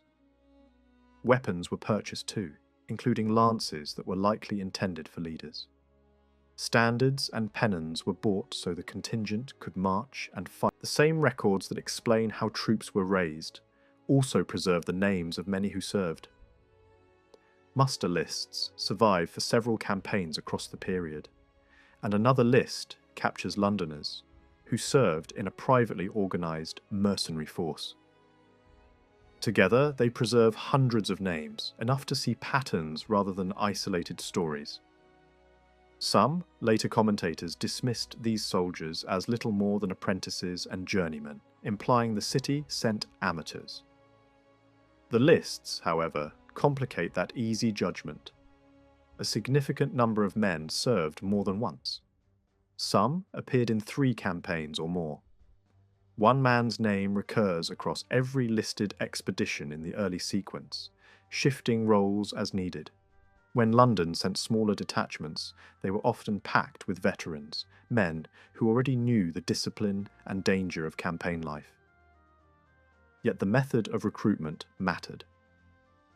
When a contingent was built through personal obligation, with householders providing men, the force could include more family members and servants and fewer experienced fighters. In that situation, the war effort blended into private life. A father might send a son, a master might send a servant, a group of neighbours might share the cost of a single mounted man. In other cases, individuals served themselves, perhaps because the obligation could not be avoided, or because the social value of service outweighed the risk. Even outside official civic contingents, London offered many doors into military service. The city was tied to the navy through the port. Ships went out with large crews, and the hiring of sailors and armed men could draw heavily from the local population. Londoners also formed contracted units under their own leaders, receiving significant pay for fixed periods of service. Some men in these groups had already served before, showing a crossover between civic levies and professional soldiering. For a portion of London's population, war was not an occasional duty, but a repeated occupation. Later in the century, fewer of the early veterans reappear on later troop lists. That shift may reflect several realities at once. Men already serving elsewhere, the effects of age and injury, and the demographic shock of plague. In a city where illness could cut through neighbourhoods and trades, a missing name might represent death as much as retirement. The documents also allow brief glimpses into the lives behind the names. Some soldiers appear only once, vanishing after a single campaign. Others resurface as jurors, witnesses, property holders, or figures in wills, leaving faint footprints that connect military service to everyday urban life. Trades and professions appear across the lists, not only servants and labourers, but also skilled craftsmen and men who moved in civic circles. At least one soldier was a physician, likely valued for obvious reasons. Yet many of these men do not show up in tax lists that captured the city's richest households, suggesting that the bulk of those who went to war were not drawn from the very top of London's wealth. They were not necessarily poor, but they were rarely the city's elite. In a few cases, the record becomes personal enough to show consequences. A soldier could be wounded and left permanently disabled, and the Crown might grant a small daily allowance as compensation. Even then, that man could still possess property and leave provisions for religious foundations, showing that military hardship did not always equal financial ruin. For others, war and violence intertwined in darker ways. Several soldiers appear in records because they were accused of crimes, or were connected to disorder in the city. Some had reputations as troublesome figures, described as well-dressed and reckless with money, drawn to nightly trouble. Others carried criminal histories long before they marched out with a contingent. The most dramatic cases involve murder accusations followed by flight and later pardon granted in exchange for military service, a practice that turned the king's need for manpower into a bargaining tool of justice. Yet it would be a mistake to imagine London soldiers as a crowd of criminals. Medieval crime records are incomplete and uneven, and only a small fraction of the hundreds of named soldiers appear in connection with serious offences. The more useful conclusion is subtler. Soldiers moved through the same streets and tensions as everyone else, and military service did not separate a man from the roughness of urban life. Sometimes it even amplified it, bringing weapons, habits, and rivalries back home. London's contribution did not stop with men on land. The city also mattered as a source of ships and crews. Its position as England's leading port made it essential for ferrying troops and supplies and for providing armed vessels when the Crown demanded them. One account of a major naval battle even singles out a London ship arriving during the fighting and doing notable service. Civic records confirm that outfitting ships was expensive and detailed work involving wages for officers and crews, repairs, rigging, and provisions. When the Crown asked for large numbers of men at sea with long provisions, London negotiated, petitioning for reduced requirements. Even when numbers were reduced, the city still equipped men with protective gear and the sort of armament expected for sea warfare. The port's shipping, however, had limits. Many London vessels were relatively small and could not carry large complements. By contrast, some royal ships based at the Tower carried far more men. This imbalance forced London into a practical solution, hiring larger ships from elsewhere to meet quotas while adding whatever it could from its own harbour. The result was a patchwork fleet, where London's financial and administrative role could outweigh its direct shipping capacity. Money, of course, remained central. Sometimes London offered cash instead of troops, essentially buying out the requirement to send mounted men by handing over a set sum. The city also advanced large loans to the Crown, which might be repaid through subsidies drawn from other regions or through complex financial arrangements. At times, London imposed assessments on residents above a certain wealth threshold, extracting funds described as part gift and part loan. Even more significant were royal taxes that drew heavily on the capital's commerce. Wool subsidies and large military levies brought in immense sums. London's own 1357 letter gives specific figures for major campaigns, including the heavy costs a few years earlier during the struggle in the Low Countries and the prolonged siege of Calais. The tone implies frustration as well as pride. Many loans were still not repaid, and yet the city kept giving. The Crown also borrowed directly from individual Londoners on a vast scale. Hundreds of lenders appear across the reign, most of them providing small sums only once or twice, but a smaller circle returning repeatedly.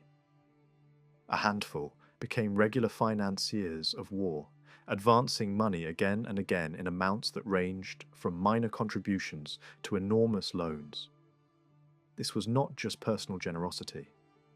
It was a system binding wealthy urban finance to royal strategy, and it could be profitable, risky, or both depending on whether repayment arrived. War also threatened London directly.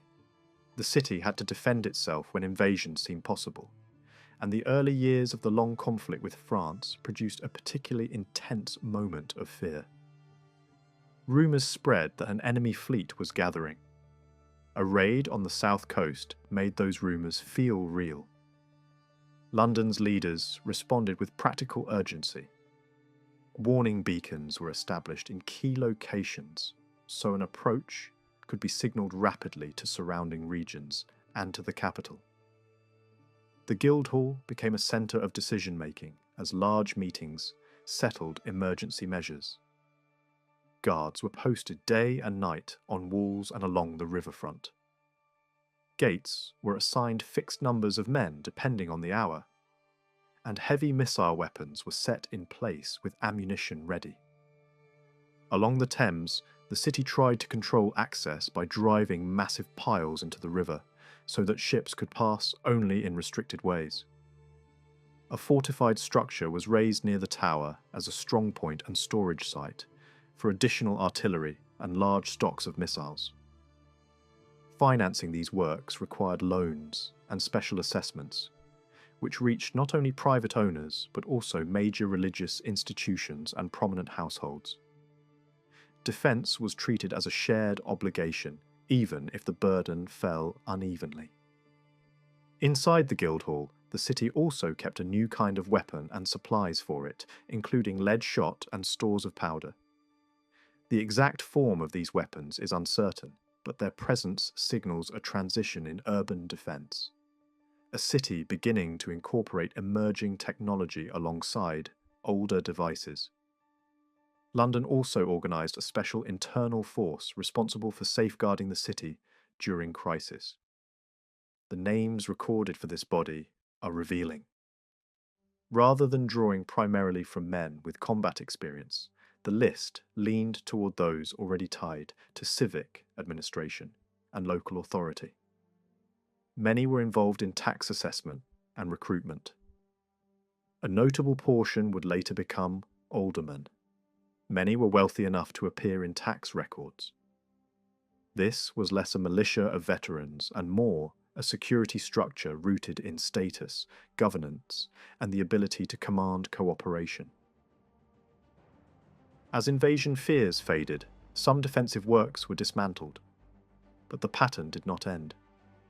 The long war meant recurring threats at sea and along coasts, and Londoners could be harmed even far from home. Merchants faced attacks by enemy raiders and private forces.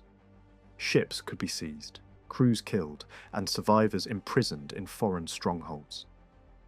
War reached into trade routes and personal fortunes, turning commerce itself into a battlefield.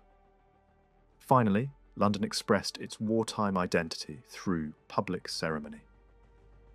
Victories were marked with processions and religious display, with relics carried through the streets as the city tried to give meaning to distant fighting. Some celebrations were elaborate, especially when royal figures returned. With captured nobles, streets and buildings were decorated with flags and bright displays. Mounted escorts gathered outside the city. A triumphant procession could last hours, carefully staged, to project power, unity, and the idea that the city shared in the glory of the crown.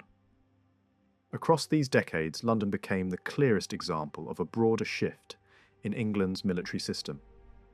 Edward III drew more heavily than earlier kings on the resources of towns, demanding men and ships from many communities. Yet London's scale and wealth made it the most valuable contributor. It supplied soldiers in repeated waves and furnished naval support when required. It raised and transferred enormous sums through taxes, loans, and forced contributions, often with repayment uncertain or delayed. It organised defences when invasion seemed possible, paying for artillery, barriers, guards, and emergency command structures. And it maintained civic order under the strain of war, even as plague and loss hollowed out parts of the population and deepened poverty. By 1357, when London asked for confirmation of its privileges, the city was not speaking as a passive subject. It was speaking as a partner that had paid in coin, labour, fear, and lives. The letter's argument rested on a hard record of service carried out during years of campaigning and crisis, including a period when disease tore through the city and reduced its strength. In that context, the request for privileges was presented as something earned, a recognition due to a city that had repeatedly mobilised itself for the survival and ambition of the realm, while holding up an image of order that it claimed set a standard for the rest of England. In the autumn of 1355, The English heir, Edward of Woodstock, better known as the Black Prince, set out from Bordeaux at the head of an Anglo-Gascon force numbering roughly 5,000 men. As governor of Guyenne and one of the most experienced commanders of his generation, he launched a deep raid into the territories of the Count of Armagnac. This campaign would become one of the most destructive mounted raids of the entire 100 Years' War. Remembered not for a decisive battle, but for the scale of devastation it unleashed. Like most such raids, the expedition was not aimed at capturing territory or holding ground. Instead, it sought to burn, plunder, and destabilize. As the army moved eastward through Armagnac lands and into Languedoc, one city inevitably drew attention. Toulouse stood at the centre of regional trade and communication. It controlled the only bridge over the Garonne River capable of supporting an army and guarded the routes leading toward the wealthy Mediterranean cities. Any force hoping to move south or east could not ignore it. Responsibility for stopping the advance lay with Jean of Armagnac, commander of the Valois forces in the region. He possessed more troops than the invading army and had both political authority and military obligation to resist. Yet instead of meeting the English in the field, he chose a defensive strategy. The countryside was abandoned. Villages were left to burn. Resources were sacrificed in the hope that fortified places might hold. Toulouse itself prepared for the worst. Buildings outside the walls were torn down to deny shelter to attackers. Defensive works were strengthened. Bridges across the Garonne were destroyed, except for the one protected within the city walls. As October drew to what followed was not a heroic confrontation, but something far more unsettling. The Black Prince had no intention of besieging a major fortified city. Instead, he executed a bold maneuver. In a single day, his army crossed both the Garonne and the Ariège rivers, south of Toulouse, using fords believed impossible for cavalry. The waters were deep and fast, yet the crossing succeeded. French forces had not even guarded the river banks, convinced that the rivers themselves were sufficient defence. Observers recorded the shock this caused. The English commander showed open contempt for his opponents, describing them as paralysed by fear and unprepared for action. No attempt was made to challenge the crossing, even as English patrols ravaged the surrounding countryside and scouts probed the city's defences from the south. Other accounts offer a different perspective. Inside Toulouse, the population reportedly rushed to man the walls and gates. Local militias organised by neighbourhood and trade prepared to march out and fight. Yet Armagnac forbade it. He argued that untrained townsmen would be destroyed in open battle and that the only rational course was to remain behind the walls. Whether this decision reflected sound military judgment or aristocratic disdain for urban fighters remains open to interpretation. The English army continued southeast, leaving a trail of destruction through Carcassonne and Narbonne. Armagnac's forces remained inactive, waiting for reinforcements that never arrived. When the English finally withdrew, crossing the same dangerous rivers without opposition, the French commander still refused to engage. Only after the invaders were safely beyond reach did he attempt limited harassment, retreating whenever the English turned to face him. The campaign ended as a clear English success. The raiders returned enriched and confident. Their enemies were left impoverished, humiliated, and shaken. Within Toulouse, anger boiled over. Reports describe citizens attacking Armagnac's men left behind in the city. The psychological damage ran deeper than the physical destruction. The true significance of the campaign lay not in burned fields or looted towns, but in memory. For the first time in over a century, Toulouse had faced the reality of open war. Its people watched enemy campfires from their walls. They followed the progress of invasion through smoke on the horizon. The experience left a permanent mark. Fear of sudden attack would shape the city's behavior for generations. The lesson was unmistakable. Toulouse could not rely on regional commanders or royal armies for protection. From that moment onward, the city understood that survival depended on its own preparations.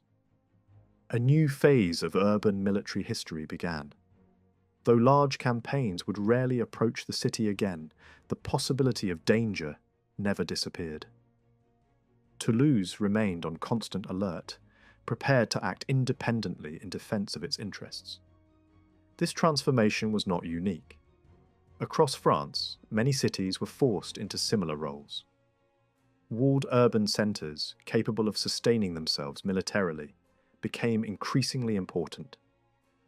These cities came to be known as the great towns of the realm, places that could defend themselves and support royal power while pursuing their own priorities. Understanding Toulouse offers insight into this broader pattern. What did warfare look like at the urban level during the late Middle Ages? How did cities adapt to a world where violence was frequent but often indirect? What role did urban centres play in the gradual transformation of warfare and state power? Toulouse provides a clear answer. Over 2 centuries of conflict, the city demonstrated resilience, adaptability, and strategic awareness. It was not merely a victim of war, but an active participant shaping regional power.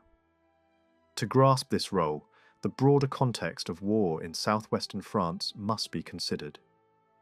Long before formal declarations between English and French kings, the region was defined by territorial disputes and noble rivalries.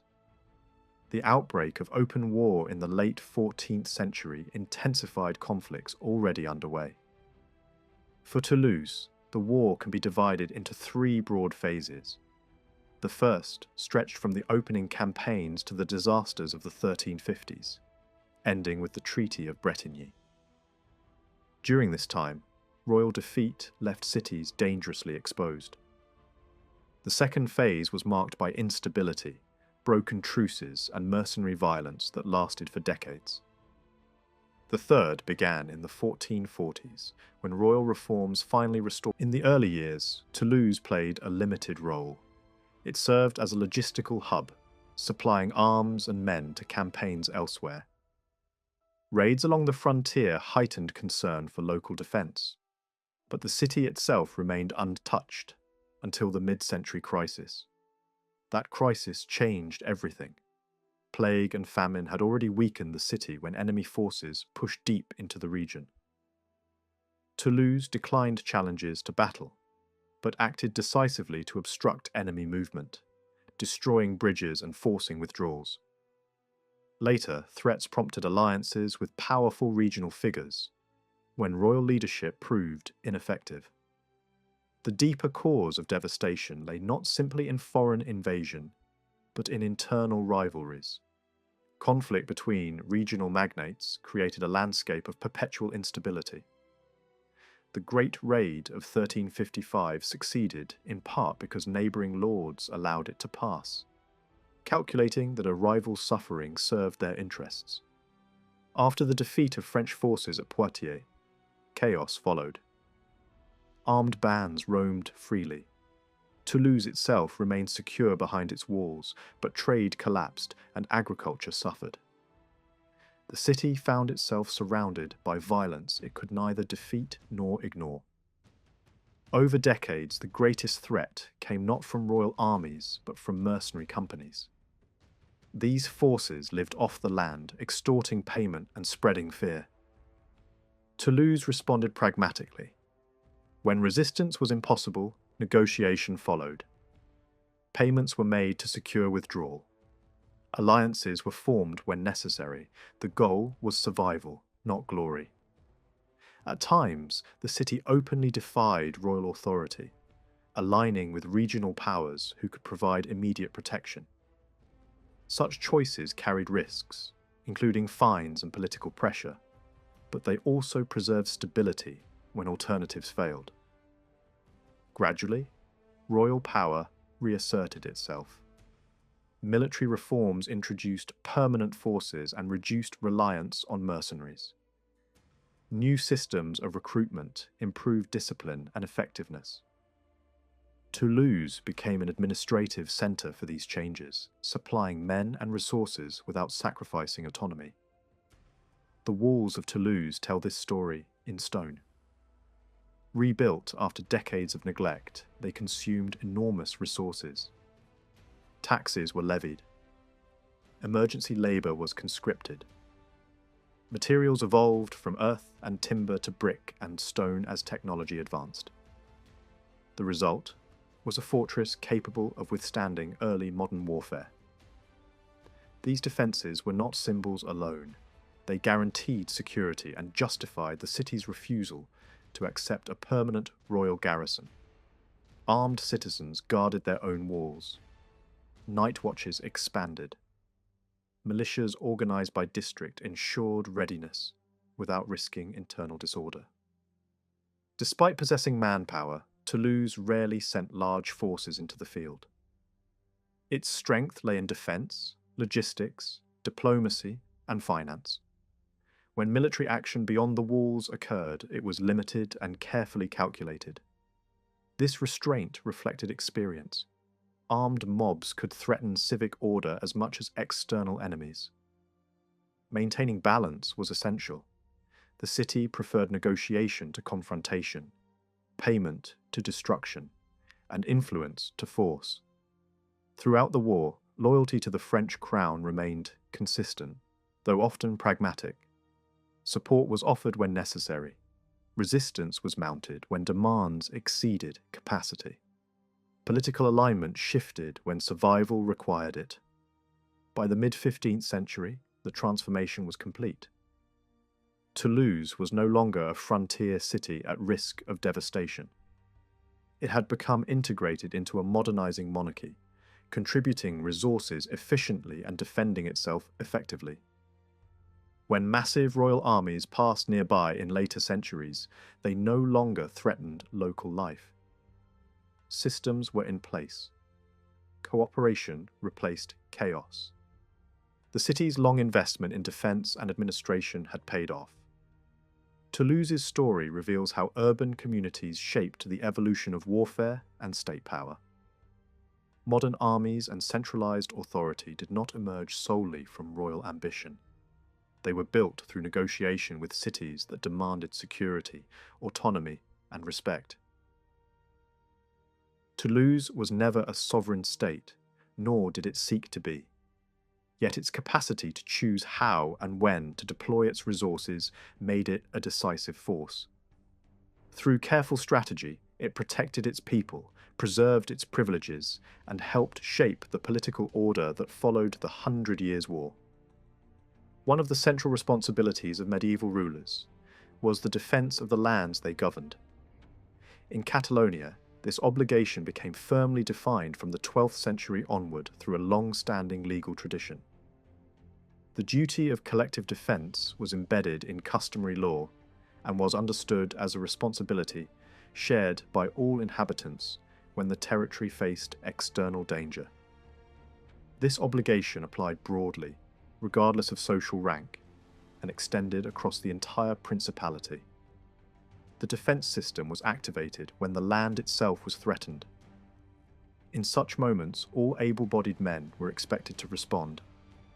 Whether they belonged to the royal household, the nobility, the clergy, the towns, or the countryside. This system differed from feudal military service, which relied on personal obligations between lords and vassals. It also differed from royal musters, limited to lands directly controlled by the crown. Instead, this form of mobilization reached into every jurisdiction, including noble and ecclesiastical lordships. What made this system distinctive was its universal scope. Once activated, it overrode local privileges and allowed royal officials to summon forces, demand payments in place of service, and impose penalties on those who failed to comply. Because of this sweeping authority, any attempt to modify or negotiate its application usually required formal agreement in a representative assembly. Over time, this mechanism came to be seen not simply as a custom, but as a royal prerogative. Legal scholars of the later Middle Ages consistently affirmed that the ruler could activate it at will, without needing approval from representative bodies. By the 14th century, this defence obligation had become a powerful tool.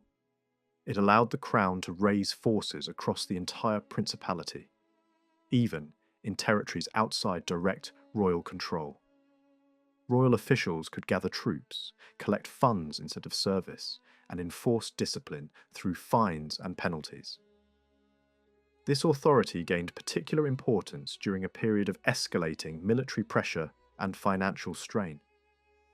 Throughout the 14th century, Catalonia faced repeated threats from outside forces.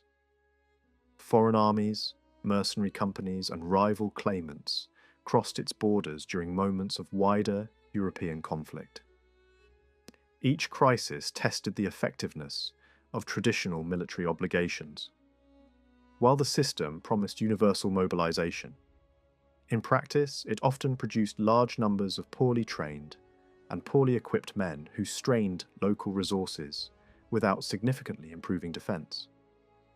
By the 1360s, these weaknesses had become impossible to ignore. The rising cost of warfare, the increasing presence of professional soldiers, and the growing complexity of military operations exposed the limits of mass mobilization.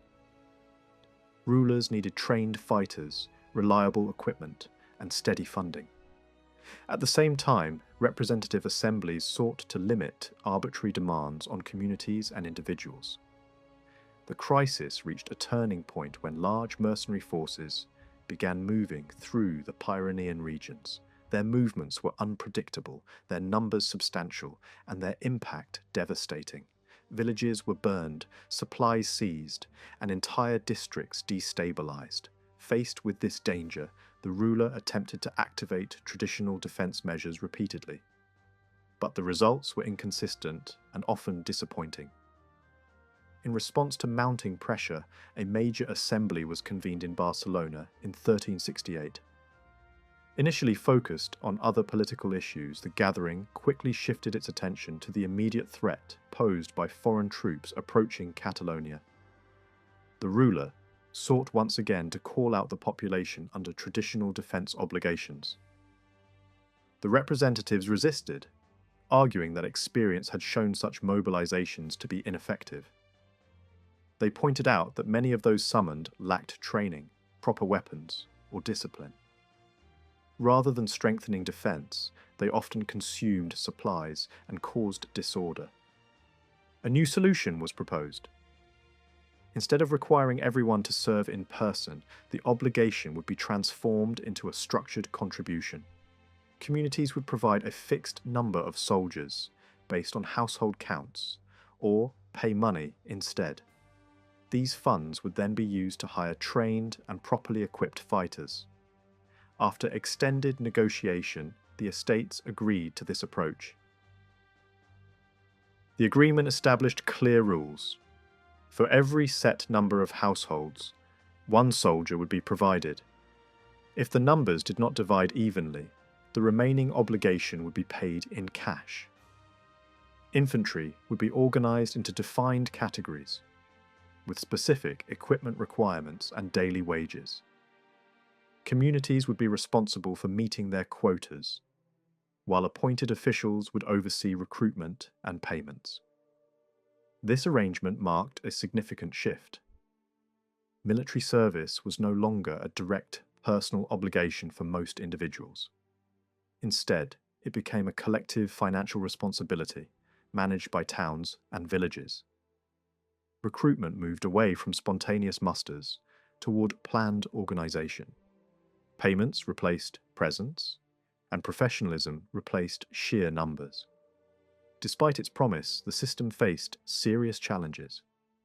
The danger passed temporarily when negotiations prevented an immediate invasion, and the new arrangements were not fully tested at first. But within months, foreign companies returned, advancing deeper into Catalan territory. Villages were attacked, fortresses threatened, and royal forces scrambled to respond. The defence system was reactivated under the new terms. Officials were ordered to collect funds quickly and hire soldiers without delay. Communities were given options to provide cavalry instead of infantry, using conversion rates that reflected differences in equipment and effectiveness. Higher pay was offered for mounted soldiers, reflecting their greater value on the battlefield. Even with these adjustments, problems persisted. Funds arrived slowly. Troops assembled late or not at all. When the ruler gathered forces at a central location, the numbers fell short of expectations, and many who did arrive were inadequately prepared. Frustration grew as the threat intensified. Eventually, the ruler abandoned the negotiated settlement and returned to the old system of universal obligation, invoking traditional penalties against those who failed to serve. This reversal underscored the tension between old legal forms and new military realities. Neither approach fully met the demands of the moment. The strain of the crisis is evident in the surviving records. Officials complained of delays, indifference, and failure to act. Letters expressed bitterness at the lack of response while enemies advanced. When the immediate danger finally subsided, efforts shifted toward collecting fines from those who had failed to fulfill their obligations. Barcelona's role during this period provides a detailed case study. The city organized recruitment through designated officials, maintained detailed financial records, and coordinated payments, equipment, transport, and communication. Funds were advanced, messengers dispatched, banners prepared, horses compensated, and soldiers paid. The city ultimately sent a smaller number of well-equipped men rather than the larger body of infantry originally required. These forces included members of the urban elite who served with retainers, as well as professional soldiers drawn from Barcelona, nearby villages, and other regions of the crown. The emphasis was clearly on quality over quantity. Financial records show that military expenses formed only a modest portion of the city's total budget. Nevertheless, the organizational effort was significant. The responsibility for defense had shifted decisively from individual obligation to collective financial management. This transformation had social consequences. Only those who could afford equipment and horses could serve directly. Others contributed indirectly through taxes or levies. Military service became more exclusive, more professional, and more dependent on money. By the early 1370s, further reforms followed. Representative assemblies moved to create standing forces paid through centralized collections, limiting the ruler's ability to invoke traditional obligations. Defense became increasingly institutionalized, managed through fiscal systems rather than emergency summons. Over time, the traditional defense clause lost much of its practical importance.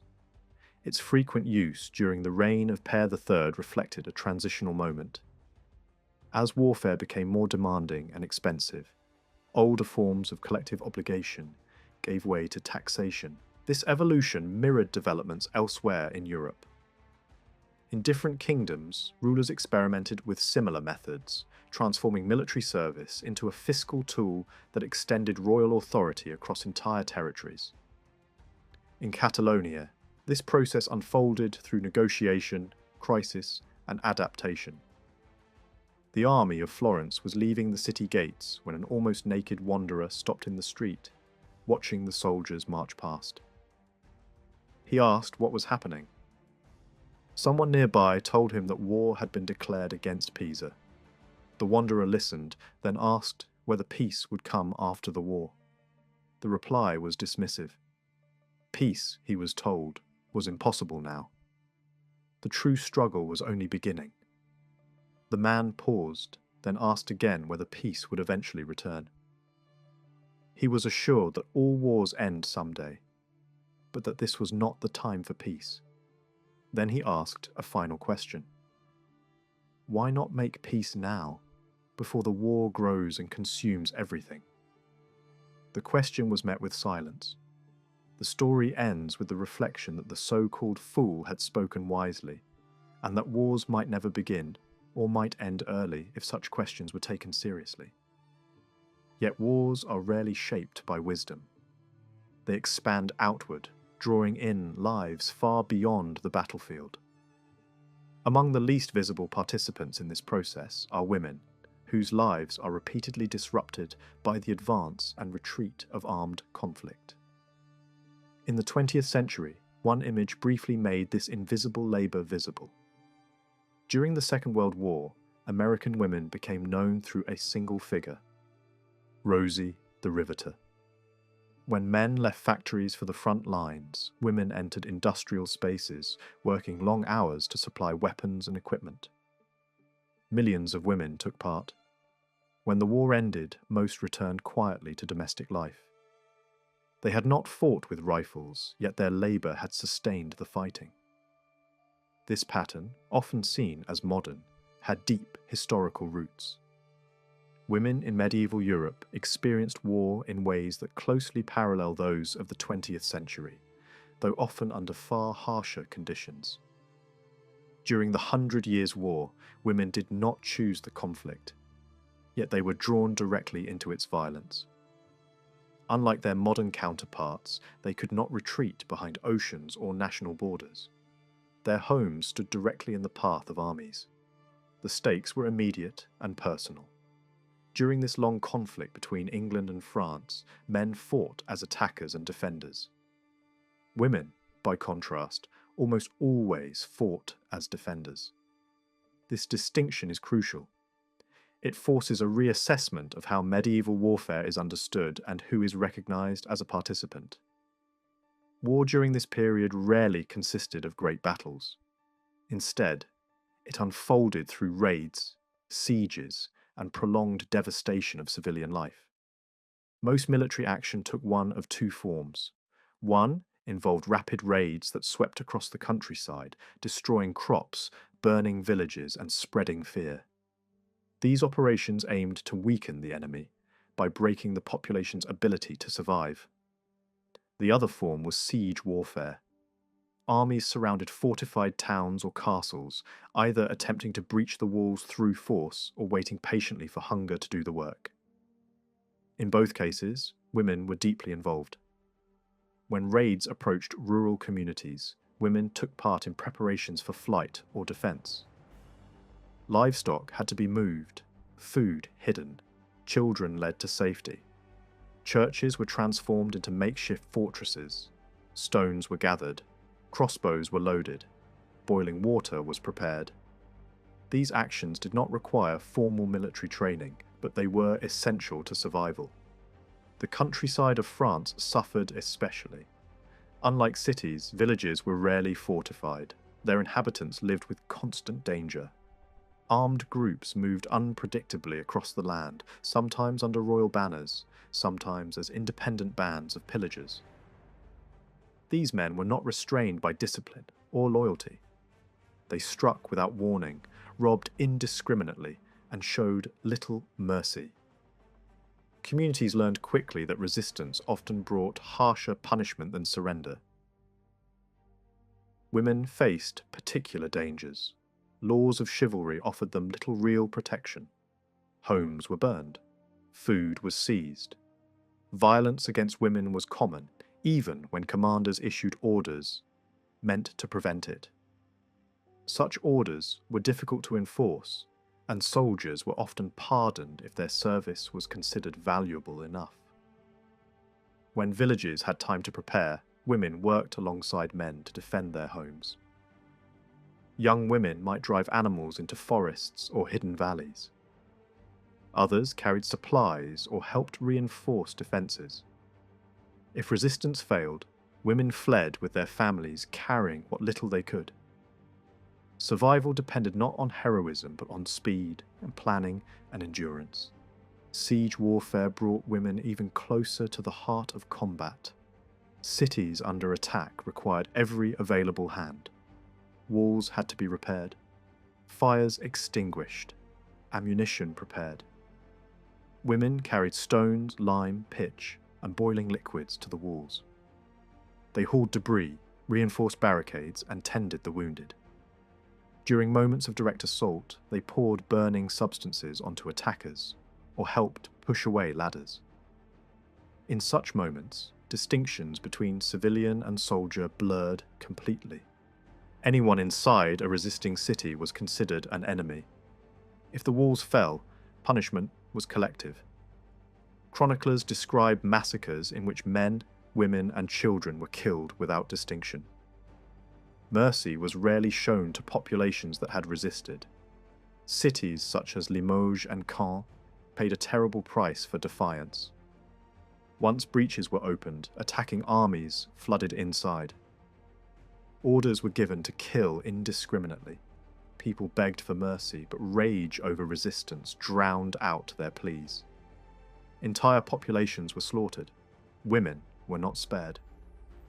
Their participation in defense, whether direct or indirect, marked them as legitimate targets in the eyes of the victors. Starvation sieges were no less brutal. When attackers chose to wait rather than assault, life inside the walls deteriorated slowly. Food vanished, animals were consumed, then rodents. Disease spread. Those deemed useless to defense were expelled. The poor, the elderly, women with children. These refugees were driven out and left trapped between the city and the besieging army. Many died within sight of the walls. At Calais, hundreds were expelled during winter. At Rouen, thousands. Mothers carried dead children. Children clung to dead mothers. Chroniclers describe scenes of skeletal figures collapsing from hunger. In some cases, newborn infants were pulled back into the city so they could be baptized before dying. Throughout these ordeals, women endured the same suffering as men. They defended cities, endured hunger, witnessed violence, and died in large numbers. They were not passive observers of war. They were participants bound to their communities by necessity rather than choice. War overturned social order. Farmers became fighters. Women became labourers, defenders, and leaders. In moments of crisis, traditional roles dissolved. Command could fall to anyone capable of organising resistance. Women made decisions that determined the survival of entire communities. By looking closely at these experiences, a different picture of medieval warfare emerges. War was not only fought by knights and kings, it was fought in kitchens turned into supply rooms, in churches converted into fortresses, on city walls defended by women with boiling water and stones. The boundaries between male and female roles did not disappear, but they shifted under pressure. Long before the outbreak of the 100 Years' War, women were already stepping into positions of military authority when circumstances demanded it. Across medieval Europe, territorial defence did not always rest in male hands. When lords left their lands for war, crusade, or royal service, responsibility often passed to women who remained behind. Authority was not suspended in their absence. It was transferred. Medieval literature and historical memory preserved many such examples. Stories circulated of women who ruled cities, commanded fortresses, and organised resistance. These accounts were not treated as extraordinary fantasies, but as recognisable responses to necessity. In practice, it was common for a lord to entrust his wife, sister, or mother with full control of his estates. Governance and defence were expected to continue uninterrupted. This expectation was explicit in royal correspondence. Kings departing on long campaigns did not hesitate to place the fate of entire realms in female hands. When Louis IX left France for crusade, he openly entrusted the kingdom to his mother, confident that it would be well governed and securely defended in his absence. Such declarations were not symbolic gestures. They reflected real. Similar trust appeared in noble households across England and France. a lord preparing for war might formally instruct his wife to oversee a castle's defence, coordinate supplies, command garrisons, and issue orders. These instructions left no ambiguity. The woman in charge was given power over soldiers and officers alike, with the expectation that she would act decisively and independently. Obedience to her authority was not optional. These cases reveal more than personal confidence. They show that medieval society recognized women as capable stewards of military defense when required. Managing a household alone did not automatically prepare someone to command a fortress. Yet many women clearly possess the organizational and administrative skills needed to respond to crisis. Planning, coordination, and command were already part of their daily responsibilities. Warfare merely expanded the scale.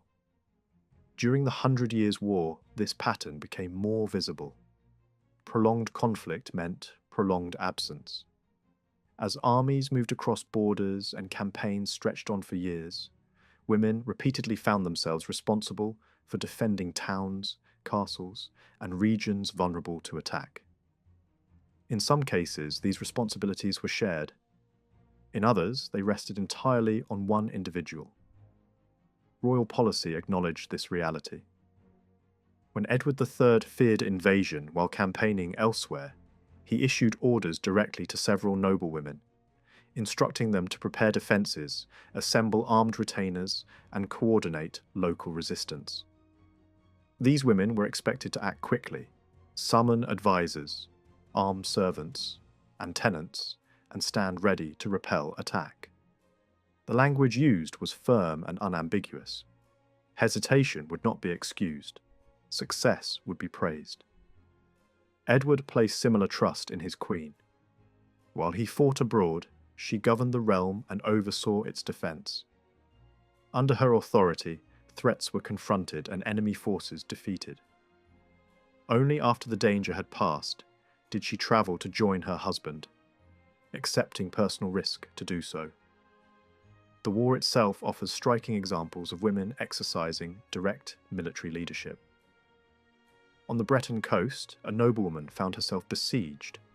While awaiting relief, rather than retreating into passivity, she armed herself, organised her troops, and rode among them, reinforcing morale. Observing the enemy's dispositions, she identified a weakness and launched a sudden attack on their camp. Fires spread, panic followed, and the besiegers were forced to abandon their assault. The manoeuvre succeeded not through brute strength, but through careful observation and decisive action. Later, generations recorded similar episodes. In one English-held town under French attack, the commander's wife took control of the garrison when her husband was absent. As the situation deteriorated, she adapted her appearance and behaviour to the demands of command. She dressed as a man to inspire resistance among her soldiers, then emphasized her femininity during negotiations to secure better terms. Her actions reveal a flexible understanding of authority, shaped by circumstance rather than convention. Elsewhere, ingenuity took different forms. One noblewoman escaped imprisonment by disguising herself and riding at full speed to safety, later resuming her customary dress once danger had passed. Such acts were not recorded as scandals, but as clever solutions in moments of crisis. These examples point to a broader truth about warfare in the medieval world. War disrupted ordinary life so completely that accepted social norms temporarily lost their force. Crisis created a world turned upside down. Men without arms became soldiers. Women without titles became commanders. Authority followed necessity, not gender. Chroniclers focused on dramatic cases. Yet these figures likely represent only a fraction of women who directed men, organised resistance, and made life and death decisions during wartime. Their actions were not treated as violations of order, but as practical responses to extraordinary conditions. Any discussion of women and warfare in this period must also consider the most famous example of all, Joan of Arc. No other woman of the 100 Years' War occupied such a visible place on the battlefield. Her presence has inspired centuries of debate, myth-making, and reinterpretation. To her enemies, she appeared as a dangerous heretic, driven by dark forces. To her supporters, she was a divinely inspired defender of France. Over time, her image shifted from condemned rebel to sanctified hero. Yet behind these interpretations lies a more complex reality. Joan saw herself not as a warrior in the conventional sense, but as an instrument of divine will. Her goal was singular: to expel foreign forces and secure the crown for the rightful king. She issued challenges to enemy commanders, with absolute conviction declaring her mission ordained by God. At the same time, she relied heavily on experienced captains to plan and execute military operations. Contemporary observers acknowledge this balance. While she inspired troops and transformed morale, seasoned soldiers remained essential to success. Yet even critics admitted that she possessed a natural authority on the battlefield, behaving as though war had always been her calling. Joan's understanding of her role placed her outside ordinary categories. She rejected conventional femininity, enforced strict moral discipline among her soldiers, and demanded religious observance before battle. In conduct and appearance, she resembled a religious devotee more than a soldier. By dedicating herself entirely to divine service, she stepped beyond traditional gender boundaries. Her choice of clothing became a central issue. Practical needs first led her to adopt male attire, but she continued to wear it long after capture, insisting that this too followed divine instruction. To some, this marked her as neither man nor woman, but something separate, set apart by purpose. Throughout her life, emphasis was placed on her chastity and restraint. Accounts suggest that she avoided direct killing, allowing her to pursue her mission without violating moral commandments. Her identity merged religious devotion with military leadership in a form that contemporaries understood through familiar spiritual traditions. Joan's story, while exceptional, does not stand apart from the wider pattern. She fought not as a conqueror, but as a defender. She embodied the same role occupied by countless other women during the war, though on a far larger stage. When the conflict is viewed as a whole, a consistent picture emerges. Women rarely appeared as attackers, yet they were deeply involved in defense. They endured sieges, organized resistance, sustained communities, and suffered the same brutal consequences as men when defenses failed. In many cases, they paid with their lives. Although male warriors dominated the offensive side of warfare, women formed the backbone of survival. They defended homes, cities, and kingdoms. They labored, commanded, and resisted. The image of the woman sustaining war from behind the lines is not a modern invention. It is centuries old. During the 100 Years' War, the Armagnac faction framed its struggle not simply as a political conflict, but as a moral and spiritual mission. The war was understood as a fight to restore the French kingdom, to free it from foreign domination, and to protect a sacred royal lineage believed to be divinely sanctioned. This vision did not remain confined to royal courts or learned circles. It spread widely, shaping how soldiers, poets, clergy, women, and common people understood the violence surrounding them. Over time, this belief system helped form a shared sense of identity and purpose, transforming war into a collective act of resistance infused with religious meaning. This worldview did not rely primarily on legal arguments about succession or dynastic claims. Instead, it drew strength from a conviction that justice itself would intervene in history.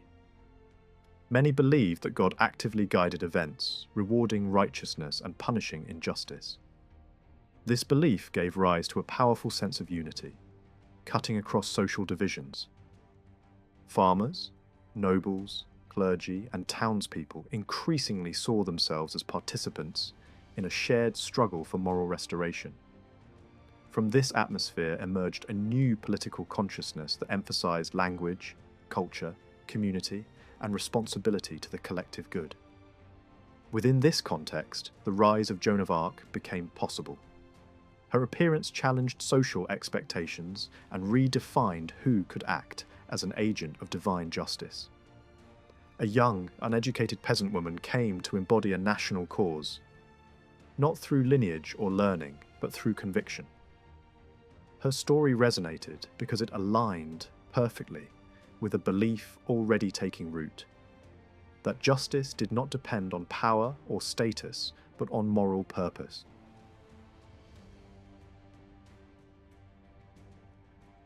In the early 15th century, the Armagnac movement became the strongest supporter of the Valois dynasty. Its followers believed that victory would ultimately belong to France because divine justice favoured their cause. Official propagandists attempted to defend this position through legal reasoning, but their influence remained limited.